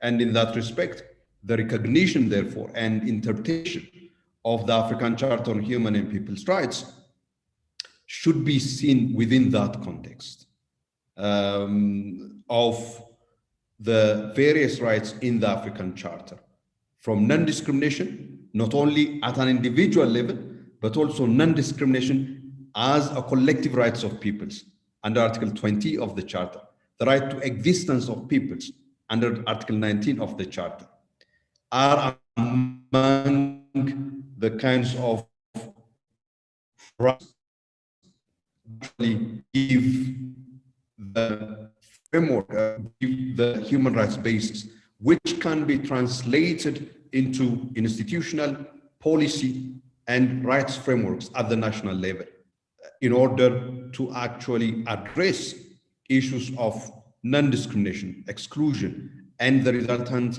agitation that often leads to violence and conflict. So just 30 seconds. Last point that I wish to make. Yes, thank you. Sure, absolutely. Last point that I wish to make, therefore, is the following. The minority rights framework avails one of the most important tools for conflict prevention. That is, violations of minority rights are very often a warning sign for an emerging conflict.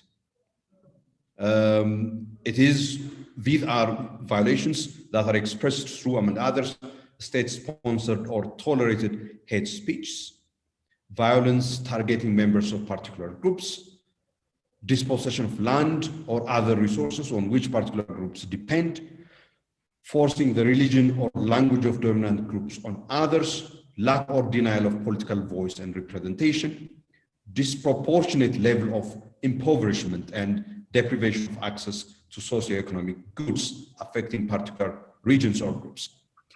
Clearly, this framework, the minority rights framework, therefore helps, for example, at the continental level within the African Union framework, the Peace and Security Council in detecting the signs of the emergence of grave circumstances, particularly as they relate to, for example, Article 4H of the Constitutive Act on genocide, war crimes, and crimes against humanity. But this requires the integration of the minority rights framework into the early warning and conflict prevention mechanisms and structures of the African Union. Thank you very much for your kind attention. Thank you so much, Mr. Solomon. Maybe we can come back again to you. Thank you. Please allow me to give the floor to Judge Jamila Muhammad, the chairperson at Kenya National Committee on the Prevention of Genocide. Thank you, Mr. Solomon.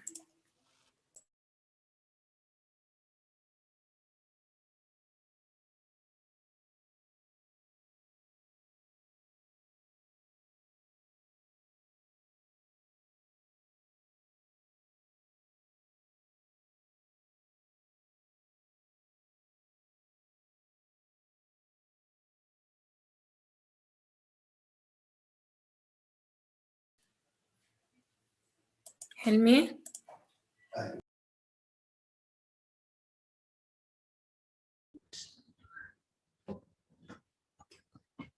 Yes. Good afternoon, good morning. Can you hear me? Yes, yes. Thank you for this opportunity. I thank the Special Rapporteur on minority issues for this opportunity. And Ça s'est coupé apparemment. It's been cut. We can't follow anymore.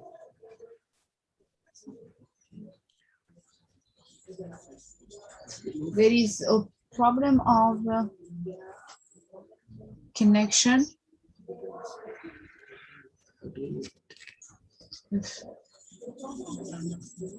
No, I can't hear her.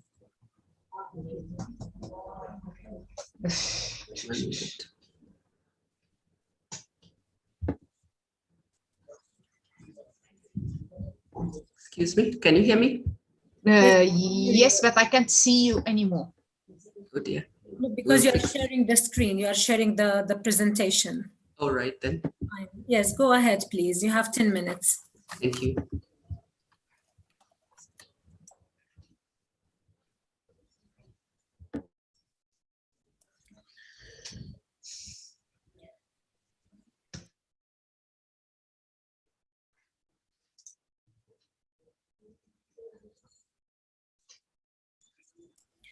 Ms. Jamila, you are muted. Do you like to give the floor for Mr. Beza? Then you will be ready. Yes, Okay. please do that. Thank you. Okay, so please stop share the screen, please. And okay, let me allow me to welcome Mr. Beza Dissalen. I hope that I pronounce it well. He's the assistant professor at Hawassa University, Ethiopia. Please go ahead, and you have 10 minutes, please. Thank you for the opportunity. Can you hear me well? Yes. Okay. Thank you for the opportunity, Madam Moderator. Let me also take this opportunity to thank the Tom Lantosh Institute and the special rapporteur for inviting me to present on this very important and timely topic, especially in the African and context, and in particular from the country where I am, Ethiopia. First, let me start by saying a little bit about the category of minorities that I would like to speak about. And then later on, I would like to link this category of minorities to the Ethiopian context, and then move forward to the recommendations. As has already been said during the day, there are several types of minorities, ranging from ethnic, linguistic, to religious, including sexual minorities.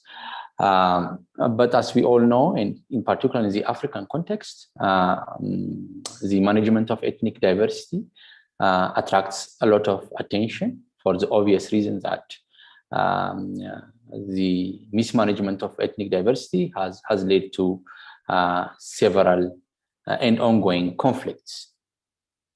Having said that, the type of minorities that I would like to focus on are minorities which are found below the national level.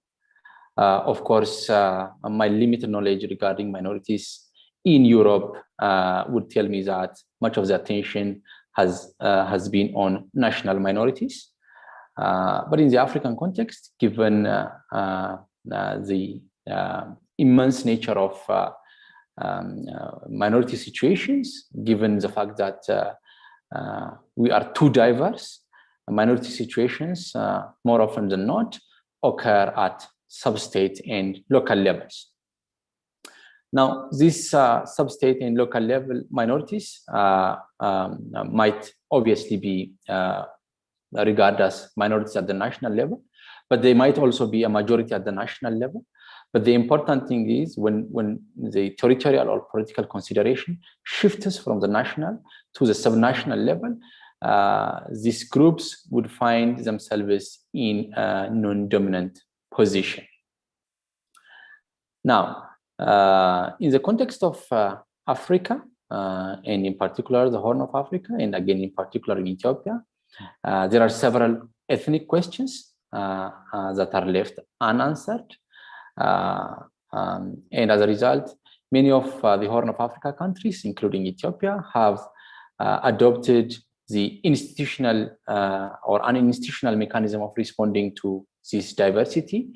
And the most common mechanism of responding to this diversity has been adopting a federal or a decentralized system of governance. In many circumstances, a federal or a decentralized system of governance would apportion territory to a particular community for that community to exercise autonomy, for the most part to exercise self-rule, of course, maintaining the participation of that ethnic community at the central level as well.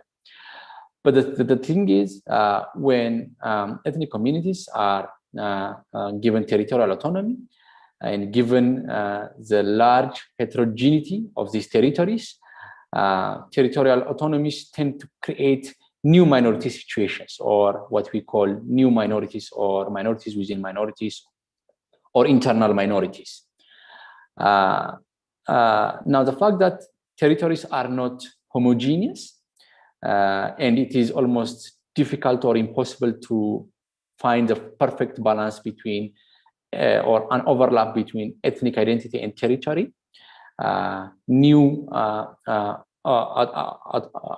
autonomous territories create situations of competing nationalisms, minority versus new minorities versus the new majority. In the Ethiopian case, after 1991, emerging after a deadly civil war, Ethiopia adopted a decentralized mode of governance, and after 1995, purely ethno-territorial federal model. Now that model has apportioned the country into some 10 regions.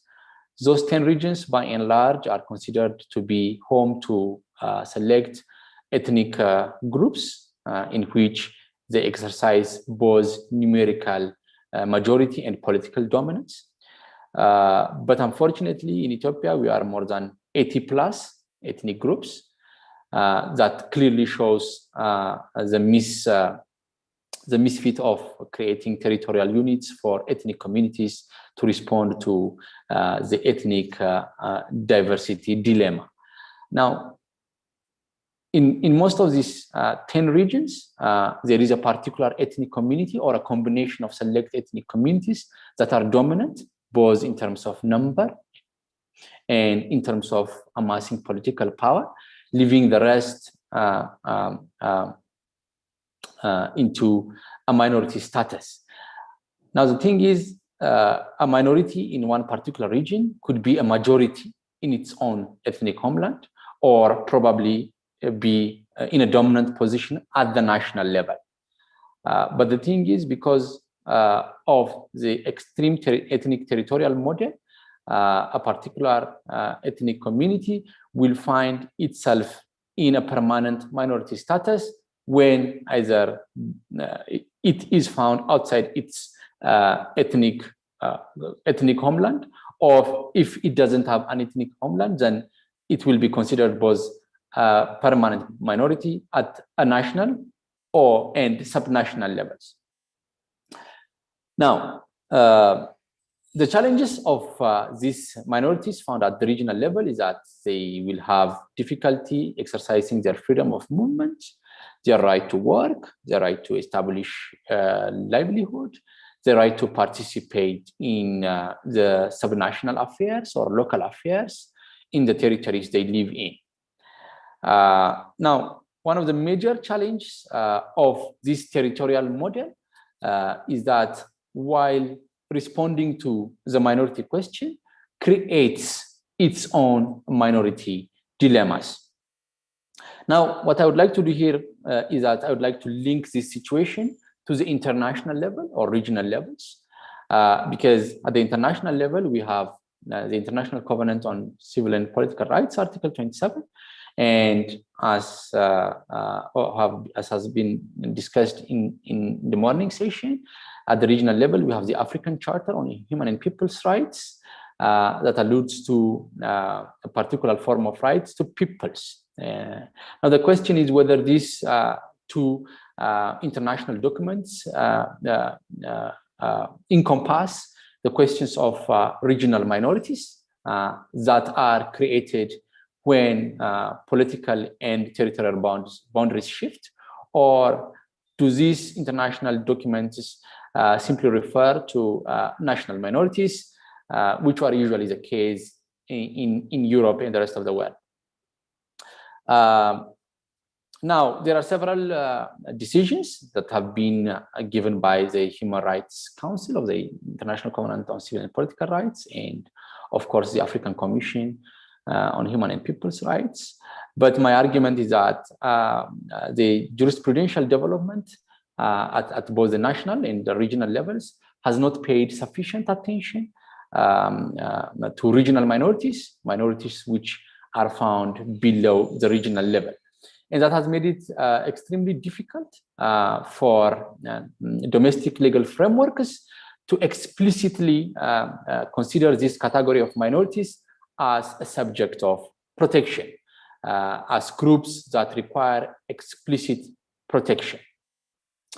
Now, in that light, I would like to go forward with the recommendations. One, I think normatively, the international as well as regional documents would have to develop a more nuanced approach to protect sub-state minorities or minorities at the sub-state level, or regional minorities or internal minorities, whichever you would like to call them. But then again, when we come back to the domestic legal frameworks, it's important that domestic legal frameworks adopt a mechanism,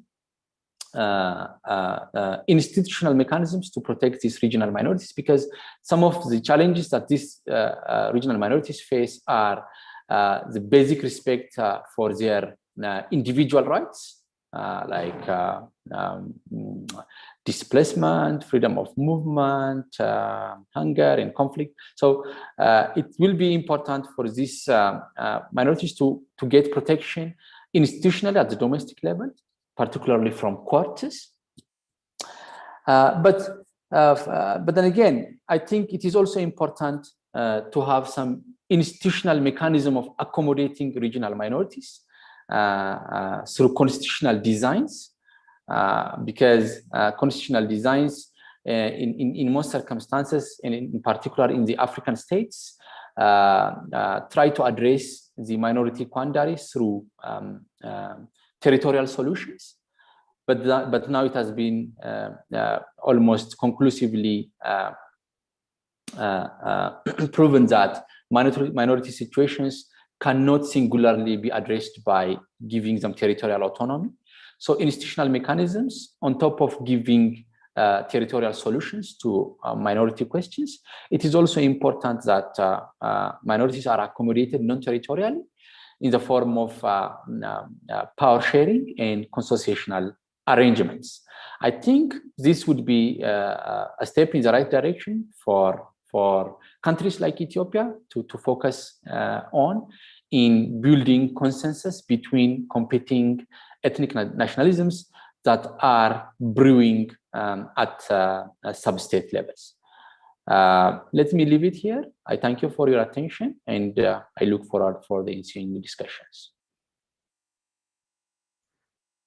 Thank you so much. You are just on time. Ms. Jamila, are you ready now? I'm ready, but I will present without the PowerPoint to avoid wasting more time. Thank you. Please, we have 10 minutes, please. Thank you for this opportunity, and I've enjoyed listening to my fellow panelists.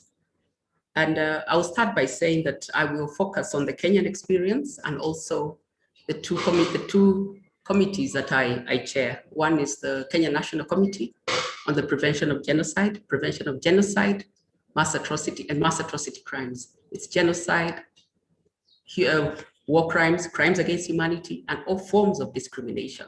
So that is our mandate. I also chair the GAMAC, that is Global Action Against Mass Atrocity Crimes, Africa Working Group. So those two, I will highlight them as best practices that can be adopted for the protection of minority rights and the prevention of conflict.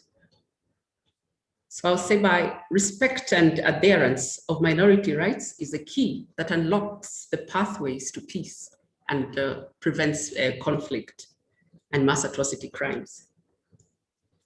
Because when minorities feel discriminated and aggrieved, many of them have nothing to lose. And for that reason, many will take up arms against those who want to maintain the status quo.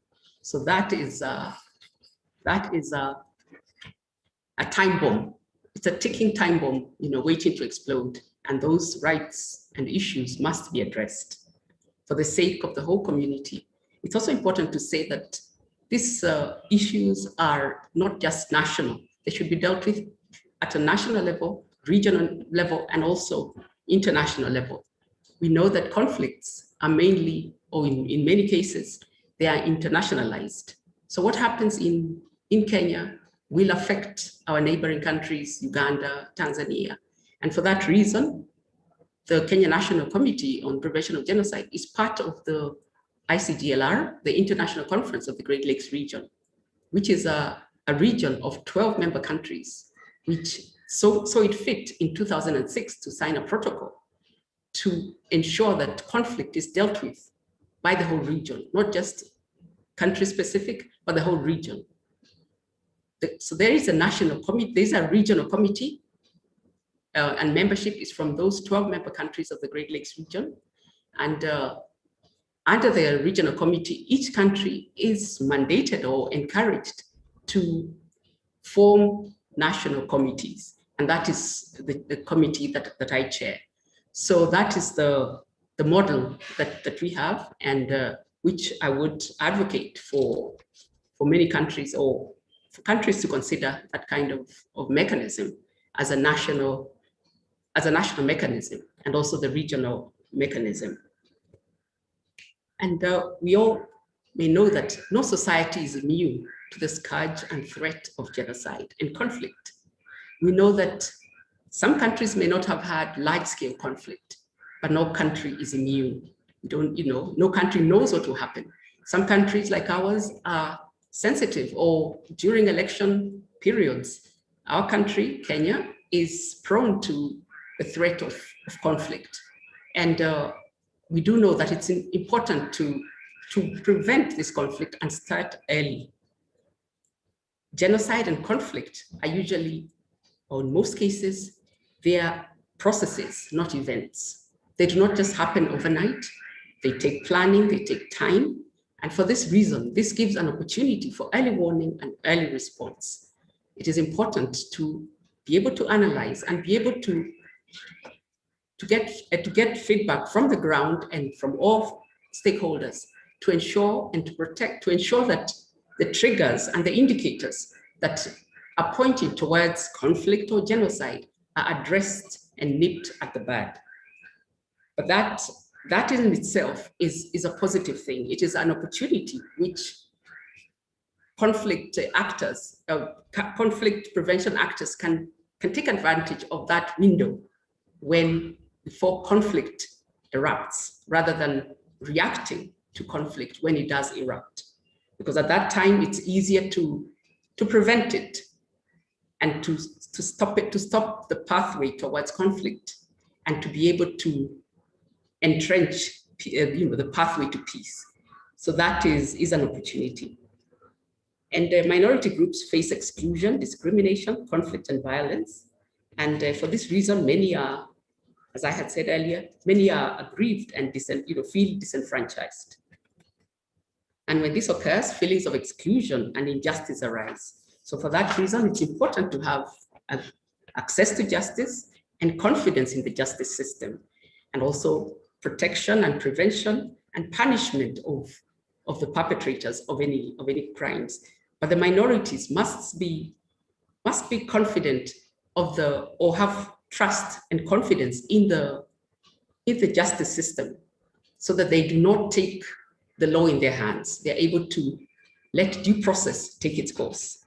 So that's an important factor, and also the fact that prevention and punishment go together. It's important to have very accountability measures that are strong and can be tested and can pass the test of being accountable, just, and fair, and can give justice that can not only be done, but seem to be done.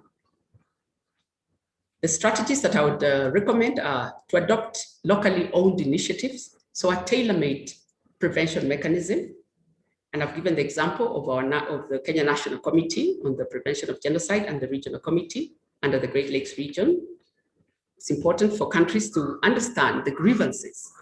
So a lot of mediation, a lot of conflict resolution on the ground, such that it cascades from the top to the bottom, or more importantly, from the bottom up, such that it is clear what is going on for those who may be aggrieved, at the lower levels, at the grassroots levels, such that we're not just imposing rules and regulations or policies to those at the grassroots. They must be involved, and that it's important to involve all minorities, including, and also involve women, involve the youth, involve persons with disabilities, and also it's important to address the precursors, root causes, triggers of violence at an early stage. On the normative framework for Africa, we have the African Charter that was alluded to and well explained. I will share the experience of Kenya. Kenya has a very robust constitution. It's been said to be one of the most robust and progressive constitutions. It was promulgated in 2010, and it calls for the protection of minority groups and for non-discrimination in very express terms. And for that reason, any aggrieved person can choose to go to court if they're of the view that their rights have been violated or are threatened with violation. So it is entrenched expressly in our constitution. And Kenya has done a lot to ensure that minorities are included in all spheres of life, including appointments, political representation, are all entrenched in our constitution. Kenya also has a devolved system of government to ensure that resources are distributed across the 47 county governments that we have. Article 174 of the Constitution recognizes minorities, and its object is to promote the rights of minorities and marginalized communities. Article 56 states that the state shall put in place affirmative action programs designed to ensure that minorities and marginalized groups are promoted or given appointments and get a share of all the resources that are available to all other stakeholders. On recommendations on conflict prevention, create accountability mechanisms and strengthen the rule of law, promote social cohesion in communities and within states, leave no one behind, because those left behind are those who take up arms in many cases, or who are aggrieved, and in many cases have nothing to lose. A multi-stakeholder collaboration and partnerships is critical for the prevention and response to violation of rights. Capacity building, advocacy, and sustained public education are critical ingredients.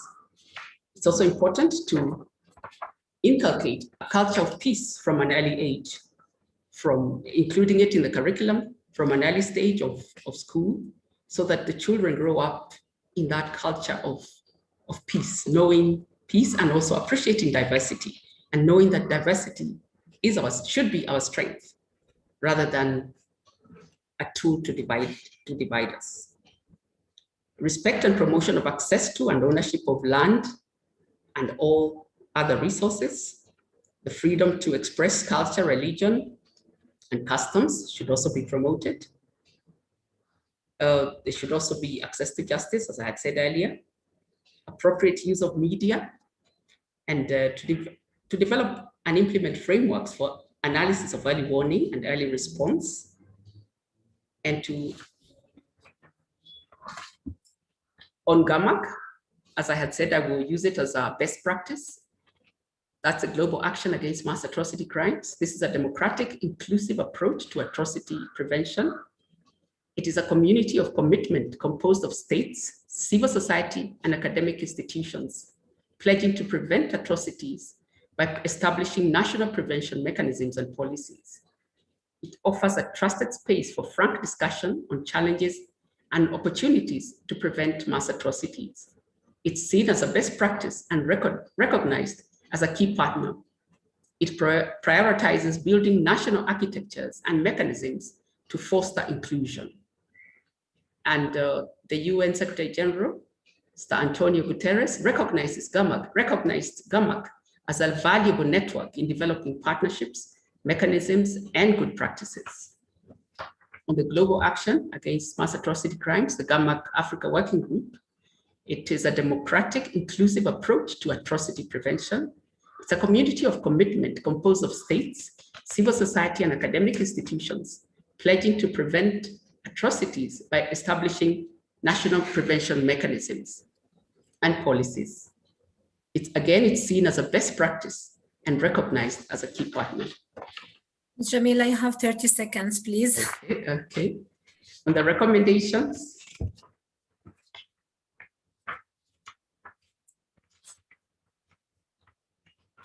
I would say that accountability mechanisms and ensuring and inculcating a culture of peace and early warning are critical issues that can foster inclusion and also can encourage countries and regions and the international community to foster and take the pathway of peace and reconciliation. Thank you. I thank you all. Thank you so much. It's very good to know that Kenya did a lot for the minorities. Thank you. Thank you so much. Dear participants, before we start allowing you to speak, let me just, if you can, to point few reminders. It's already some of that that's been in the chat box, but participants wishing to speak, please use the raise hand. And participants' intervention are limited only to 2 minutes, please, because I have lots of hands here already. You should submit also your recommendation all in writing via the chat function, and the chat is open for all of you to engage in dialogue throughout the regional forum all the time. You are welcome to contribute constructively to the discussion along with the theme of the session, please. So please stick to the theme of today of the session. We encourage you to provide concrete recommendation. We really count on the cooperation of all of you on that end. And participants can speak only during once on the thematic session. If there is a time left before, I will ask you to raise hand again if you wish to make the second intervention. Lastly, and most importantly, and it's been written many times, this is an important reminder that participants have the right to express their opinion freely while respecting human rights and the principle of non-discrimination. In order to attain fruitful and meaningful exchange, all participants are expected to show respect for others' view. And please allow me to say this in Arabic. It's the same من لكل اللي بيحكوا عربي من أجل تحقيق So it's same remark for all those who speak Arabic. I can't hear her anymore. Yes. I will repeat the same but in Arabic. Okay. من أجل تحقيق محادثات مثمرة وذات مغزى نتوقع من كل المشاركين لو سمحتوا إظهار الاحترام لآراء الآخرين ونتجنب أي لغة مسيئة أو غير محترمة لا سمح الله أو ملاحظات مهينة أو تحريضية لو سمحتوا. نحترم القيم والمبادئ الأساسية للأمم المتحدة، أن نتمسك بمعايير الأمم المتحدة خاصة عندما نشير لأقليات أو بلدان أو أقاليم، وهذا كمان بينطبق على مداخلاتكم وتعليقاتكم وأيضا في الدردشة في الشات بوكس في الدردشة، وجميع المداخلات والبيانات أنها تكون من ضمن الموضوع ذات الصلة اللي هو اليوم موضوعنا. شكرا. I have lots of hands here and I wrote it down, and please stick to the 2 minutes because we have a shortage of time. The first one to speak is Abu, and please excuse me of the misspelling sometimes the names, Abu Berkira Al-Jarrah.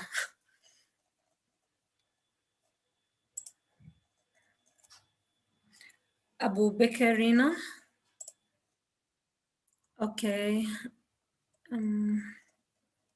Abu Bakrin Al-Jarrah, if you are with us, because I can see your hand, the first hand to be raised.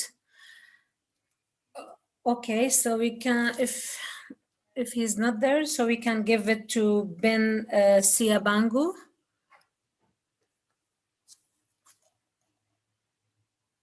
Ben Siabangu.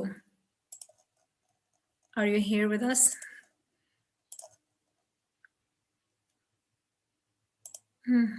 Interesting. Okay, so the third one is Ms. Dayan Alai from the Baha'i International Community, please.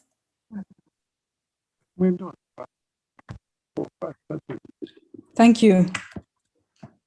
Thank you very much, Ms. Moderator. The experience of the Baha'is in Iran, the country's largest non-Muslim religious minority, systematically persecuted by the government since the 1979 Islamic Revolution, shows that a normative framework supporting human rights is alone not enough to protect minorities.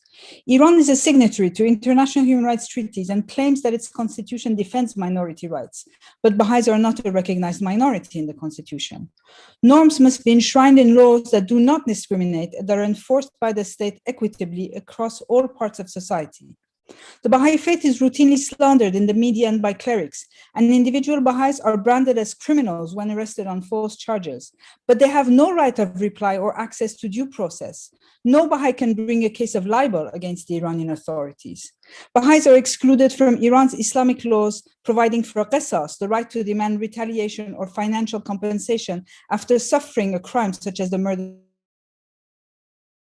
The effect of this is that anyone who kills a Baha'i can do so with impunity, since the family's victims cannot press charges or demand justice. Young Baha'is are also denied the right to higher education. Baha'i found enrolled in universities are almost always expelled. All these forms of discrimination are rooted in a series of secret documents that have come to light over the past 30 years. A 1991 memorandum signed by Iran's Supreme Leader Ali Khamenei calls for the progress and development of the Baha'is to be blocked. A 2016 document in one province resulted in mass closures of Baha'i-owned businesses. And most recently, a 2020 document instructed provincial agencies to monitor Baha'is and to try to convert Baha'i school pupils to Islam. More recently, the Baha'is in Qatar have also encountered discrimination with a series of expulsions from the country based on false charges against individual members of the community, despite Qatar's claims to uphold human rights. Norms are not enough. What is required today is implementation.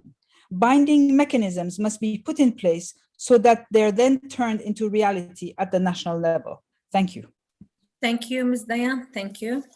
And Ms.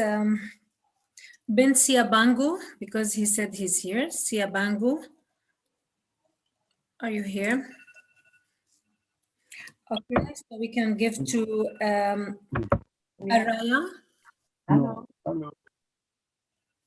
Hello, I'm here. Please, when you hear your name, you start talking and to give the chance to Thank the you very much. Yes. Thank you.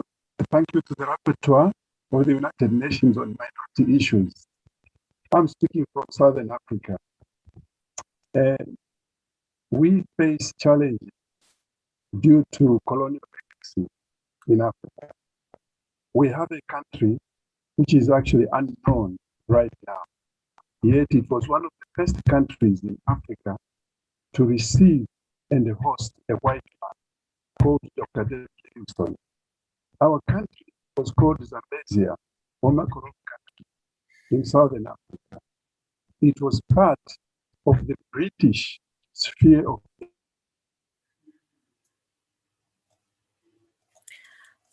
your voice cut off, Mr. Ben. Declared between 1885 to 1887.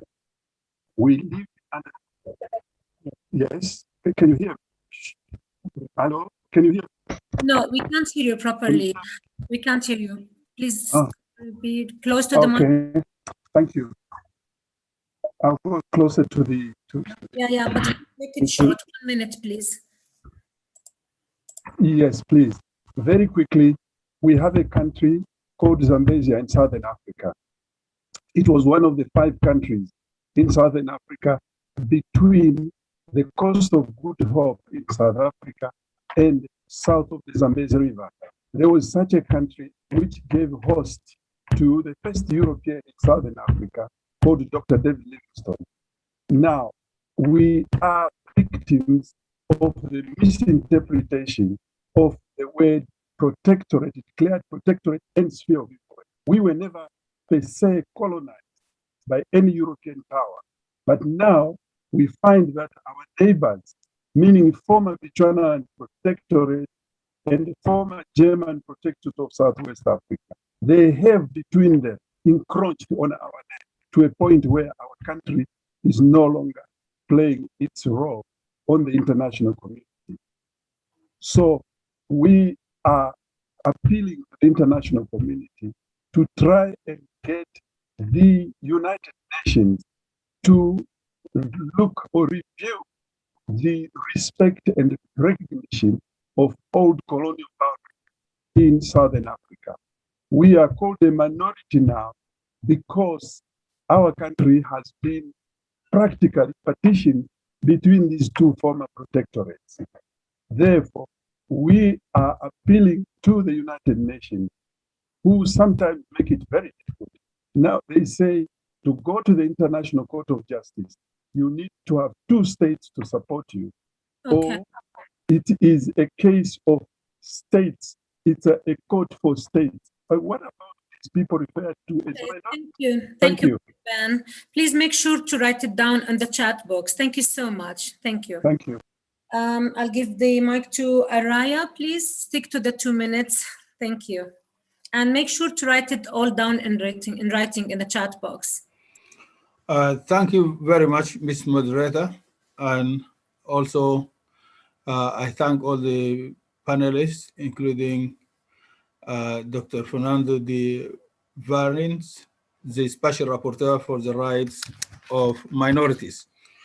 I'm intervening today on behalf of an organization called Nuba Mountains People Foundation. It's a human rights organization campaigning for the rights of the indigenous and minority communities in Sudan. The conflicts in Sudan has evolved over the last decades from interstate conflict to intercommunal conflicts, which also extends to the borders of other countries or neighboring countries. And in this respect, I can quote what the former UN Secretary General Kofi Annan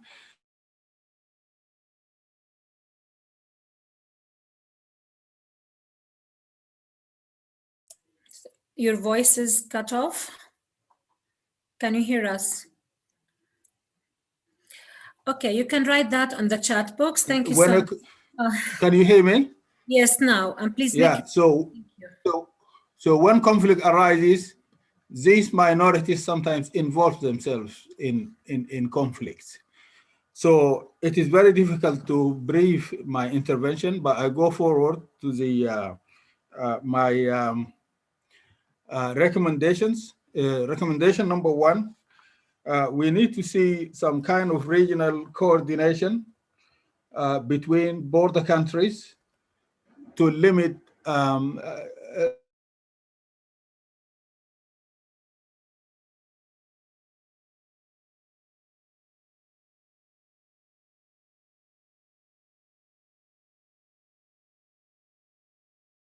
Okay, your voice is cut off. Sorry, I have to. Sorry, your voice is not clear, and if you can write it in the chat box. But please allow me to again remind you, it's really important just to have the right. Everyone has the right to express their opinion freely, but please, you have to stay. We have all of us to remember that while respecting human rights and the principle of non-discrimination. Please, in order to attend fruitful and meaningful exchange, all the participants are expected to show respect for others' view. I'll say it in Arabic. تذكير للمرة الثانية الرجاء من أجل تحقيق محادثات مثمرة وذات مغزى. احنا نتوقع من جميع المشاركين إظهار الاحترام والود وتجنب أي لغة مسيئة أو غير محترمة لا سمح الله أو ملاحظات مهينة حتى لو في الكتابة عند الشات بوكس. فيجب احترام جميع القيم والمبادئ الأمم المتحدة والتمسك بمعاييرها عند الإشارة إلى البلدان والأقاليم والأقليات. شكرا لكم. Thank you. Have I finished? Yes, please, you can write it on the chat box, please. Or if I can say one final comment and then I can write it. I'm afraid you are run out of time because your voice were cut off many times. Sorry, you can write it down on the chat box. Thank you so much. Thank you. I want to give the Mr. Alex. Yes, the Alex Kingudu, the chairman of Buganda Liberation Council. Please. Mr. Alex? Can you hear me? Yes. Oh, that's good. Thank you very much for this opportunity. My name is Alex Chigund, and I'm speaking on behalf of Buganda. Buganda is a kingdom in Uganda, but we as the Baganda people, we have faced a lot of human rights violation since the formation of Uganda as a country in 1962. In 1962, Uganda was formed on the foundation of the federal governance. But we have a problem that in 1967, by that time, the president of Uganda was Milton Obote, he resolved or he removed the constitution that formed Uganda, and he removed the federal governance. From that year, since 1967, the government of Uganda have used its military system to violate the rights of the people of Uganda. And we have found it difficult to be able to come out, because the government of Uganda, it is running its affairs on the Uganda territory. So now, if we want to say we are fighting for freedom, for our rights, they are saying we are tribalists. So they are putting us in the corner that we cannot do anything in this situation other than the United Nations to come out and resolve this crisis. Because if this crisis is not looked into it is gonna create conflict that is gonna make chaos in the whole of East Africa. Like the Madam Chair of the Conflict or Genocide Prevention, she has said that if this crisis is not looked at, the people of Uganda, one day, one time, they will rise up, because we have a right and we have our government that has responsibility to us, but the central government, they have used their policies to assimilate us, to destroy our properties. They are killing us in the jobs. We don't have jobs.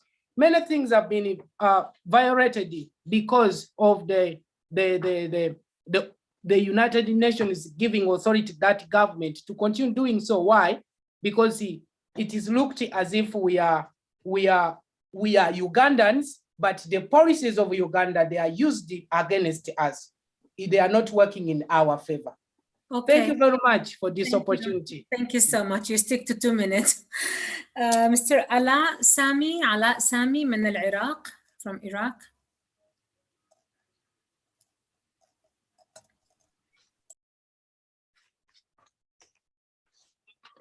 شكرا جزيلا سيدة مديرة الجلسة.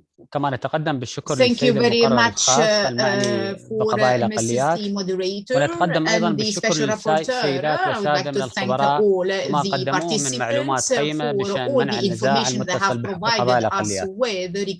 وبهذا الصدد نود أن نتشارك معكم بعض السياسات التي أجرتها الحكومة العراقية في سبيل تحسين وضمان حقوق الأقليات بمختلف مسمياتهم. خصص قانون انتخابات العراقي 9 مقاعد للمكونات العرقية العراقية بحصة إضافية في البرلمان العراقي موزع على 5 مقاعد للمسيحيين و3 مقاعد للأزيديين والصابية المندائيين والشبك، ومقعد واحد للكرد الفيليين، مع احتفاظ المرشحين من المكونات الدخول في مجال التنافس على المقاعد 1320 المتبقية في البرلمان العراقي. كما يعتمد العراق مناهج التربية والتعليم قد بنيت على منظور حضاري وإنساني يناهض التمييز العنصري، وذلك من أجل تحقيق المساواة وتكافؤ الفرص لكل المواطنين وإزالة الفوارق بين الأقليات والطوائف، من أجل خلق جيل مثقف متفتح وواعٍ يحترم الخصوصية ويؤمن بقبول الشخص الآخر وفق مبدأ وقاعدة التعايش السلمي. كما يعتزم العراق إصدار قانون حماية التنوع ومنع التمييز الذي يؤكد على أن العراق بلد متعدد القوميات والأديان والمذاهب والثقافات، من أجل تعزيز مبادئ المواطنة المتساوية والتفاهم والتماسك الاجتماعي وبناء السلم الأهلي. وشكرا. شكرا جزيلا. أقل من الوقت. Thank you so much. It's less than 2 minutes. We'll give the floor to Rajab Kakai. Rajab, are you with us? نعم. Okay. نعم أنا معكم. Okay, please. 2 minutes, please.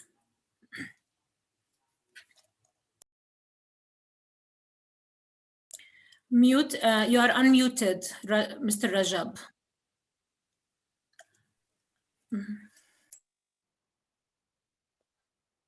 مفتوح. تسمعونني؟ تمام. شكرا سيادة رئيس الجلسة وشكرا لمنتدى الأقليات. قبل تحدث السيد علاء عن الدستور العراقي في الجلسة الأولى، والآن تحدث عن قانون حماية التنوع ومنع التمييز، وهذا النقطتان أنا عندي إشكالية معهما. إشكالية الأولى مع الدستور العراقي باب الأول مبادئ الأساسية مادة ثانيا. في المادة الثانية ثانيا يضمن هذا الدستور الحفاظ على الهوية الإسلامية لغالبية الشعب العراقي، وكما يضمن كامل الحقوق الدينية لجميع الأفراد في حرية العقيدة والممارسة الدينية كالمسيحيين واليزيديين والصابئة المدائيين. هنا أنا ذكر في هذا الدستور 4 أديان: الإسلام والمسيحية واليزيديين والصابئة المدائيين، وحاطين حرف كاف. أتمنى السيد علاء يسجل هذا النقطة عنده، لو سمحت وإنما هذا الكاف للتشبيه في مقاصد اللغة العربية، وفي النهاية حاطين نقطة يعني غير ممكن يضيفون عليه ديانة. بما أنه أنا أنتمي للديانة الكاكيلية لم يتم ذكرها في الدستور. ما حنرد على بعض لو سمحت، بس أعطيني أسمع. ألو. أعطيني مداخلتك بدون ما ألو أسمعكم. ما نرد على الآخرين لو سمحت. حضراتنا أسمعكم. أي لو سمحت ما نرد على الآخرين فقط. في الدستور عندنا إشكالية، لم يتم الاعتراف بالديانة الكاكائية يا أرسان. Okay, just give me your opinion, but we don't want to reply each other, please. This is the rules. Thank you. أنا هي ملاحظتي هي فقط، ومو إجابة توضيح. Okay. توضيح. بالنسبة لنا إحنا الدستور العراقي لم يتم ذكر الديانة الكاكائية فيها. أرجو يتم توصية العراق في كتابة قانون حماية التنوع منع التمييز، يتم جدولة أسماء الأديان والأنواع الموجودة في العراق، ويتم ذكر الديانة الكاكائية في هذا القانون كي نستند عليها ونستطيع إصلاح القاعدة البيانات الأساسية في دائرة النفوس ونصح ديانتنا. شكرا لكم. شكرا لك. شكرا. في عمار الغريبي. عمار الغرابي تفضل. كاميرا. No need for camera. It's okay. You can just speak of. It's okay. تفضل. طبعا بالبداية أرحب بكم بهذا الملتقى الإقليمي الأفريقي الشرقي الأوسطي، ونشكر الأمم المتحدة لهذا الملتقى. احنا دائما نتمنى بالعراق، لأن يعتبر بلد متنوع الديانات والأثنيات والأقليات، وكلهم إن شاء الله مواطنون من الدرجة الأولى. لدي توصية للمقرر الخاص لحقوق الأقليات، وهو زيارة مدينة الناصرية، مدينة بيت الله إبراهيم الخليل. لدينا هنا أقلية صابئية، وأيضا المسيحيين الذين يتعايشون بسلام مع باقي إخوتهم من المسلمين. ملاحظتي إلى المنظمات العاملة في العراق، خصوصا المنظمات الدولية. يا سيدي هنالك فساد، وهذا الفساد ناتج عن عمل البعيد عن شفافية المنسقين إن كانوا دوليين أو عراقيين، من خلال عدم وجود مؤشرات حقيقية لجميع الأموال التي تصرف، خاصة في مجالات يونيسيف، اليونسكو وباقي الوكالات الدولية. نتمنى أن يتم المكاشفة مع المنظمات العراقية أين هذه الأموال التي تصرفها الدول والأمم المتحدة، لأننا في الواقع لا نجد مؤشرات حقيقية في مجال التنمية العالمية. وشكرا لكم وبارك الله بكم جميعا. Thank you so much, Mr. Rajab. I give the floor to Hassan Al-Audri. Mr. Hassan Al-Audri, are you with us? Okay, Mr. Hassan. Okay, so I can hear microphone. Hassan Al-Audri, are you with us? Okay, so we can give it to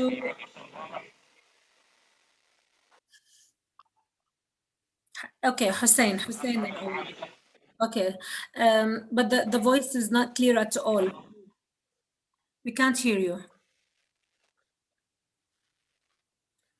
No, we can't hear you. Okay, maybe later. You can fix it. Okay. We can give it to Khadija bin Sheikh. Khadija bin Sheikh. Bonjour. Bonjour. Bonjour. Tfadali. Monsieur le rapporteur spécial des Nations Unies, messieurs les commissaires et mesdames les commissaires, mesdames et messieurs les rapporteurs, je suis honorée aujourd'hui d'apporter ma contribution autour de la liberté de conscience au Maroc en tant que membre de la Commission indépendante des droits de l'homme en Afrique du Nord. Je salue vivement monsieur Moulay Hassan Naji qui m'a accordé cette opportunité. Je cite un extrait de la Constitution marocaine de 2011. L'État se veut garant et protecteur de toute forme de discrimination à l'encontre de quiconque en raison du sexe, de la couleur, des croyances, de la culture, à la région sociale ou régionale. Fin de citation. C'était le préambule de la Constitution 2011. Donc, bien sûr que l'État chaque membre de l'État, peu importe sa confession, ses croyances, ses origines, son ethnie, doit se retrouver dans le récit de l'histoire commune afin de renforcer l'identité plurielle. La liberté de conscience au Maroc a été déjà abordée parce que le Maroc a ratifié en 1979 le pacte international des droits civils et politiques, ce qui implique bien sûr une volonté officielle du Maroc d'adhérer aux droits fondamentaux de l'homme selon la Convention bien sûr européenne des droits de l'homme. Je cite un extrait de la Convention. Toute personne a droit à la liberté de pensée, de conscience et de religion, tant en public qu'en privé.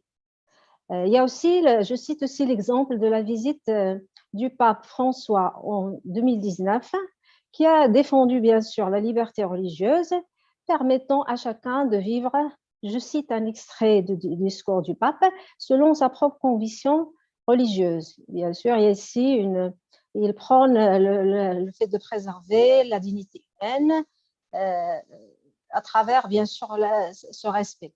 Certes, bien sûr, la haute autorité nationale a exprimé sa profonde volonté d'évoluer, de faire évoluer les droits de conscience, mais il y a des difficultés au niveau national qui entravent ce dessein. Par exemple, le code pénal qui punit d'emprisonnement toute personne, le prosélytisme. 2 seconds, please. 2-3 seconds. D'accord, je vais essayer d'abréger. Donc, qui bien sûr, qui punit d'emprisonnement, qui peut aller de 6 à 3 ans, le prosélytisme. Il y a aussi, bien sûr, il y a un mouvement rétrograde et conservateur au Maroc qui considère que la liberté de conscience est une menace pour la cohésion du Maroc. Donc, l'extrémisme est une offense. Or, l'extrémisme est une offense à la religion elle-même. L'État a aussi recruté des intellectuels qui sont progressistes. Okay. Thank you. Je vous remercie. Ça sera pour une prochaine fois alors. In the chat box, please. D'accord. Merci beaucoup. Merci beaucoup. Merci. We'll give the floor to Insaf from Yemen. Insaf. Insaf, do you hear us? Okay, Hussein, did you fix your microphone, Hussein? Because you want to give you the floor. Hussein Al-Audri or Insaf. Okay, so you raise your hand and you just leave the floor. There is R. Lajin. R. Lajin is with us. Yes, thank you. Hello, my name is Rubina Lachin. I'm a Syrian from Iraq and I will represent Etuti Institute today. First, I want to thank everyone for organizing this conference. We have the following 2 recommendations on how to work towards prevention of conflict in our countries and regions. We think that states shall include the histories of the state's minority groups within the public educational curriculum. and states shall recognize all massacres and genocides committed against the state's minorities, including the implementation of proper reconciliation, commemoration, and guarantees of non-reoccurrence. Thank you. Thank you so much. There is Iman Hamid. Iman Hamid. Iman Hamid. And B. Al-Wachi from LARSA organization. Thank you for having me in this regional forum. I will speak on behalf of LARSA organization in Iraq regarding combating hate speech. We already tackled this topic through our organization initiatives, but it's need the attention of the international community. Hate speech is fueling hate crimes and violence towards minorities and marginalized groups. It challenges the cohesion of any society, the protection of minority rights, and the rule of law. Therefore, combating hate speech should have to protect all individuals and groups rather than particular beliefs, ideologies, or religions. We must highlight the requirements of effective confrontation of hate speech, including the recognition of the importance of freedom of expression, therefore, tolerance and respect for equal dignity. Thank you. Thank you so much. Unfortunately, we have many raised hands, but we are running out of time. We can't give you the floor. Sorry, you can always put it on the chat box by writing. I want to give 1 minute, please, to the experts. We can start with Afi Higarty. 1 minute, please, to just roll it up, and then Mr. Fernand de Vennes. Thank you so much, and thank you to all my fellow panelists for their very, very interesting presentations. And I learned a lot about the experiences in the African continent, so thank you very much for that. And just to come back to one of the points made by Justice Jamila Mohammed, when she pointed out that minorities must have trust in the justice system and feel they really do have access to due process. I think that's a really, really strong point that we should bear in mind for the recommendations. As the SR poignantly said this afternoon, the world sadly is a less tolerant place today. This is unfortunately very true, yet we are still seeing remarkable shows of resilience and hope. On this, if I may end with a fitting and recent quote by Pope Francis from his visit to Mosul in Iraq in March 2021. Speaking on the strength of intercommunity unity, he said, we reaffirm our conviction that fraternity is more durable than fratricide, that hope is more powerful than hatred, that peace is more powerful than war. On this hopeful note, I thank you for today's rich discussion, and I really look forward to tomorrow's discussion. Thank you all very much. Thank you so much. Mr. Biza, would you like to highlight in 1 minute, please? Okay, thank you. Mrs. Jamila, would you like to roll it up in 1 minute? Thank you. Well, just to say that minority rights are human rights and should be protected, and they are the pathways to peace, and they are the stepping stone to preventing conflict and mass atrocities. I would also add that the Africa Working Group has formulated or has prepared a manual on best practices for the establishment and management of national mechanisms. And I will be happy to share the booklet with the organizers. Thank you. Thank you so much. Is Mr. Solomon with us here? I can't see Mr. Solomon. Then yes, I'm here. Oh, okay, please go ahead.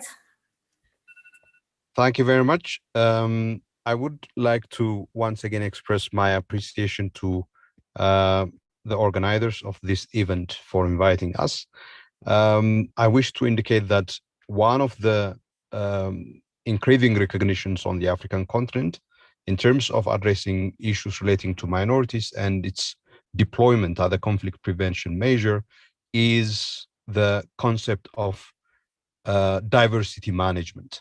It is increasingly incorporated as part of the policy discourse and discussions within the African Union system. For example, reference to this idea of diversity management in the latest policy document of the African Union, which is the African Union Transitional Justice Policy, adopted by the Assembly of Heads of State and Government in 2019. Also of note is the inclusion of the concept minorities in the African Commission on Human and People's Rights Working Group on Indigenous Peoples, which is the latest development that took place in the course of the 67th organization of the African Commission. And we do hope that taking these developments into account would be of help in integrating minority rights as a useful tool and framework for conflict prevention in Africa. Thank you very much once again. Thank you, Mr. Solomon, very much. And lastly, you want to give the floor to Mr. Fernand Vernes. Merci. Merci beaucoup. Before ending today's session, it may be useful, I think, to clarify the objectives and scope of this regional forum and focus more directly on the theme for the issues to be explored and the recommendations to be made as we prepare for tomorrow's last sessions. This is a regional forum on the prevention of violent conflicts and the protection of the human rights of minorities. We are talking about the human rights of individuals, but also communities, which are recognized in international law. This was explained in the concept note and other documents for the event, but perhaps it's appropriate to try to clarify a few of the concepts. So I'll try to be brief. First, the regional forum focuses directly on the prevention of violent conflict. And to put it in its simplest terms possible, it means armed conflict inside a country. How do we prevent armed conflicts from erupting inside a country when, as we also heard, I think on a number of occasions, these types of conflicts have become the most prevalent conflicts around the world today. And usually they involve minorities, groups who have grievances of injustice, discrimination, dispossession, and exclusion. Armed violent conflicts prevention also can include claims of self-determination, autonomy, as we've heard, and claims, of course, of separatism. Second, the focus is on human rights of minorities, and that includes indigenous peoples and what can sometimes even be described as nations and others in countries where they are not the majority, because one of the reasons for the acceptance of human rights by the international community after the Second World War was to create a system where instead of violence, people could be protected through human rights mechanisms and what is described in the Universal Declaration of Human Rights as, quote, essential if man is not to be compelled to have recourse to rebellion against tyranny and oppression, that human rights should be protected by the rule of law. And this is what the World Bank and the United Nations also confirm in their first joint study on preventing conflicts. It's where these rights are not respected that violence involving long-standing grievances are likely to occur. Minorities have rights connected to their language, their religion, their culture, and even in terms of political and other forms of participation. We've heard that a number of times. Groups do not, and when groups do not, and the rejection of the concept of minority, or when you reject the concept of minority instead, where the concept of minority is seen as not relevant or not useful, that's actually dangerous because it can contribute to more marginalization, because it means that you are rather rejecting the protection and the recognition of international law, which is provided for minorities. Put it in a different way, not accepting the recognition and protection of international law as a minority suggests that you are part of an ethnic, religious, or linguistic group which will not be protected if you are not a minority. And this does not seem very logical. In addition, some governments, and it has to be acknowledged, deny that minorities exist. And therefore, this denial that you have a minority group allows, and we have to be realistic, we have to be honest here, allows some governments to continue to discriminate or exclude against certain, against members of a particular minority because, well, governments sometimes will claim all citizens are equal, therefore we have no minority, therefore you cannot actually claim to have the human rights of a minority.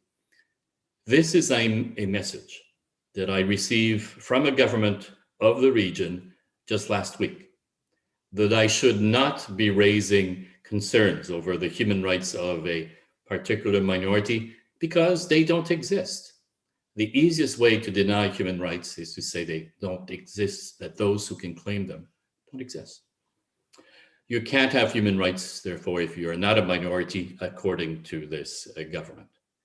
This can only allow ticking time bombs to continue, leading to, because of the associated grievances and discrimination claims, as identified by Lady Justice Jamilia, as she pointed out, being unaddressed earlier. Thirdly, this regional forum and the recommendations that are hoped for are therefore human rights issues around minorities to avoid future armed conflicts, on how some of the violence conflicts can be stopped or at least reduced or prevented, as a matter of fact, more importantly, and also lessons on what should not be done in order to achieve societies that are respectful, inclusive, and reflective of the diversity of its population without discrimination and in full respect of the equality of all of us, regardless of our religion, race, ethnicity, language, or other characteristic. And as has been said earlier, if our government increasingly leaves people behind, and this is especially true of minorities and indigenous people, if inequality is exacerbated and people become increasingly fearful and frustrated and excluded, there will be no peace where there is no justice. These are the areas which you're asked to focus on, and these are the recommendations we're looking forward to retain after the end of this forum on tomorrow. So, in closing, to all panelists and participants, again, thank you all for all of your insights, contributions, criticisms even, and discussions. I'm very much looking forward to your recommendations and suggestions, and for being able to bring together, I think, the important challenge of putting the protection of minorities and preventing conflicts within the rich and complex context of Africa and the Middle East. Shukran. Merci beaucoup. Thank you so much, Mr. Fernand, for these valuable points you've ended up. Thank you. Just to remind you, tomorrow, today we finished the sessions, and tomorrow the session will be 10 a.m. Geneva time. So we'll see you all by tomorrow. Thank you for the participants, the experts. Mr. Fernand, thank you so much.